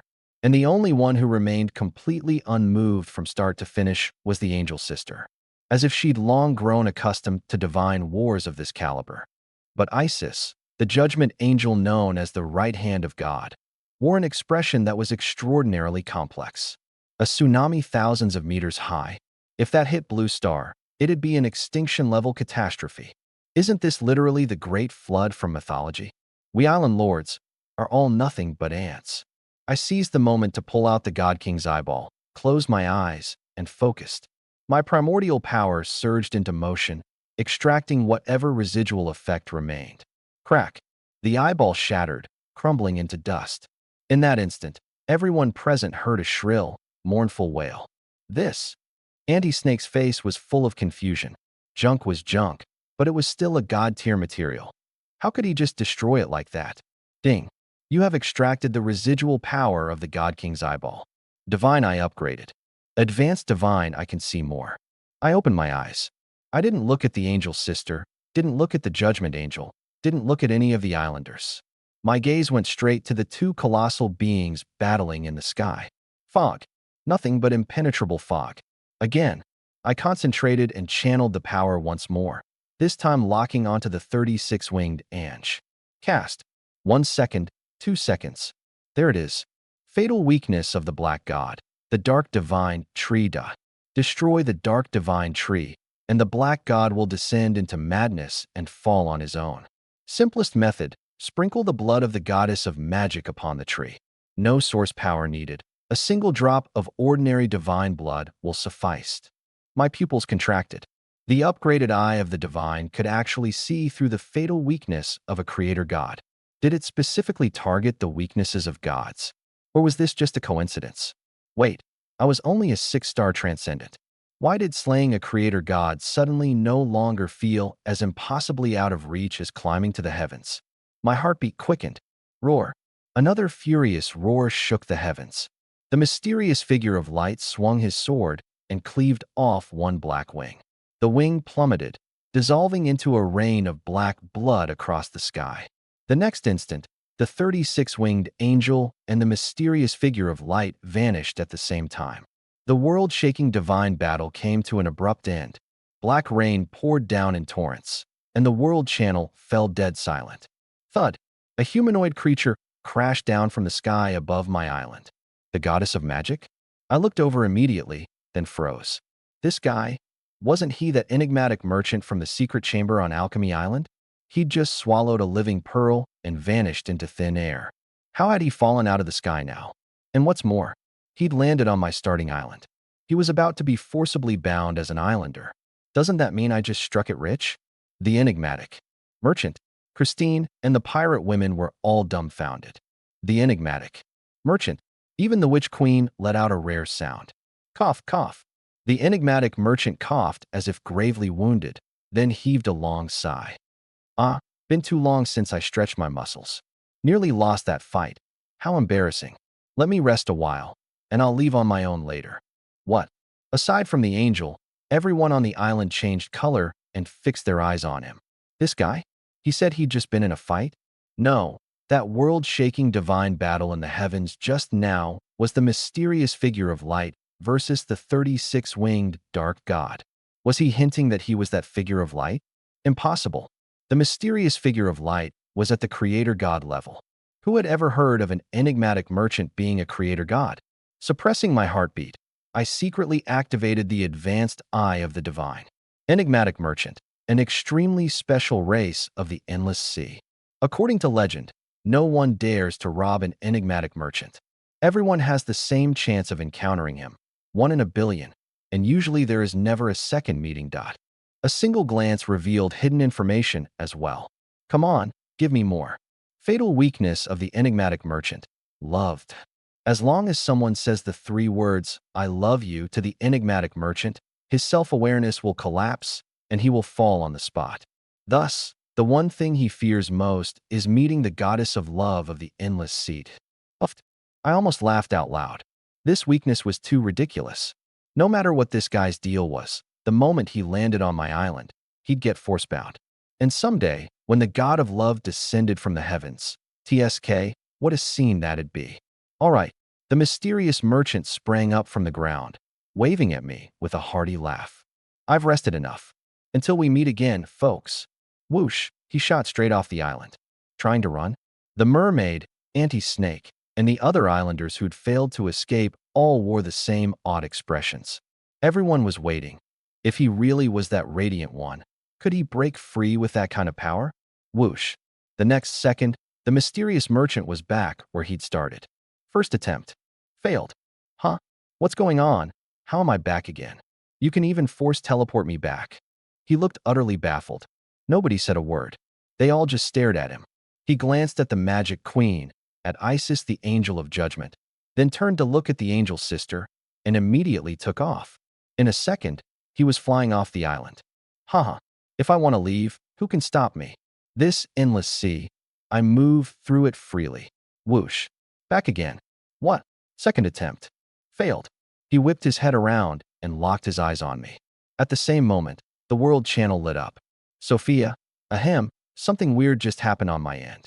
I completed the task my butler gave me and got an extremely rare summoning talisman that can call the endless sea's most mysterious merchant to my island. He sells all kinds of bizarre treasures, maybe even godhood. But I used the talisman, and there was no response at all. He never showed up. Even my butler was stunned, said it was the first time he'd ever seen this happen. One more piece of intel. If you ever meet the mysterious merchant, no matter the cost, be sure to buy something. At this stage, you absolutely won't come out behind. My butler says he might be in the middle of a deal with someone else right now. I'll wait a bit longer. I really wanted to reply to her. Don't bother waiting. Whoosh, dead ahead. The mysterious merchant broke into another mad sprint. I come and go as I please through the astral realm. You think one lousy starter island can trap me? Back to square one. Third attempt. Failed. The world channel blew up. Sakura Island Lord, Asakura Suki Baka. I lost nearly all my little imps just to trigger the hidden quest and get a summoning talisman. And now there's no response at all. Which bastard is trading with the mysterious merchant right now? She'd even attached a photo of herself, face twisted in rage. Whoosh. Fourth attempt. Failed. Fifth. Sixth. 10th. Damn it all. How is this so cursed? Someone as powerful as me can't break free of a starter island. The mysterious merchant swore, then his gaze snapped over to the angel sister. Noble angel, don't tell me. You're the one secretly tripping me up. Are you even worthy? The angel replied, expressionless. Just 4 words. The crowd sucked in a collective breath. I couldn't help but burst out laughing. That's our angel, cold and untouchable as ever. Ding. Your island has forcibly bound the enigmatic merchant. The enigmatic merchant has become one of your islanders. Without your permission, the enigmatic merchant cannot leave your island. A familiar notification, and a familiar panel appeared right along with it. Name, enigmatic merchant. Race, enigmatic merchant. Class, merchant. Level, talent. Combat power. Endless sea ranking. A whole row of question marks. Even my advanced divine, I couldn't see through it. I raised an eyebrow. Ding. You have successfully recruited the enigmatic merchant as an islander. You've gained the 1 coin purchase privilege. Spend a single gold coin to forcibly buy any item in the enigmatic merchant's possession. This privilege refreshes automatically each month. Whoosh. A trading interface unfolded before my eyes. That works too? I blinked, scanning the goods on the interface. Corrupted blood, 1 billion gold. Meteor wand, 2 billion gold. Celestial holy sword, 10 billion gold. The first row. Each item was tagged with its original price, but now, a single gold coin would take it. I couldn't resist typing in the world chat. You guys ever heard of a 1 coin purchase? The responses flooded in instantly. 1 coin purchase. 1 coin my ass. Ha, Su-chun. Us eagles only get 0 coin purchases. Where's this 1 coin nonsense coming from? You're insulting me. Damn, 0 coin looting and you're actually bragging about it. Su-chun. Don't tell me you ran into the enigmatic merchant Sophia mentioned. Are you seriously trading with him right now? Baka. 1 gold coin, and you think you can trade with the enigmatic merchant? Dream on. I silently looked at the second row. Shattered divine rank, 500 million gold. Calamity spear, 10 billion gold. Titan's heart, 20 billion gold. The 20 billion Titan's heart, the heart of an ancient colossus. Devour it perfectly, and you gain the power of a giant god. Powerful, but not enough to tempt me. The third row. Magic goddess's hair, 30 billion. Fate goddess's nail, 50 billion. Golden Crow Emperor's Blood, 100 billion. Looks like there's no need to keep browsing. Just as I was about to make my move. Whoosh. The fourth row loaded. Double Pupils, 500 billion gold. Supreme Bone, 800 billion gold. Green Lotus Seed, 2 trillion gold. My heartbeat quickened another notch. The first row was just a few billion, but the fourth row jumped straight to hundreds of billions. And this last Green Lotus Seed, 2 trillion. The island lords of the starting waters. Even if they worked themselves to death hoarding wealth, probably. It's not even close to a fraction of a fraction. With a price gap this huge, I didn't even need to activate the Eye of the Divine. Deal. Using 1 coin purchase. 1 gold coin for that 2 trillion Green Lotus Seed. Whoosh. A mysterious blue glow flared up, and a lotus seed appeared out of thin air right in front of me. Every gaze snapped toward it in an instant. An Eastern World Lotus Seed. Looks kind of familiar. The cryptic merchant immediately made an offer. Nice piece. Sell it to me, 1,000 gold. Too little? I'll multiply it tenfold, 10,000. You'd be making a killing. An Eastern World Lotus Seed. Can it bloom into a lotus flower? The mermaid girl murmured. The old texts say the lotus symbolizes something extremely sacred in the East. My dad went east once and saw a mysterious kind of lotus. The legendary yoga pants pirate cut in quietly. Rumor has it that flower can reshape the body into an incredibly powerful divine form. When I was young, I broke into a treasure vault full of lotus flowers. Andy Snake's eyes lit up. My eye for value was terrible back then. Thinking about it now, those were probably Eastern divine lotuses. I lost out big time. If the Mage Emperor had gotten this lotus seed back then, the Magic Queen suddenly spoke. He could have forged a mythic tier unit. The mermaid girl and Christine both turned to stare at her. 1 lotus seed? That over the top? Divine blood angels were only demigod tier units created by the Mage Emperor, and even they had been branded taboo by the gods. If mythic tier units could be forged, wouldn't the gods have been wiped out long ago? A mythic tier unit, the Mage Emperor. The island's only mythic tier unit, the Judgment Angel Isis, raised an eyebrow. However powerful the Mage Emperor was back then, he was still far below the Radiant Heavens God, the creator of all things. Forging mythic tier units, that's a divine authority only the gods level possesses. I turned to Angel Sis. What does Angel Sis think of this lotus seed? She stared at the seed but didn't respond right away. Truth be told, I'd already scanned it with the Eye of the Divine and hadn't picked up anything useful. On the World Channel, Sophia posted again. Weird, the cryptic merchant still hasn't responded. The butler told me to wait a bit longer. The next second, the cryptic merchant on my island suddenly threw up his hand, pointing straight at the lotus seed. Damn it, I knew it looked familiar. That's my merchandise. When the hell did you swipe it from my pocket, kid? That's one of my most valuable goods. He lunged to grab it. Someone like me, actually getting robbed by you? Give it back. Smack. Angel Sis raised her hand and slapped him. It looked like she'd barely used any force, yet there was a thunderous crack. The cryptic merchant's whole body split open like a porcelain doll, and the gray jar on his head burst into a dense web of cracks. Beneath the skin, beneath the jar, there was no flesh and blood, no bones to be seen, only a faint glow. He wasn't flesh and blood at all. Beneath the skin was light. The crowd was horrified, hearts pounding. Everyone recalled at once what he'd said as he fell, and their minds flashed back to that world-shaking battle not long ago.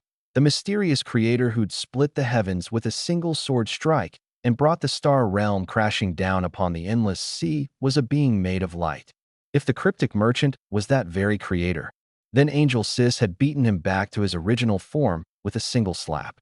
Just how strong was she? What exactly was she? Every gaze locked onto Angel Sis. This lotus seed. I want to study it, she said, ignoring everyone and glancing only at me. No problem. I smiled and handed it over. She gave a faint nod, took it, and examined it closely. No one on the island dared make a sound. The cryptic merchant's split body quietly reformed, and he chose to keep his mouth shut. The world channel lit up again. Asakurasuki, yeah. I may not have gotten the cryptic merchant, but I summoned a merchant from the Sky Dragon Chamber of Commerce instead and bought an upgrade card. All 10 little devils I just recruited have been promoted to transcendent 3-star Iron Devils. The Sky Dragon Chamber is the top merchant guild in the Endless Sea. Even the strongest pirate crews on the Grand Sea route aren't worthy of picking a fight with them. Su Chun, as you Yanhuang folks say, a blessing in disguise. He even gave me an identity card. I'm a silver VIP with the Sky Dragon Chamber now. 10% off all purchases from here on out. Within a week, I'll track down the alchemist Cullinan and ascend to legendary. Su Chun, your time is running out. Sophia, what a coincidence. A Sky Dragon Chamber merchant showed up on my end too, and I got exactly what I needed. I even snagged an identity card. As of today, I'm a Diamond VIP, 40% off all purchases. At that moment, Angel Sis suddenly let out a sigh, a flicker of sorrow crossing her eyes. She handed the lotus seed back to me herself. If they'd had this lotus seed back then, they could have created a second endless sea, she said softly. Once it blooms into a lotus flower, its value equals that of the entire endless sea. But to make it take root and sprout, the fountain of life in the radiant kingdom isn't good enough. You need the ageless spring from the sea of miracles. And at this stage, almost no one can get into the sea of miracles. The mermaid girl, Andy Serpent, and the others were left speechless. A blooming lotus seed, worth as much as the entire endless sea. What kind of valuation was that? What a loss, the cryptic merchant muttered through gritted teeth. Come, Eye of the Divine. I put away the lotus seed and secretly scanned Angel Sis. Mist. Mist all over her. An impenetrable mist. Huh. Wait, there's information now. Fatal weakness. The Eye of the Divine had actually revealed Angel Sis's fatal weakness. My eyes lit up. The next second, utterly stunned. Angel Sister's fatal weakness. None. Can someone tell me, what does none even mean? I already knew Angel Sister was strong, but I never imagined she was this strong. On this island, aside from her, the cryptic merchant was the most powerful. Yet even the cryptic merchant couldn't escape having a fatal weakness. Only Angel Sister had none. Suppressing the shock rippling through me, I activated the Eye of the Divine once more, sweeping my gaze across Judgment Angel Isis, then across the Magic Queen. Information surfaced instantly. Judgment Angel's fatal weakness, the fountain of youth. It can push her to the ultimate ascension, granting her creator-level combat power for a brief window, at the cost of burning her out completely. This is the deception the heavenly god played on her. In essence, she is nothing more than an ascension weapon. Magic Queen's fatal weakness, the astral soul lantern. It amplifies the seduction of the astral will 100,000 times over. Any close contact and she will inevitably awaken her subspace nature, completing her demonic transformation. Fortunately, such lanterns are extremely rare, all sealed away in the deepest reaches of the astral realm. My gaze shifted again, sweeping across the mermaid, Andy Serpent, the divine blood angels, then across Christine and the crew of female pirates. Every single one of them, no exceptions, had a fatal weakness. On this entire island, Angel Sister was the sole anomaly. A thought struck me, and I typed a line into the world channel.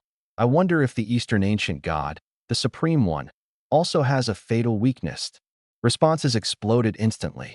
Huh, fatal weakness? Su Chen, what are you even talking about? Eastern ancient god, the Supreme One? Which Supreme One? Su Chen's bragging again. Amid the uproar, a long message scrolled across the screen.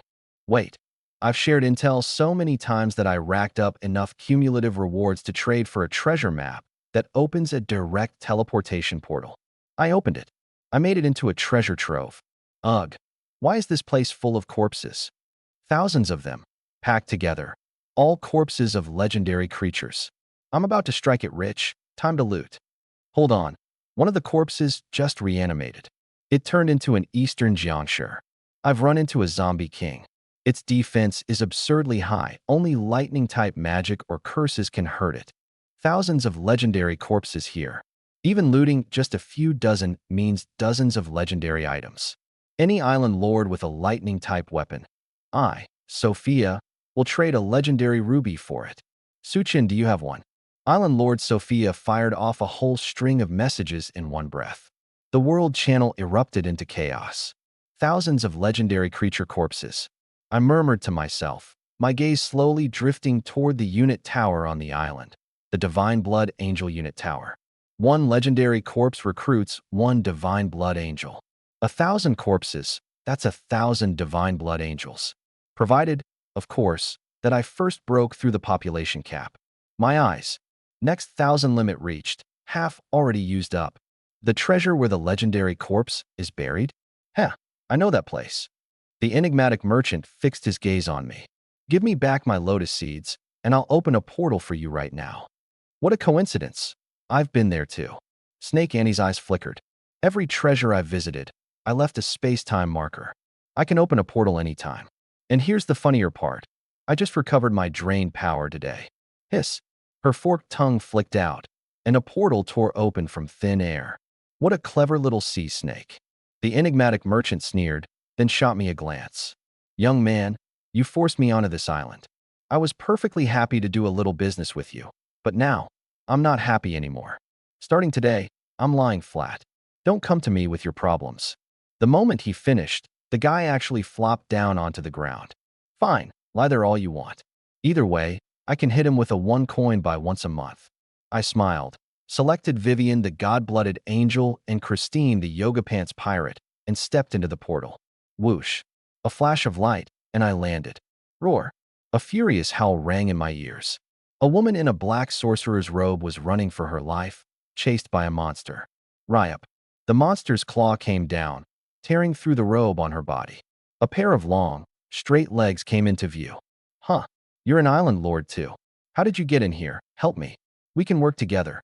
I'm Sophia, the Sophia from World Chat. You definitely know who I am. The woman's eyes lit up instantly. Ryup. The zombie king caught up to her again, and the robe on her back split apart, revealing skin so white it practically glowed. I sighed inwardly. What a shame, that back's going without a proper gua sha treatment. My lord, this woman carries the aura of the Magic Empire.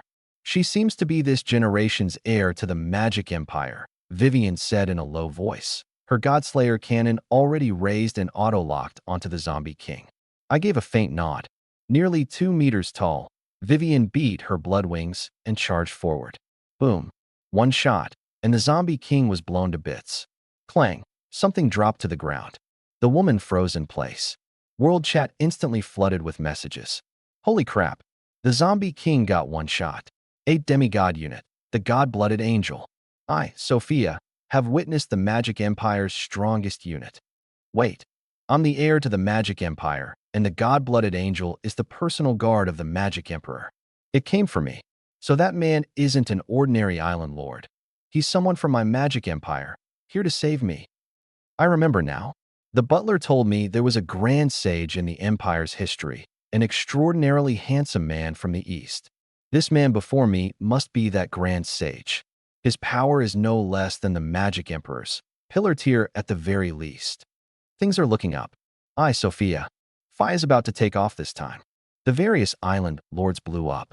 Divine Blood Angel, the strongest demigod unit has appeared, and an Imperial Grand Sage too? Sophia's stroke of luck is way too insane.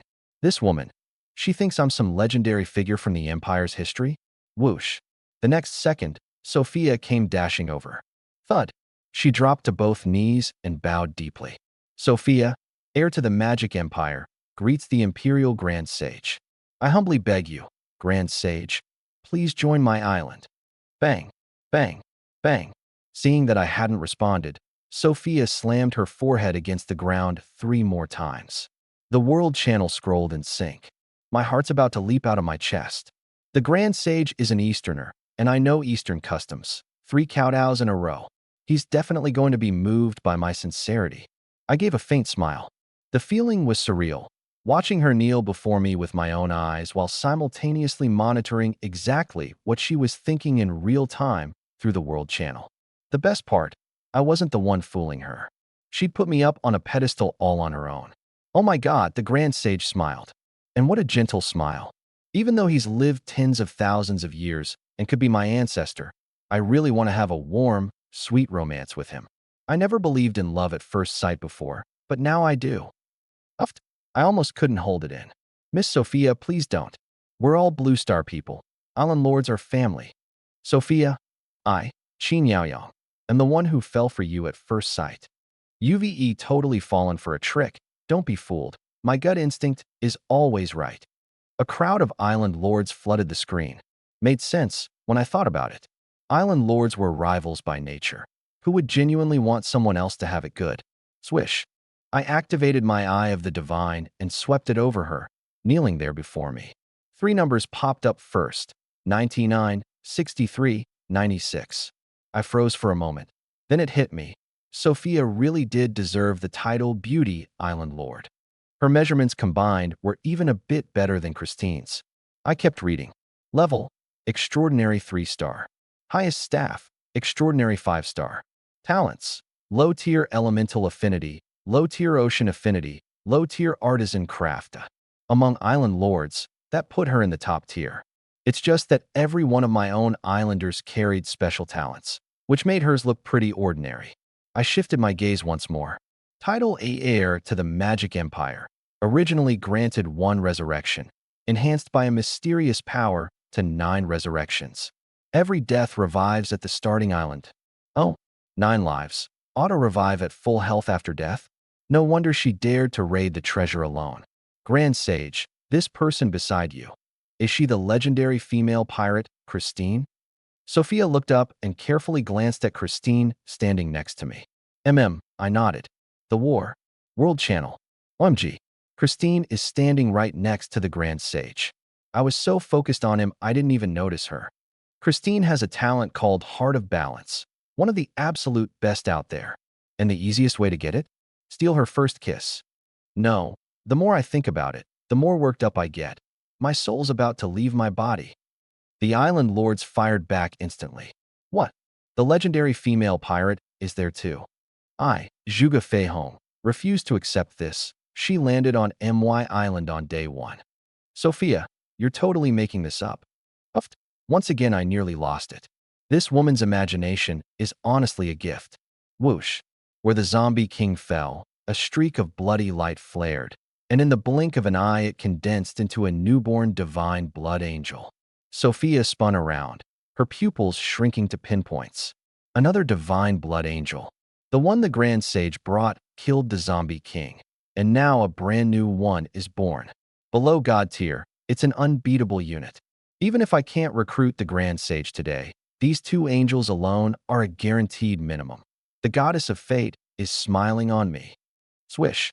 The newborn angel shot Sophia a glance, a flicker of confusion crossing its eyes, then flew straight to me and knelt on one knee. Divine Blood Angel Audrey, at your service, my lord. Confirmed. The butler said that when the Magic Emperor is absent, only the Grand Sage can command the Divine Blood Angels. It ignored me and went straight to him. His identity is 100% locked in. I'm so excited I can barely control my body. Huh, she can spin it that way too? This time I really wanted to laugh, but I held it in. Vivian and Christine kept a knowing silence, playing along with the act. Grand Sage, you simply must come to my island. Huh, what's that? Half a minute later, Sophia forced down her excitement and extended the invitation again. But halfway through her words, a golden light suddenly burst from deep within the treasure hoard. Whoosh! An object flew out and hovered right between the 2 of us. Her face froze, and her eyes instantly lit up so bright they practically glowed. The World Channel scrolled. Good heavens! Besides thousands of legendary corpses, this treasure hoard actually holds a unique property relic. The Butler's Codex says a unique property means there's only one of it in the entire endless sea, with an absolutely broken effect. I recognize this one. It's called the Conqueror's Proof. It ignores your island's size and unlocks 100,000 population outright. You have to understand, among us island lords right now, hardly any of us have even 50 people. 100,000 population in one shot. Now you all get how huge that is, right? I understand now. This must be the Grand Sage's welcome gift to me. Sob, he's just too good to me. Composure. I, Sophia, absolutely must keep my composure. What? A single treasure that unlocks a population cap of 100,000. I, Zhuge Feihong, am about to cough up blood. I've got all the unit towers I need, but my population is stuck at 10 people. Sophia, sell me that treasure, and I'll call you Mom from this day forward. Baka. Sophia. I, Asakurasuki, command you to trade me the Conqueror's seal at once." The world channel exploded in an instant. 100,000 population. Those 4 words were enough to drive every single island lord into a frenzy. Honestly, in that moment, even I felt a slight ripple in my heart. I opened my divine eyes and swept my gaze across the treasure floating before me. Conqueror's Seal directly unlocks an island population cap of 100,000.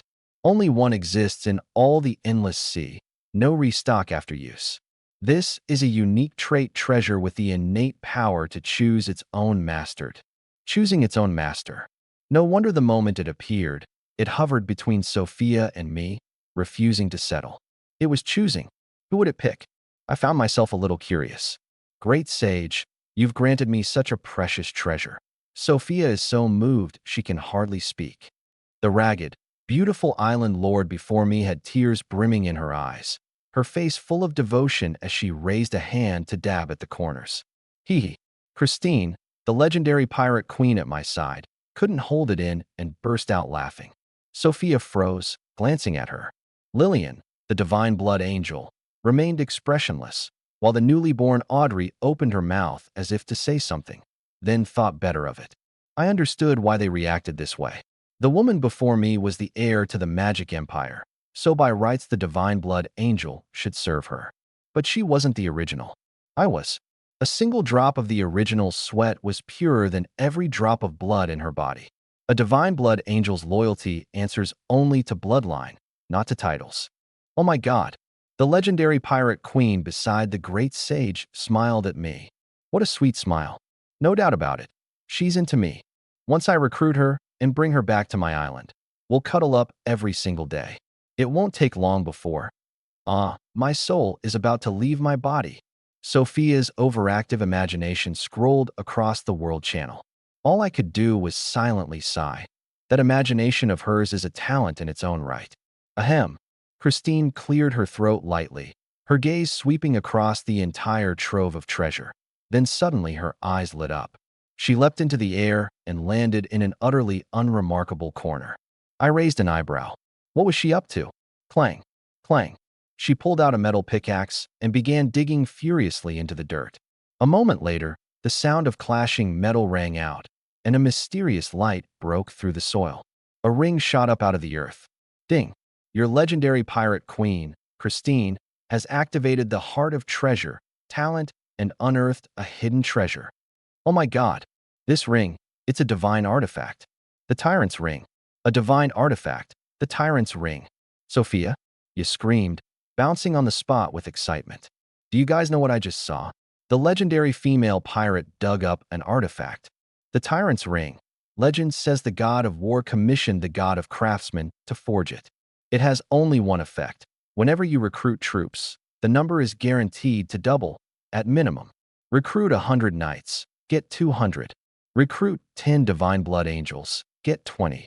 And down the line, when you recruit mythic units, 1 becomes 2.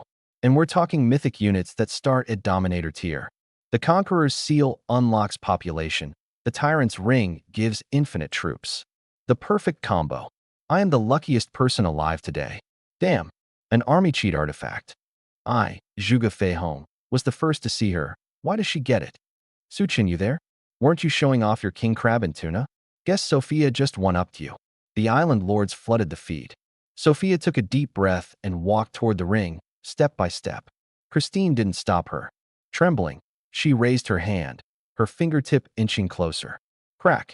A bolt of lightning struck out of nowhere, hitting her square on the head.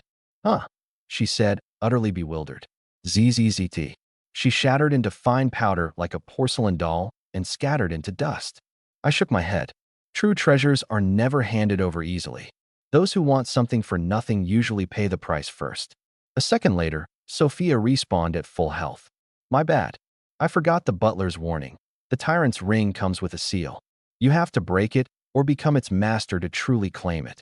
What a waste of a life. But no big deal. The great sage will surely come to my island, bringing the conqueror's seal, the tyrant's ring, the divine blood angels, and the female pirate to help me inherit the magic empire. I, Sophia, can't wait for my next meeting with the great sage. I'd love to have a camel at dinner with him. Sophia's messages came pouring in again. Puffed. This time I couldn't hold it in and burst out laughing. Audrey looked slightly puzzled. She was probably wondering how this prime body was so different from the cold, humorless prime bodies of the Empire's old days. Much gentler. But this lord didn't even seem to be a legend yet. His power was a hair short. He hadn't truly grown into his strength. The Tyrant's Ring artifact, I said softly, reaching out toward the very ring that had just annihilated Sophia. Crack. Purple lightning came crashing down on me. Watch out, Audrey warned instinctively. But the lightning slammed into my palm and was fully absorbed.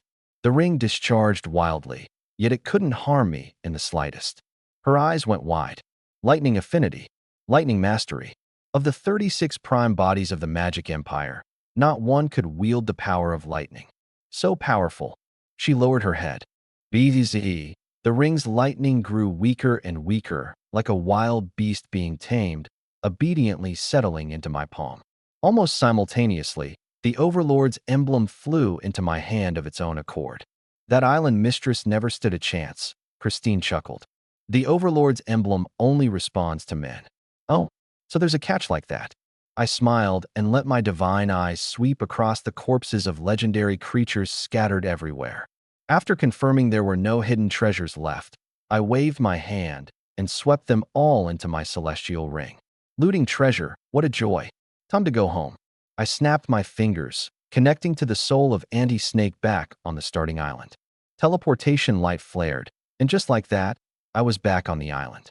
So, Auntie didn't lie to you, did she? Auntie Snake's eyes lit up as she eagerly claimed credit. Any treasure Auntie has personally visited, I can open a portal to. But the drain is huge. Next time I'll need at least half a month. I'll open one more for you before the great tsunami hits. Spoiler alert, it involves the dragons. The dragon's horde. A flicker of astonishment crossed the mermaid's eyes. Wait, that ring on your hand, the tyrant's ring? It really is the tyrant's ring. I'll take it. 1 billion gold coins. I can make the trade right now. The enigmatic merchant, still sprawled on the ground, suddenly sprang up the instant he spotted the ring. You already belong to me, and you're still talking money? I said flatly. As an islander, you should be volunteering 1 billion gold to sponsor your island lord. Activate Overlord's emblem. Shatter. The treasure crumbled like a fragmenting soul. Ding. You have used the treasure Overlord's emblem. Island population cap unlocked to 100,000. Damn. You have to understand, right now, anyone who could unlock a population cap of 100 was already in the top tier. Hey kid, who said I belong to you? I have no interest in men. I'm the great enigmatic merchant. Why would I ever submit to an island lord like you? I'm only tied up here temporarily. Don't you dare think you can freeload off me for even a second, the enigmatic merchant hollered. I couldn't be bothered to deal with him. My gaze turned to the island's only unit tower. The forbidden unit, divine blood angels. Summoned by feeding it the corpses of legendary creatures. In theory, 1,000 corpses would summon 1,000 angels. But today, I had the tyrant's ring. Let's try it. See how many times over I can multiply. My expectations weren't high. Double would do. Whoosh. The celestial ring opened, and 1,000 corpses flew out, all cast into the unit tower. A surge of bloody light erupted. Before my very eyes, dense swarms of divine blood angels materialized from thin air. Not one more, not one less. Exactly 1,000. 1,000 angels formed ranks, an aura of slaughter coalescing invisibly in the air. The mermaid and the female pirates sucked in sharp breaths. To them, this was staggering. All 1,000 of them were demigods. Meanwhile, other island lords couldn't even summon a single legendary creature right now. Huh. I frowned slightly. Where's the tyrant's ring effect? Where's the promised troop multiplication? What happened to at least one time? Huh. Screw Sophia, screw Su-chun. Today's the day I, Mizuki, finally take off. The Divine Eagle Pirates Vice Captain, Lord Falcon himself, visited my island. Not only did he unlock 100 population slots for me, he also taught me the legendary two-sword style. I've got 100 little demons now. You guys know how big Lord Falcon's bounty is? 1 billion. 1 billion gold. Now that I've made this connection and gotten into the Grand Sea route, I'm way ahead of the pack. Holy crap, The vice captain of a top-tier pirate crew with a billion gold bounty? Mizuki, you lucky bastard. The island lords blew up again. Meanwhile, on my island, 1,000 newborn angels suddenly blazed with blood-red light all at once. A bizarre sight. A shadow rose up beside each angel, then rapidly solidified. In the blink of an eye, 1,000 more. 2,000 angels stood in formation. I smiled. The tyrant's ring had triggered. One time. Can you give me another surprise? The moment the thought crossed my mind, the bloodlight flared again, and another 1,000 shadows condensed into form. Haha, double. 3,000 angels in formation. Not bad. That's enough. I nodded, satisfied. But right then, the bloodlight flared a third time. At almost the same instant, a figure landed on the Alchemy Island to the left of the starting island. Alchemy Island, found it at last. The man spoke, his voice cold and sharp. Greatest alchemist in history, Cullinan, stop hiding. I am Falcon, vice captain of the Divine Eagle Pirates of the Grand Sea Route, and I've come to pay a visit, bearing the heart-voiced demon stone. Whoosh. Snake Auntie, Mermaid Girl, the Yoga Pants Pirate Woman. Every set of eyes swept toward the neighboring Alchemy Island. Didn't that guy see me? I was in the middle of a crazy troop-spawning frenzy over here. Grand Sea Route, vice captain of the Divine Eagle Pirates. Snake Annie narrowed her eyes. That corpse that washed ashore last time was one of the Divine Eagle Pirates too. They've been searching for Alchemy Island all along. She lowered her voice. Anyone who can make it to the starting seas has an ulterior motive. A demigod pirate actually got his hands on a heart-voiced demon stone? The mysterious merchant perked up with interest. The Divine Eagle Pirates are nothing but second-rate on the Grand Sea Route. I ignored them and turned back to look at my own island. Whoosh. Bloodlight gathered before the troop tower. 1,000 divine blood angels took shape, and 4,000 angels now stood in formation. The tyrant's ring, triple troop spawn. Throw in 1,000 legendary corpses. Get out 4,000 divine blood angels. This deal was pure profit. Truly the ultimate troop spawning artifact. I took a quick glance. No more triggers today, but this was more than enough. Across the entire island, 4,500 divine blood angels now stood. The heart-voiced demon stone. Mermaid Girl asked carefully. Is that the legendary treasure that lets you eavesdrop on the hearts of the gods? Eavesdrop? On the hearts of the gods. My eyes. His eyes lit up. The little lady guessed right. The cryptic merchant chuckled. But the thing comes with a curse. Every time you use it, you lose a body part. That pirate came looking for the alchemist Cullinan because he wants to break the curse. Auntie Snake suddenly drew a sharp breath, as if recalling some terrible past. The hell of the Eastern world is called the Netherworld, she said in a low voice. In my youth, I stumbled into the temple at its farthest reaches. A woman sat upon the throne. She looked at me once, and that single glance saw through my past and present lives completely. Before her, I had no secrets at all. The cryptic merchant whipped his head around and fixed his gaze on her. What are you staring at? Auntie Snake shot back immediately. I never imagined a little sea serpent like you had actually entered that temple. The cryptic merchant murmured. I could crush the lord of the astral realm with one finger, beat down the first-generation god king with one hand. Yet I couldn't get into that hall. That doesn't sit right with me. Huh. The cryptic merchant had that kind of record? The mermaid girls were all stunned. Just then, someone was howling on the World Channel. I, Asakurasuke, have achieved a small mastery of the legendary two-blade style. I effortlessly slew a 4-star extraordinary great white shark with a single strike. Thank you, Lord Hawk, for bestowing your swordsmanship upon me. Su-chun, Sophia, I'll make you both taste the power of my three-blade style. I smiled faintly and stepped onto the Alchemy Island. The demigod pirate's gaze, sharp as a hawk's, swept over me. When he saw that I wasn't even a legend, he let out a contemptuous laugh. You're the island owner, aren't you? He sized me up.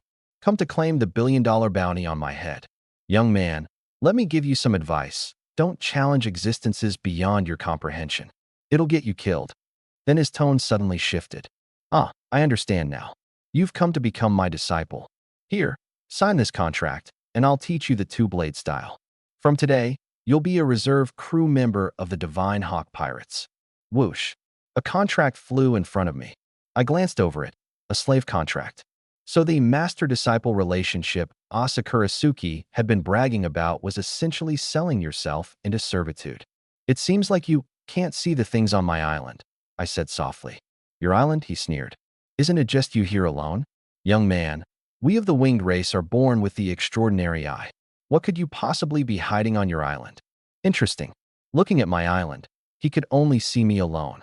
All 4,500 godblood angels. He couldn't see a single one. Was this sister angel's doing, or a property of the island itself? Stop deliberating. The demigod pirate crossed his arms. Whether you want to sign this contract or not, you're going to sign it. The ringing of a blade sounded. Whoosh. A domain took shape, enveloping me, and a divine, oppressive pressure bore down. Why force the issue?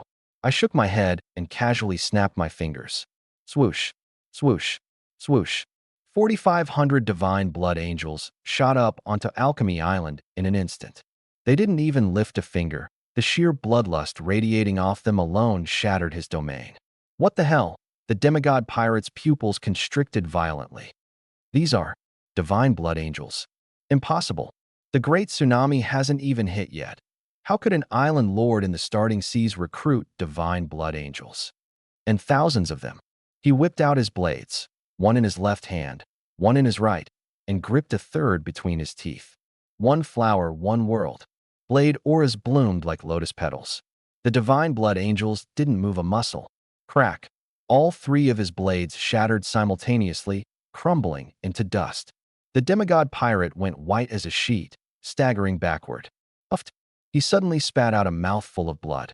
A horrifying tearing sound came from inside his body, blood gushing out like a fountain as he toppled straight over. His heart burst on its own.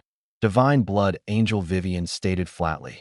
A pirate with a 1 billion coin bounty. Scared to death? Ding. You have hunted the divine eagle pirate's vice captain, Falcon. Bounty acquired. 1 billion. Legendary dual blade style. Demigod triple blade style. One heart voice stone. I smiled and posted a line in the world channel. Scaring one pirate to death isn't too much to ask, right? In an instant, the screen flooded with question marks. Su Chun, quit putting on airs. The only pirates you can scare to death are the lowest tier trash. You think one line is going to shake my resolve? Asakura Suki jumped in. Within 1 week, I will master the triple blade style and become the first island lord to slay a legendary creature. I couldn't be bothered to reply. Instead, I turned my divine eye toward the Heart Voice Stone. Heart Voice Stone, a treasure that lets you eavesdrop on the inner voices of the gods. Each use consumes one part of your body. Prime bodies and primordial prime bodies can ignore the cursed. Oh, a prime body. And I just so happen to be a prime body. Back on the island, I activated the Heart Voice Stone without a moment's hesitation. The next second, a voice drilled into my mind. I'm the almighty goddess of magic. Picking my toes a little isn't too much to ask, right? The goddess of magic is picking her toes? I blinked. Which god did you tap into? Auntie Snake leaned in. She had a huge appetite for gossip about the endless sea. The mermaid, Christine, the whole crew of pirate women, even the perpetually expressionless Vivian. All of them pricked up their ears. Even the magic queen, who'd kept her eyes shut the entire time, opened them. The angel sister looked my way too. So which goddess did you eavesdrop on? The cryptic merchant asked, his face full of self-adoration. I bet it's got something to do with me. Most of the goddesses in the endless sea are secretly in love with me. I ignored him. The voice kept coming through. Picking my toes is such great stress relief. Too bad I don't have any of those stinky herring cans on one hand. Munching on snacks while lounging around. Now that's the good life. Can't anyone in the mortal realm who offers pickled herring find one of my altars in the starting waters? Just sacrifice some dark cuisine, and I'll reward you handsomely. The first time, I gifted a forbidden curse wand. How could they not get such an obvious hint? The Lord of the Sky invited me to gaze at the moon in the astral plane. I have zero interest in scenery. Adam, the God King, invited me to his divine kingdom to admire a time shark specimen, but I'm only interested in food. These gods, every single one of them is so dull. They're not even as fun as that mortal island lord who offered me pickled herring. Huh, is this noble goddess praising me? But, wait, time shark. There's a time shark specimen in God King Adam's divine kingdom. Andy Snake once told me that the last time shark in the endless sea was slain by the dark god, and time sharks could travel freely through space and time. I quietly filed this information away.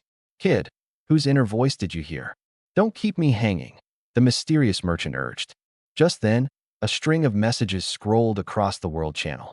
Everyone, I, Sophia, have officially passed the trial and become a follower of the goddess of magic. Once I ascend to legendary rank, I'll have the chance to meet the goddess's true form in person. Even though the great sage still hasn't come to my island, just thinking about him fills me with motivation. I've earned a chance to make an offering to the goddess of magic. But my last offering got no response at all. What exactly does the goddess like? One stone stirred up 1,000 waves. So far, Sophia was the only island lord to become a follower of a deity. The other island lords erupted in an uproar. And me. Another voice came through the inner voice magic stone. These leggings are nice. They really show off my figure. That pretty pirate girl in the mortal realm wears them just like this. Too bad not a single man gets to appreciate my beauty. These legs, this waist, these curves. Nobody's got a body like mine. Uffed, I nearly spat out my drink. Just as I thought. No matter the status, beautiful women are all narcissists. Kid, if you sink and share it with me, I'll give you a dragon core. The mysterious merchant was getting desperate. He pulled out an inner elixir the size of a fist. I swept my divine eye over it. Fake dragon core. Looks nearly identical to a real dragon core, but it's actually a grand restoration pill refined by Eastern monks, equivalent to the power of a 3-star transcendent. Trying to trade fake goods for my intel? I shot him a contemptuous look and kept eavesdropping. Put on some music. Change into my favorite dancer's outfit. Sure, dancing is a lowly profession in the mortal realm, and yes, this outfit uses a bit too little fabric, but I just love it.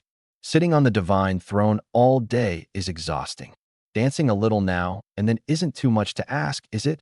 Too bad not a single man. User, come admire this goddess's graceful dance. Well, hello there, old man. Don't you think I'm pretty? Come dance with me. I blinked furiously. I'd never seen the goddess of magic before, but the image formed on its own in my mind. In the supreme divine realm, a noble goddess dressed as a mortal dancing girl, performing the dances men love. This contrast. Thump, thump.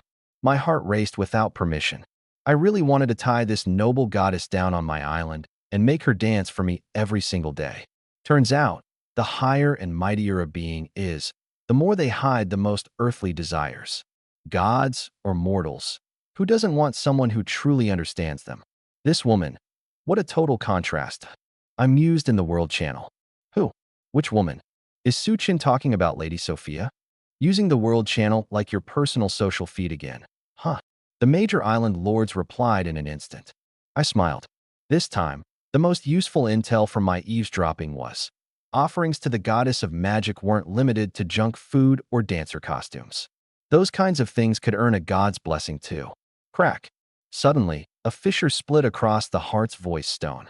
Only usable once. Crack. Another fracture. The goddess's voice came through again. The East Sea Dragon Palace in the starting waters is opening early? The entrance is on the fallen angel Sky Island. There's a teleportation array there leading straight to the Dragon Palace. Wait a second.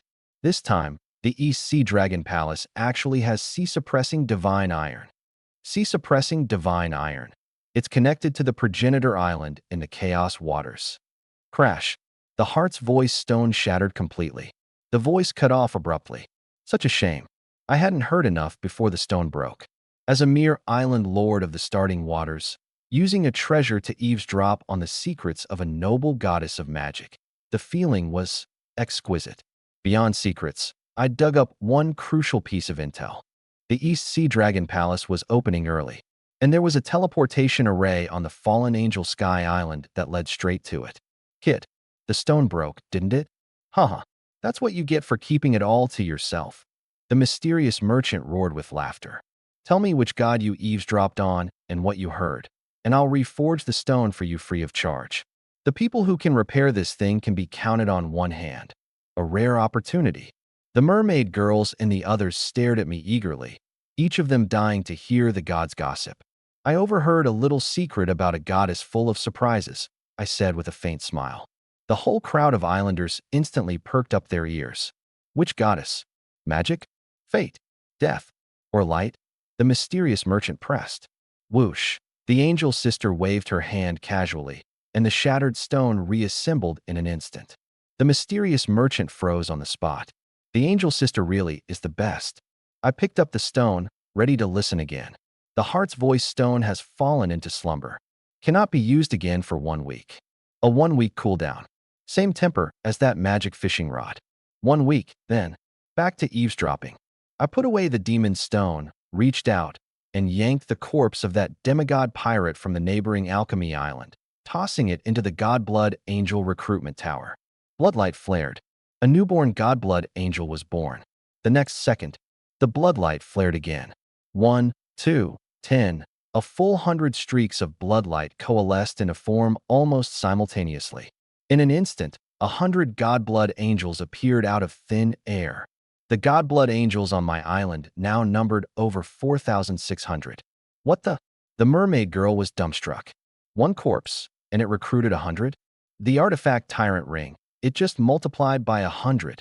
Auntie Snake blinked furiously. Christine, the pirate woman in the yoga pants, went wide-eyed too.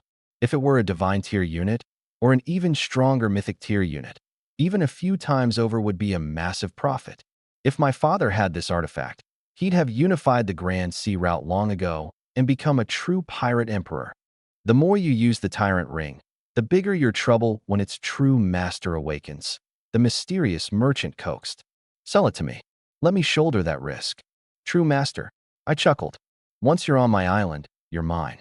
Once it's in my hands, it's my property. The tyrant ring suddenly multiplying by 100. That was a nice surprise. Too bad the 1,000 legendary corpses I'd feted earlier only multiplied by 3. If it had been 100 times, that'd be 100,000 Godblood Angels in formation in one shot. Even true gods would run at the sight. Everyone, my magic puppet steward has previewed a piece of extremely important intel to be shared on the World Channel at midnight tonight. Here's a little sneak peek. It's related to the East Sea Dragon Palace. Island Lord Sophia posted on the World Channel. Holy crap, the East Sea Dragon Palace is going to appear.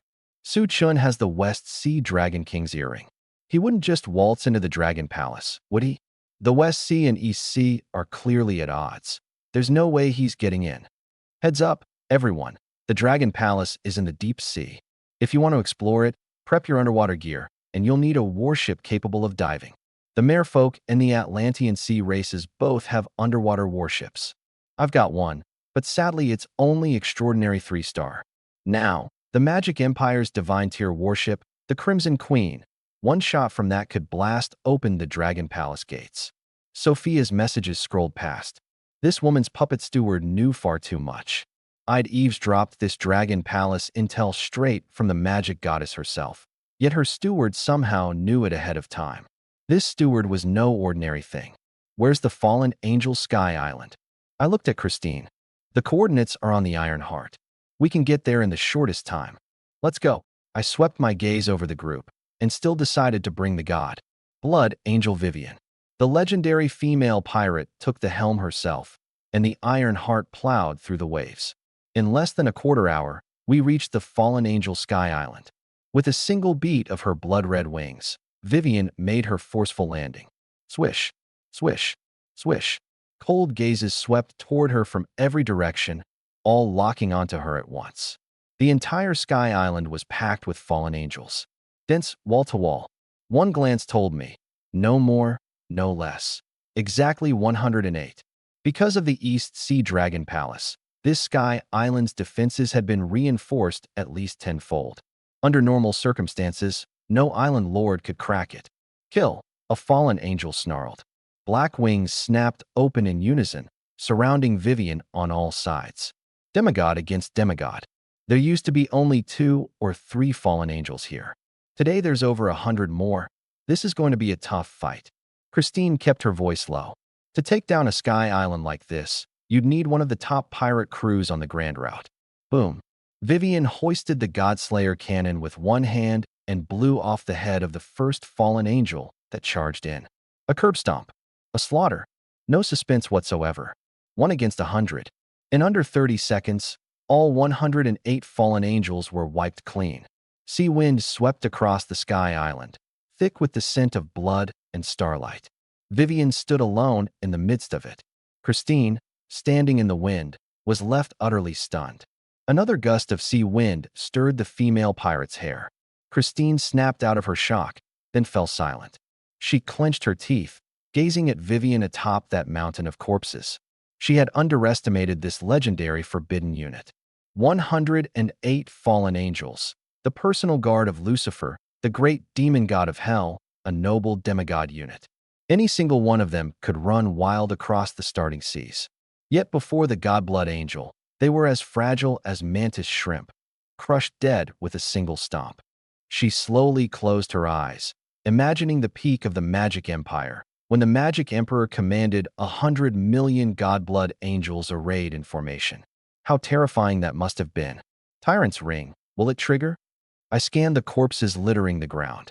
Whoosh, here it comes. Blood-red light flared across all 108 corpses. Newborn godblood angels were born, and the old corpses crumbled to ash. The next second, blood-red light erupted on one side again. In the blink of an eye, another 108 appeared. Tyrant's ring effect triggered. Doubled. Whether killed directly or fed into the unit tower, it triggers all the same. Then there's nothing to overthink. Come on, give me a few more multiples. The blood-red light flared again. Another 108. More? I called again, but got no response. This time it only triggered a twofold. I glanced at the panel. Total godblood angels. Already over 4,900. Such a shame. I dropped 3 words in the world channel. Huh. Shame about what? Failed to recruit some female character. It's gotta be that. Su Chun, you've got the Dragon King earring. When the Dragon Palace appeared, you were the first one over there. Remember to live stream the whole thing. Humph. Su Chun, my legendary dual blade style is about to reach perfection. I look forward to meeting you at the East Sea Dragon Palace. Legendary dual blade style? I gave a faint smile, pulled out the sword manual that the demigod pirate had dropped, and scanned it with a single glance. You have mastered the legendary sword art, dual blade style. Perfect mastery achieved. You can now effortlessly slay legendary creatures. Just a single legendary sword art. Something I mastered at a glance. What's there to be proud of? I casually screenshotted the manual's cover and tossed it into the world channel, tagging it. Open to trades. I threw it out to fish for something even bigger. Holy crap. Dual blade style? The complete manual? You're actually putting this up for trade. I, Li Changsho, have stockpiled over a dozen bottles of succubus holy water. I'll trade 10 for it. Makong, you learned the dual blade style directly from the vice captain, and you're just casually pulling out the manual. She's an outer disciple, but you're a direct inheritor? Old classmate. I, Qin Yaoyong, will trade a pet egg for it. Guaranteed it's a sacred beast black tortoise egg. Could it be that Su Chun killed the vice captain of the Divine Eagle Pirates? Baka, my master, Lord Falcon, is a demigod pirate with a 10 billion bounty. What island lord could possibly kill him? Su Chun, you think pulling out some dual blade manual can shake my resolve? The fact that you're listing it just proves you don't even qualify to cultivate it. Huh, I called it, didn't I? The world channel rumbled with a small commotion. I gave another faint smile, then pulled out the demigod sword art, triple blade style, and scanned it with a single glance. One glance to comprehend, one glance to master. You have grasped the triple blade style secret. One flower, one world. Not just mastery. I comprehended even the demigod tier secret at a single glance. You have grasped the triple blade style's ultimate hidden secret, boundless world. By burning their life force, a demigod can briefly battle a true god. Oh, there's a hidden secret too, but it's nothing special. Burning your life force just to briefly hold off a true god. Maybe that's godlike for an ordinary island lord, but for me, it doesn't even measure up to a single blast from Vivian's God-slaying cannon. The God-slaying cannon ignores defense, pure damage. And right now, I have nearly 5,000 divine blood angels. No matter how gifted Makong Yu is, even if she grasps the hidden secret someday, she still couldn't withstand a single shot from the god-slaying cannon. This sword art has a fixed ceiling. It's flashy, that's all. My lord, we've found a unit tower and a teleportation array, Vivian spoke up. I swept over there, with Christine close behind, and we soon reached the center of the Sky Island. A unit tower stood tall, a fallen angel unit tower, a demigod unit tower. Christine's eyes lit up.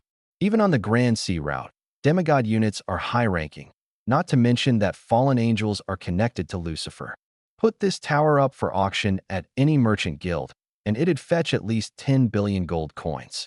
Honestly, I'm a little unimpressed, I said, giving it a glance before putting it away. With the Divine Blood Angel Orb. I had the Jade before this, and I'd just watched Vivian single-handedly slaughter over 100 fallen angels. Honestly, this unit didn't impress me. Not good enough. Even a demigod tier unit isn't good enough? Christine froze. Then it dawned on her, and she didn't know whether to laugh or cry. Time to check out the East Sea Dragon Palace. Wonder if there's a dragon girl in there. I stepped into the teleportation array, with Vivian and Christine following behind. The teleportation light flared. The next second, we were underwater. Dead ahead stood a magnificent palace built in the classic style of ancient China, with 4 characters emblazoned on the plaque above its main gate. East Sea Dragon Palace. The palace of the Eastern Dragon race. Christine lowered her voice. When my father traveled the Eastern world to study, he once visited an incredibly powerful ancient dragon. The strange thing was, those golden crows didn't call it a dragon, they called it a wu. Your dad can move freely between 2 great races. Impressive, I said with a smile. Once we reach the Grand Sea route, you can meet my father. Christine's exquisite face suddenly flushed a faint pink. My lord, this dragon palace. There's no trace of life anywhere, Vivian murmured. Before she'd finished speaking, the palace gates swung open. At that same moment, my West Sea Dragon King earring lit up. A beam of light shot out from inside the palace. The next instant, the 3 of us were standing within the dragon palace. Holy, how much wealth is this? Just one of these luminous pearls would fetch a fortune on the Grand Sea route. Christine cried out. I swept my gaze across the room. In the vast main hall of the dragon palace, gold, silver, and treasures were piled up like mountains. Fist-sized luminous pearls lay scattered across the floor as if they were worthless. Darling, the yoga pants pirate woman, Christine, threw herself at me and gave me a huge hug, right in front of Vivian. Every single luminous pearl is worth at least 2 billion gold coins. Her voice trembled with excitement. In all the endless sea, luminous pearls are pitifully rare. They can illuminate the astral sea lanes and keep ships from getting lost.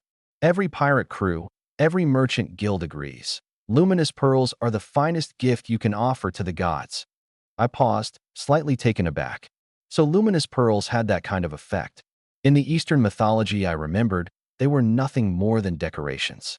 Beside me, Vivian, the blood-blessed angel who should never crack a smile, arched an eyebrow ever so slightly.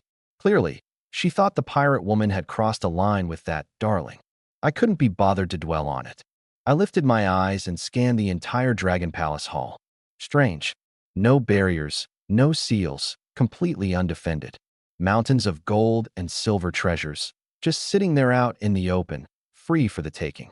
I waved my hand. Whoosh. Every treasure in the hall was swept into the ring of heaven. The enormous palace was emptied in an instant. Ding. You have obtained items worth 30 billion gold coins worth of jewels and treasures. You have obtained 24 night luminescent pearls. 24 pearls, 2 billion each. That's 48 billion. I did the math in my head and couldn't help but smile. I just got to the East Sea Dragon Palace and already looted nearly 80 billion. Is this what financial freedom feels like? Swoosh. Vivian's blood-red eyes suddenly narrowed.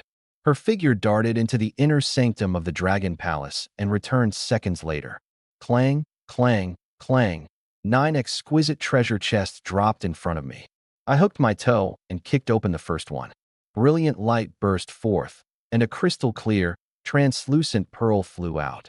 This is an Eastern Dragon Clan's Dragon Pearl. Christine's eyes lit up as she quickly opened the second and third chests. Another Dragon Pearl, and another. I swept my gaze over them with the god's eye. Dragon Pearl, a rare item of the endless sea, producible only by true god-tier Eastern dragons. Collect all 9, and even a mortal can bypass divine rank restrictions and ascend directly to sovereign. My breath caught. You have to understand, for a mortal in the endless sea to become a god, they must take 4 full steps. First become extraordinary, then legendary, then devour a shattered divinity to advance to demigod, and finally devour a complete divinity and ignite the divine flame to become a true god. But these dragon pearls, collect 9, and you're crowned sovereign on the spot. Sovereign, a rank above true god. Open the rest, I said, giving the pirate woman a look.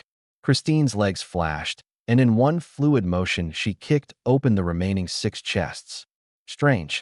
Not a single dragon pearl. Ding. You have obtained 5 dragon essences. You have obtained 1 dragon egg. I looked at the dragon essences. Dragon essence, producible only by the Eastern Dragon clan, on par with a shattered divinity. Devouring it won't make you a god, but it can elevate a mortal to demigod, granting power comparable to a true god. Devour 7, and gain power rivaling a sovereign. Dragon essence carries risks. Devour with caution. My pupils contracted. Eastern items of the same tier actually crush their Western counterparts? Dragon essence is on par with a shattered divinity on paper, but in reality, it's a whole level stronger. So gods in the Eastern world of the same rank as Western ones could just wipe the floor with Western gods? This dragon egg should hatch into a little dragon girl, I murmured, turning the god's eye toward the last item revealed, the dragon egg. Mist. Nothing but mist. A mere egg from the East Sea Dragon Palace, and I couldn't see through it. Again, still mist. What was even more absurd, the density of this egg's mist had already surpassed the Witch Queen, surpassed Isis the Judgment Angel, and was almost catching up to Sister Angel. An egg. How was this possible? I activated the God's Eye a 3rd time. Dragon egg, suspected mythical unit. Barely any information, and even that came with the word suspected. My heartbeat suddenly quickened. A 4th time, a 5th time, for the 6th time, then the 7th, 8th, 9th. Even I, a pre-March link to the spirit realm, with theoretically limitless mental power, felt a flicker of emptiness. But this time, I finally scanned something new. Dragon egg, suspected progenitor class. Hatching conditions extremely demanding, requires a tree of life, or the true blood of a progenitor class being. Note, the god of the radiant heaven of the endless sea, the god of darkness, and the primordial thunder god rank only as semi-progenitor class. The lord of the sky, the lord of the astral realm, and Adam the god king don't even qualify as semi-progenitors. My pupils contracted violently. At that very moment, the dragon egg twitched. Boom. The dragon palace shook violently. The ground directly before me suddenly split open, and a massive staff thrust up from beneath the earth. Crush. The gilded, glorious East Sea Dragon Palace was crushed to ruin by this single staff. 1 second it had been a place of unrivaled splendor. Now it was rubble. HSSS.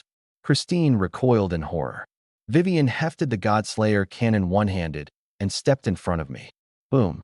The blast struck the staff head-on. Scree. A tearing sound. Had the staff cracked? No. The Godslayer cannon had only shattered the outer casing of rock. The staff itself remained utterly unscathed. As the stone flaked away, 4 ancient Chinese characters came into view along the shaft. See coming divine iron. I recognize those Eastern characters, Christine said, her voice tight. That's a divine artifact of the Eastern Dragon clans. The pressure it gives off is terrifying. Al, captain of the Starchasers, one of the top pirate crews, has a staff-type divine artifact too. It can grow to enormous size, up to 10,000 meters. I've seen it with my own eyes, but it's nothing compared to this one. My father always said the East holds depths far beyond anything in the West. Vivian's brow furrowed as her aura surged. She shifted the cannon to a 2-handed grip, her divine power visibly climbing past the demigod threshold, and fired again. Dead center on the character for divine. Not a single mark. Vivian lowered the Godslayer cannon and let out a long sigh. This thing, it's harder than the first pre-march the Emperor forged with his own hands. She spoke quietly. Back when the creators joined forces to seal away the Emperor, they were all Western creators. The Eastern ancient gods never entered the fray at all. If they had, the emperor might truly have died. Something stirred in my mind. Vivian's loyalty to the magic emperor was absolute, never once in question. And yet, in those words, I thought I caught the faintest hint that she was hoping the emperor had died for good. Christine noticed it too. She mused. The histories of every race record that the first pre-march betrayed the magic emperor. It wasn't just the first pre-march. Vivian shook her head gently. Nearly half the primarchs betrayed him, as if it were some kind of fate. So even the primarchs of the magic empire would betray the emperor. I chuckled. And here I thought that was some emperor's exclusive privilege. I cast the eye of the divine toward the staff that had burst the dragon palace apart. See calming divine iron. I almost laughed out loud. A question mark? I scanned again. See calming divine iron. Artifact. No kidding. Kept going. See calming divine iron. Currently sealed. Unable to unleash its true power. Yet, even sealed, it possesses the heaven-equaling property. Attack it for a chance to trigger the heaven-equaling property. Heaven-equaling. Those two words looked awfully familiar. Whoosh. Christine suddenly unleashed her domain. Heart of balance. All of creation can be balanced. She walked step by step toward the sea-calming divine iron, stretched out both arms to wrap around it, and heaved with all her might. It didn't budge an inch. Huh. She was completely dumbfounded. Heart of balance. Ineffective against this staff? This artifact probably requires Dominion tier divine power just to lift, Vivian said gravely. Dominion tier might not even be enough. I thought it over briefly. If Christine's heart of balance didn't work, neither would mine. So I try the prime's refinement talent instead. Ding. The sea-calming divine iron cannot be refined by a prime or primordial prime. Even if the magic emperor himself arrived, even if he ascended to Dark King, he could not refine the sea-calming divine iron. I froze. Wait, this dragon palace of the East Sea, in the starting waters, had an exploration difficulty of merely demigod tier. First a dragon egg that seemed to be of progenitor rank, and now a staff that even the magic emperor couldn't handle? What is heaven equaling? After a moment of silence, I asked softly. The pirate and the angel looked puzzled, and I slowly closed my eyes. Prime, commune with the astral realm, power of thunder, empower my body. Crack boom. Above the starting waters, thunder exploded. My eyes snapped open, both pupils turning to thunder, electricity coursing all around me. Christine opened her mouth to speak, and I raised a hand. 10,000 spears of lightning, condensing in an instant. Boom. All of them slammed into the sea-calming divine iron. Ah! Christine shrieked, those long legs wrapped in yoga pants kicking off as she darted behind me. Vivian's pupils narrowed slightly. Boom. The lightning spears burst across the iron's surface. Ding. Your attack has triggered the sea-calming divine iron's heaven-equaling property. The message flashed before my eyes, and the previously immovable iron staff suddenly surged in size, breaking free of the water in a few blinks. Boom. Shooting straight up into the sky. Within moments, it had pierced through the clouds. Christine and Vivian craned their necks skyward, struck speechless. And in that instant, from above the cloud layer came an earth-shaking crash. As if something had collapsed. Across the starting waters, the multitudes looked up.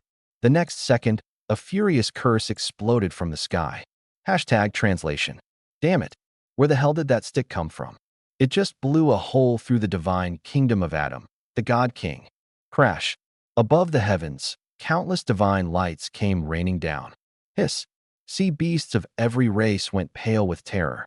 God King Adam, universally acknowledged as the mightiest ruler, possibly already ascended to pillar god status. And his divine kingdom had just been punctured. Rower. A colossal shadow, like some primordial deity, descended from the clouds. The primordial sea instantly churned with monstrous waves. That terrifying divine pressure forced every sea creature to bow their heads. God King Adam, his avatar has arrived. Christine trembled from head to toe. An avatar at this level will be nearly impossible to kill. Vivian's brow furrowed tight. She feared no deity, except when it came to dealing with something of God King Adam's caliber. The equaling heaven trait blew a hole through a God King's divine kingdom in one shot. I murmured. Isn't that maybe a little over the top? Boom. The God King's avatar raised its hand. A billion bolts of thunder blanketed the sea, as if the end of the world had come. Dome. At the very instant the thunder poured down, a bell suddenly tolled across the heavens. The God King's avatar vanished into ash and dust. Throughout the primordial sea, the masses stood frozen. What is happening now? Who did that? Christine was dumbstruck, her heart pounding violently, like a warning from fate itself. Following some instinct, she turned her gaze toward the ruins of the East Sea Dragon Palace. Atop the ruins stood a figure. The face was impossible to make out. All that was clear was that the figure wore an exquisitely lavish Eastern robe. All that was clear was that in the figure's hand hung a single bell.